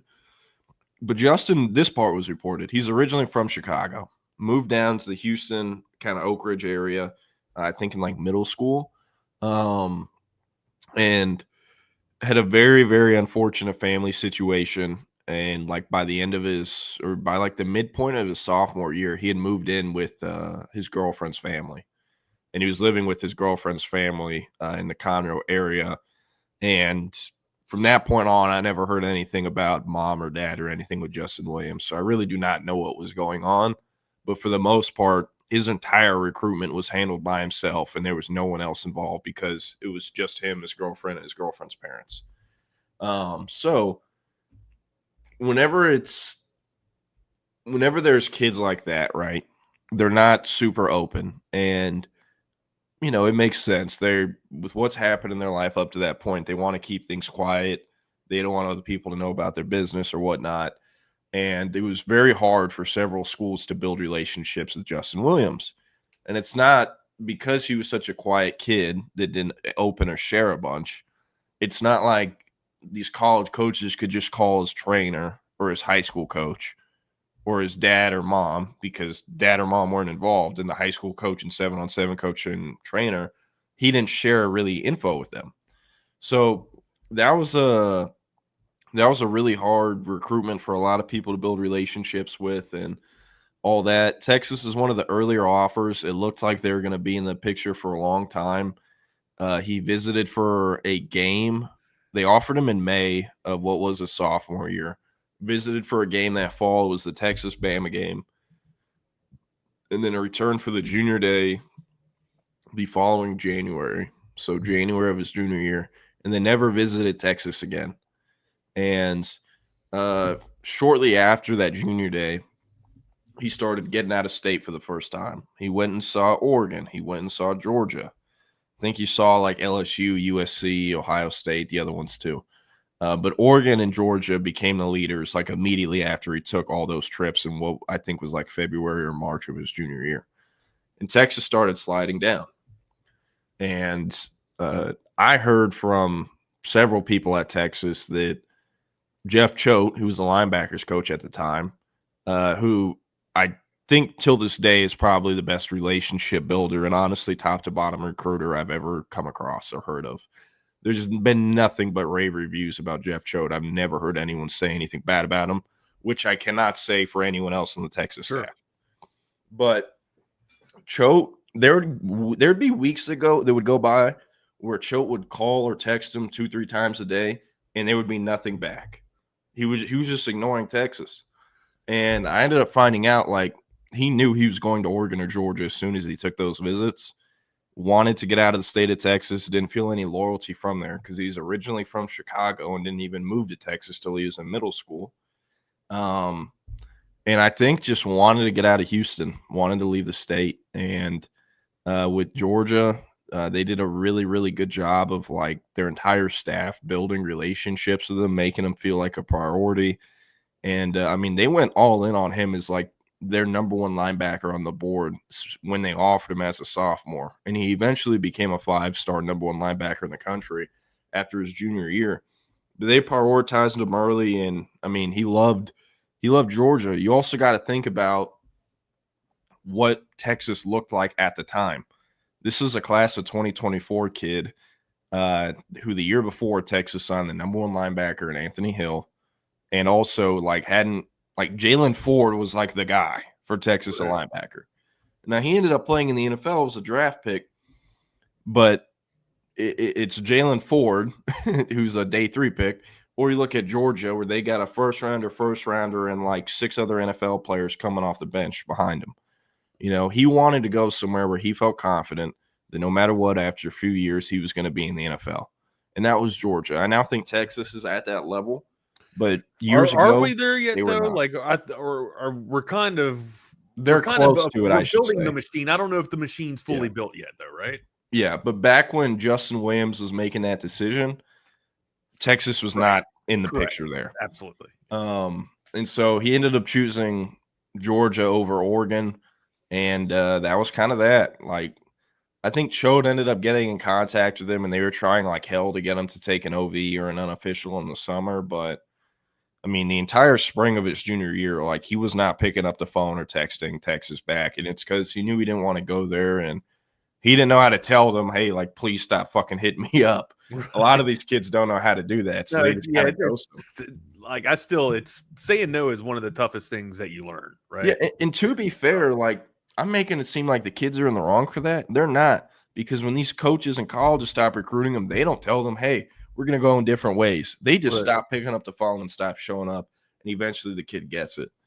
Like Texas, when they no feedback is feedback, right? When Texas has dropped kids from their recruiting class, they've done it by literally just ghosting them and not picking up the phone. And eventually, after a month of not talking to the coaches that you're committed to, the kid will get the memo and will decommit. And it sucks. I think there's much better ways to do that, and I think other schools do a better job of dropping kids. But unfortunately, that's how a lot of them find out they no longer have a spot. So, yeah, okay. I heard about this. So before we got to Stewart, I really wanted to get to this. Yeah, I saw that drop, and I was just like, okay, Woodcrest is on one right now. So, yeah, I mean, I don't really have anything else to comment here. I've just heard or read about this. Do you know anything else there? No. So I don't know what was going down. I've heard multiple stories of what was behind the closed door on the private jet, or in what she was about to unfold. But beyond that, I didn't hear anything else other than that. Yeah. Okay, last thing, because this is tied into Justin Williams, and then I'll talk about Chris Stewart. So Nathan brought up a very good part of this. I kind of forgot about this. But Joseph Jonah Jonye, he ended up finishing, he wasn't a 5-star, but he was a top 50 prospect, so like a round 2 grade. And also went to Georgia, was in the same exact cycle, class, or whatever you want to call it, at Oak Ridge as Justin Williams, and they were very close. And they kind of always wanted to team up, go to school together. Texas offered a Jonye months after they offered Justin Williams. And the other schools prioritized them earlier. That was kind of the gist of it with those 2 Oak Ridge kids. Like Texas was the in-state school and didn't really recruit them as dudes until Georgia, Bama, Oregon, USC were all doing it. And you also got to remember, who was Texas's D-line coach at the time? Stinky Bo Davis, right? Who's a great developer, but he could not recruit. Right. And a big part of that, I will say, he did get too much flack, because 90% of D-line recruiting is having the money to pay these guys, and the Texas One Fund was not equipping Bo Davis to actually compete. But as far as the relationship building parts of it and the other parts, he could have done a much better job, and especially with Joseph Jonah Jonye. Like Bo Davis in Texas were not really recruiting this kid until Georgia and Bama and Oklahoma and all these other programs were recruiting him as the dude, a top-tier D-line target. That was a lot of shit that Bo Davis got, was he didn't go after guys until the big dogs went after him. Yeah, exactly. And like it felt like he took too many. This is a very broad and casual way of thinking about it, but like he was taking the low-hanging fruit in the form of 3-star. Lazy. Yeah, I was going to say lazy, but that's a better way to put it. Yeah. And I mean, hey, like look at the defensive line room that Kenny Baker has coming back. Aaron Bryant, I think they would have had a spot for him on this year's team. He was not pushed out, but he saw the writing on the wall and that they were going to go, buy a bunch of transfers out of the portal. Zach Swanson was pushed out years ago. Jamon Tapp was pushed out years ago. Chris Ross was pushed out years ago. Like literally name any single D lineman he landed, they got pushed out. Besides Melvin Hills and Alex January, who signed to Bo Davis but never actually played for him because Bo Davis left for LSU. Wasn't there one more? No, that was it. Texas returned 2 scholarship D linemen from this past year's team, and it's because Bo Davis was taking duds for 4 years in a row, whatever it was. Was Collins not Davis's guy? Alfred Collins? Yeah. No, he signed and committed to Tom Herman. He was class of 2020. And then a month after he signed, or I'm pretty sure it was class of 2020, might have been 2019. But a month after he signed, Sark was hired. Gotcha. In January of 2021. So, yeah, that's kind of that. Or it might have been 2021. I don't know. But I know he committed to and signed when Herman was the coach. So Bo Davis doesn't get credit for that. But they messed up Bo Davis messed up a lot of D-line recruiting stuff. And like a lot of schools do this when they know they've really fucked up and they're trying to come in late and kind of save their asses. They usually will spend a decent chunk of like a meeting being like, hey, we're really sorry. Yeah, get ahead of it. Right. We apologize. We messed up. We shouldn't have done this. And sometimes that works. Other times, the dad and the kid will still just stand there looking at him like this, like, you really think this is changing anything? Kirby Smart's talking money over here, and you're talking about apologizing. You guys are just pandering to the crowd and not giving us any green. Okay. Yeah. So, and Bo Davis had to rely on that too many times with the, hey, we messed this up or whatnot, and that's not going to work every time. It's pretty much a Hail Mary in the fourth quarter. So that's kind of what happened with JJA. And eventually, not eventually. He was on those same visits that Justin Williams was taking, like to Oregon, Georgia, and all those other schools. And they eventually figured out they were going to play together and that it was going to be Oregon or Georgia. So they kind of had the same recruitment past like March of their junior year. And he never visited Texas past that junior day in January. So that's and honestly, the whole thing is hilarious that Bo Davis screwed it up. The kid wanted to go to Texas. Like he who does well, I mean, at that time, that's a good question. So but there's in the Conroe kind of Oak Ridge area where that high school was zoned to. There's kind of a pocket. That's the big trees where tall trees are at. Yeah, right? Yeah, kind of near the Woodlands. Yeah, same school district. I'm not a Texas boy. I'm a Maryland boy, Baltimore boy. Right, it's all good, but in that area, there's kind of a pocket of Nigerians, I should say, right? Okay, and there's a close knit community. And Joseph Ajonye's family, Jonah Ajonye's family, has been family friends with Joseph Osai's family, who also went to Oak Ridge, played at Texas, got drafted, right? Joseph, growing up, used to go over to the Osai's house to watch the other Joseph, his Texas games, wearing Texas gear, became a Texas fan because the one kid from his community that made it out, they got a scholarship, they got to play college football, went to Texas and was doing a great job there, right? That's a good selling point, right? And Texas never capitalized on that because Bo Davis was slow playing the entire recruitment.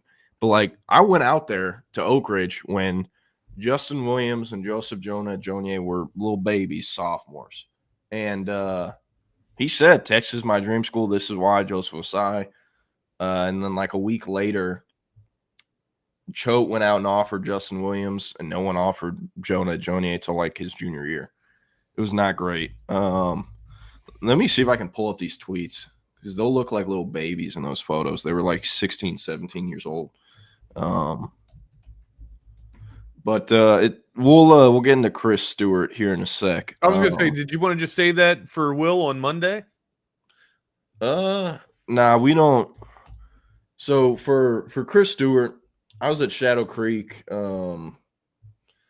last week, and for him, hasn't been the most locked-in Texas commit over the years, or over the last year. He did commit last June, about 8 days after Diabell committed to June, or committed to Texas, sorry. Oh, and he committed to Texas on the same day that Schlossnagle was hired from A&M to Texas. So kind of funny there. Yeah, here's here's Joseph Jonah Ajonye as a baby. They had this other kid named Favor too. Joseph Jonah Ajonye finishes like our number 40 player in the country, like number 3 D lineman. He had 2 offers at this time from A&M Commerce and Arizona State. That's him on the left. As a sophomore? Yeah. Fuck. Oh yeah. And that kid ended up at like ULL, I think. He didn't end up Power 4, I don't believe. But yeah. Yeah, hey, ULL. Because Favor is also Nigerian. They had family friends with them too. And I heard that was part of him ending up at ULL. I'm pretty sure he at least committed there if he didn't sign there. But yeah, it was nuts. But Chris Stewart committed to Texas last June. has taken visits elsewhere. He visited LSU. He visited A&M during the season. In January, he scheduled a bunch of OVs. He had ones for SMU, Arizona State, Miami, Tennessee, and, of course, Texas. And then also around January, his brother, Carter Stewart, who's a year older but was held back so they could be in the same grade and play together, he started picking up offers. And a few of those from the same schools that had offered Chris, like that's what I was going to ask you. Are they using as like a recruitment tool to kind of get a package for him, or to some degree? To some degree, Okay. yes. And SMU, Arizona State, even OU, those are the schools with offers to both guys. And then they were scheduled to go to SMU on an OV in early May. The state track meet happened. Chris and Carter both ran in the relays in that meet for Shadow Creek, so they didn't make it. And around the same time, SMU took like their 4th or 5th receiver commit. So they were like, hey, we're not, looking at them anymore. That didn't get rescheduled. And then when I was out there, I'm like, okay, so what's next? Miami, Tennessee, Arizona State, and then Texas. They canceled the Miami trip. No longer going there. And then Arizona State, him and his brother are both scheduled to OV there. And, I know that staff pretty well. I've been out there a lot over the last few years. State could use them. Yeah. In Arizona State, I'm like, hey, like, do they actually like really kind of want Carter and they're doing this to get Chris? Like, what's kind of the lay of the land here? And the Shadow Creek staff told me like they're all in on Chris they're all in on Carter and barely talk to Chris. I was like, what? That doesn't add up. So, and I asked Chris about that. I was like, I think that they can get Chris. I don't know. But I'm like, hey, I heard they're pushing pretty hard for your brother. Like, are they doing the same for you? That's also half of this job. You just got to play dumb. And Chris was like, man, they barely talk to me. I'm taking that OV because my brother's going out there, but they want my brother. I don't think they want me. And I was like, well, I mean, OVs cost thousands of dollars for each kid. I mean, I don't know. And then that'll be their first time at Arizona State. I think that's probably where his brother ends up if they push the right buttons. If not, it'll probably be UNLV for Carter. And then June 13th through 15th, Chris will be at Tennessee. Carter will be OVing to UNLV. Tennessee's an interesting one. Josh Heupel actually played with both of with Chris's uncle. At Oklahoma back in the day.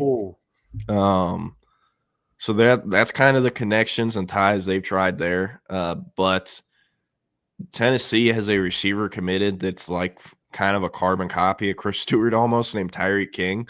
Texas actually offered him a few weeks ago. I was gonna say that sounded familiar. And so with Tennessee and Chris, I think that one's pretty unrealistic. He's never been up to Rocky Top before that visit, so they're going to have to take a big swing and connect, make some contact there. I don't really see it happening, especially because his last OV of the schedule is to Texas, June 20th through 22nd.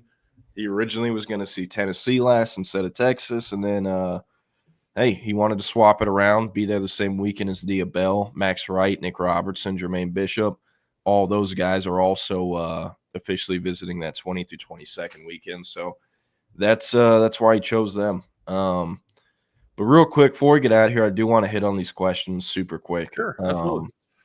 Yeah, man, I'm good. So I don't know if the dilemma was that I had to go pick stuff up by 11 o'clock and get back. So now dilemma averted, buddy. We're good until 1 p.m. We can stay on. Sweet. Get a little bit of lunchtime here with the Longhorn Playbook. Lone Star Playbook. Or yeah, that's the Lone Star Playbook. Jeez. Not the Longhorns, man. It just easily rolls off the hook. Yeah, hey, I will say this is going to sound crazy, but to some degree, Texas has benefited from Jeff Banks' significant other, who is a stripper, has benefited from her monkey biting a kid. Wow. Because Jeff Banks is a pretty damn good coach.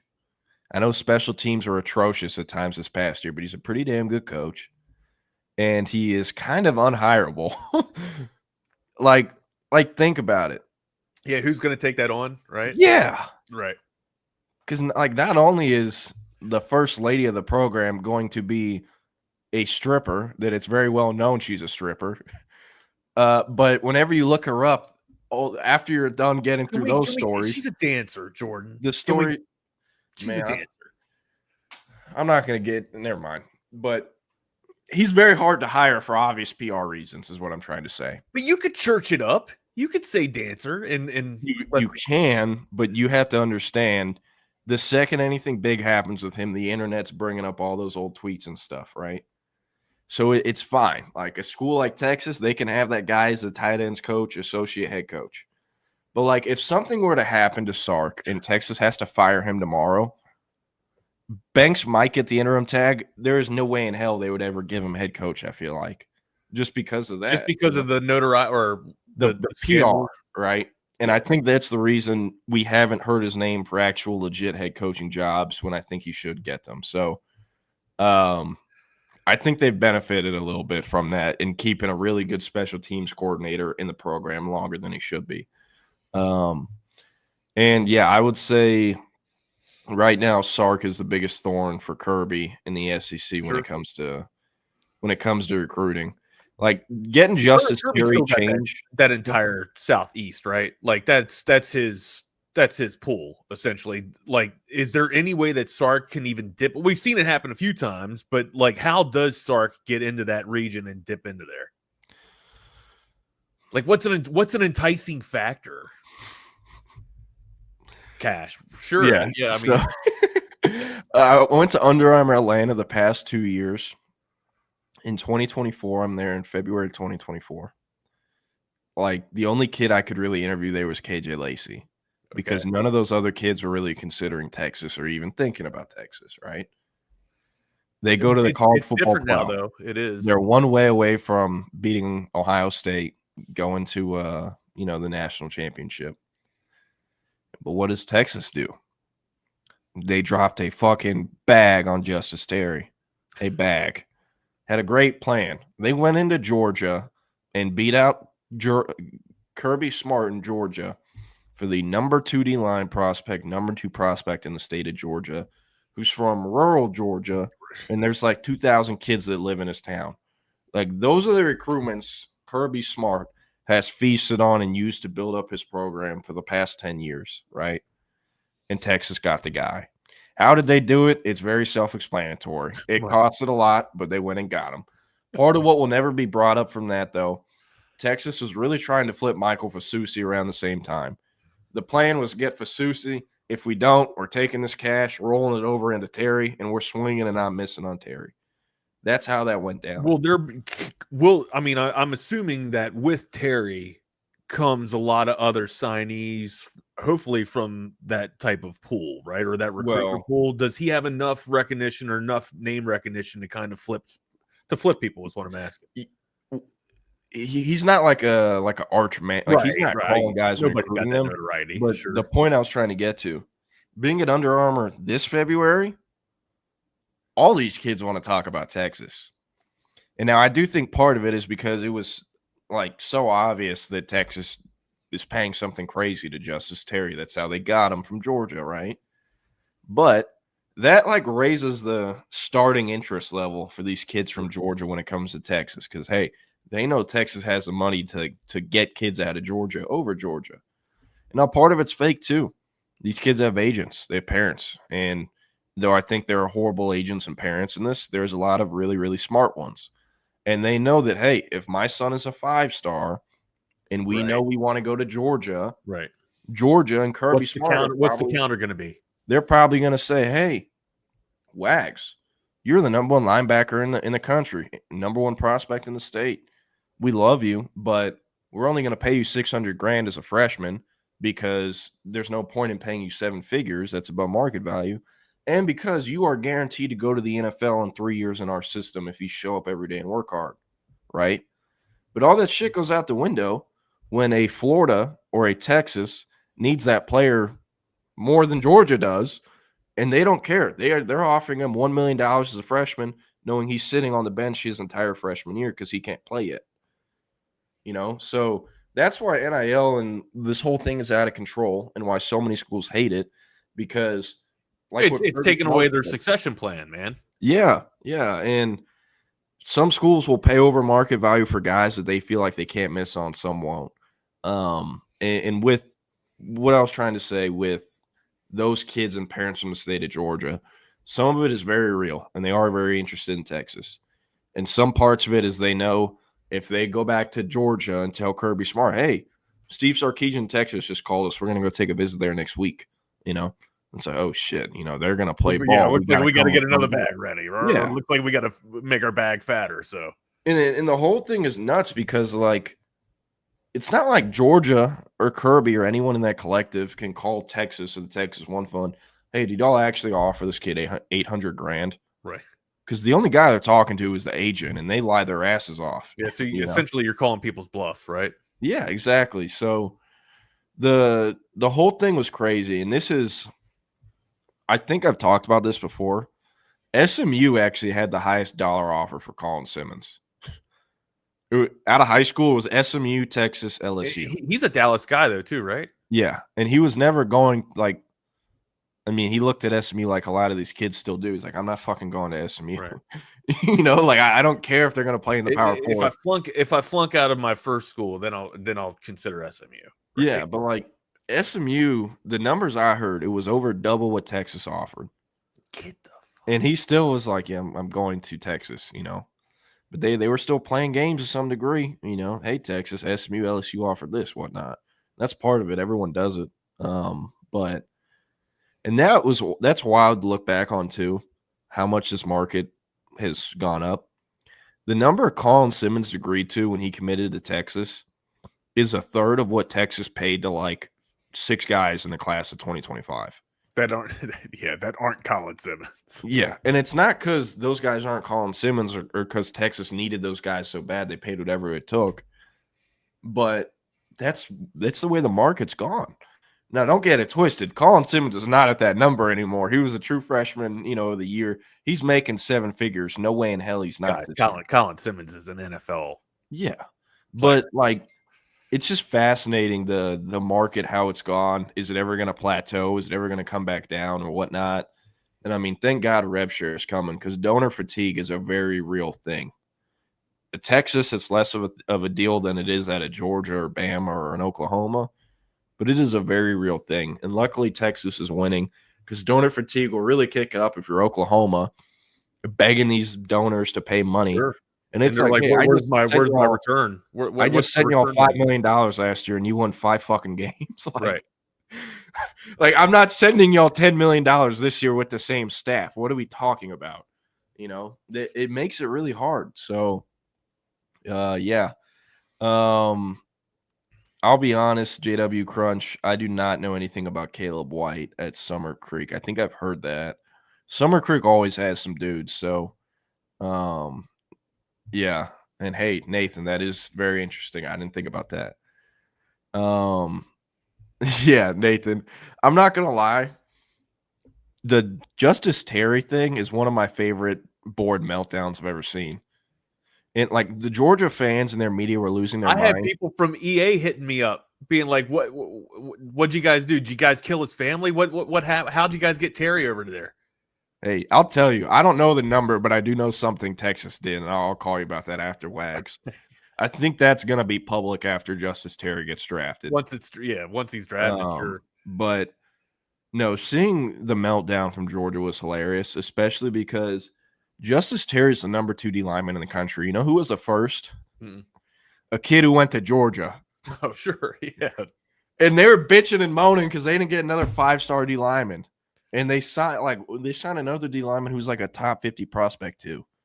Does Clemson still have the clout to get in there and mess things up for Alabama or Georgia in that zone, in that pool? They can, but it has to be very specific kids who can get. I have nothing. That essentially was Clemson's pool until Georgia took it, right? Well, what has screwed Clemson and what everyone's like, oh, Dabo's an old man. He's getting screwed. He won't use the portal. That's not why he's getting screwed. He's getting screwed because Clemson was one of 10 programs that was actually paying people under the table before NIL. So once it's legal, it's a lot harder, right? That's also why Bama and a few other programs since NIL weren't really the same. And, Yeah. So Hey that's, there, Delilah. Yeah. But with Elijah Griffin was his name, the number 1 D lineman who signed with Georgia. And I wanted to put a tweet out like, how are y'all melting down over Justice Terry? Y'all have Elijah Griffin, the only D lineman ranked higher coming in too. Like, come on, man. But this will actually be the last one. Did Texas simply lose to Collier and MORE due to Oregon paying more?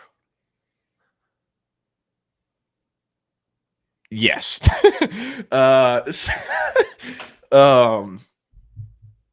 Yes, I think so. I think Texas could have doubled back and tried to flip him, and they maybe would have had a shot in the fall. But they were so pissed off at how it went down in the summer that I was told they didn't try to do that. So, no, 100% if that's true, but that is what I was told from people in Austin. The week of his official visit, I heard Texas's offer for him, or the week of his official visit to Texas.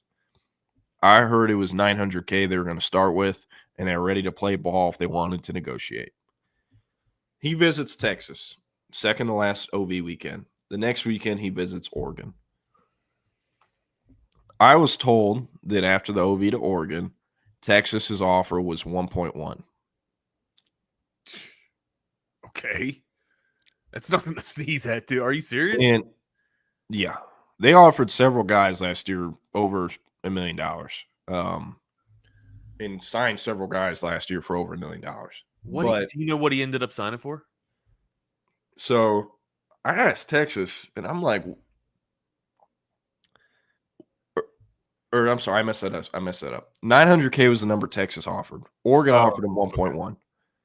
That is what I heard. I asked someone on like the Texas staff after it started to get the feeling the day of the decision, like, oh shit, this might not be Texas. Because he didn't commit to either school. He didn't call and say, hey, coach, I'm leaning here. This is where I'm going. So Texas was kind of like, yeah, we think we're getting him, but we don't really know. Right. And so that's what we have to go off of. We're reporting what Texas is feeling, what they're thinking. That's the only information you're getting, right? And the day after, when it's not Texas, I talked to someone on staff, and they're basically like, yeah, we think he's making somewhere between 1.3 and 1.6 as a freshman at Oregon. Crazy. And they're like, we're not going to pay that for a receiver. Right. And there's a 5-star receiver in the state of Texas nearly every single cycle. It is a premium position to some degree, especially for difference makers like the Collier and MORE. But they weren't going to do that. And so that's what I was told. Texas thinks he made somewhere between 1.3 and 1.6. I actually called like pretty much every single NIL source I had or have in the week after he committed to try to see what they were hearing. And they were saying anywhere between 1.1 and 1.4 is what they heard. That's so somewhere in there. It's a big bag. But yeah, and that day sucked too. He had that dumbass Instagram live where his mom was asking him questions about like, how do you, being so famous, how do you deal with the ladies? And it was just like, God, for the love of God, can you pick an Oregon or Texas hat already? Those are the worst, the Instagram live streams. And yes, Nathan, they do watch them. Usually on burner accounts, because like I'll look through and be like, hey, is Sark on here watching this or whatnot, or Brandon Harris? But I think they're on burners because I don't see their accounts, but I know they're watching it. Yeah, pretty much it. Went pretty long today, but it's all good. It's Friday, buddy. It's Friday. Oh yeah. Any plans you got for the weekend? Fun plans or anything? I got my dad in town. My kid just graduated, so we're gonna do like a little celebratory graduation dinner. And then I don't know, take my dad around and see Austin. I'm sure he's gonna want to go see the stadium and shit like that. So that's anything football ridden, or if it's I found out that he's a huge Lord of the Rings fan too. So he's from Baltimore. Yeah, but he lives in Myrtle Beach now. So hey, I gotta show you one last thing. This actually made me think about you. Do you know who you remember Coach Friedgen, like Ralph Friedgen? No, I had no idea what he looks exactly like Ralph Friedgen from the University of Maryland. Hey, this was Wednesday night after the Pacers next game.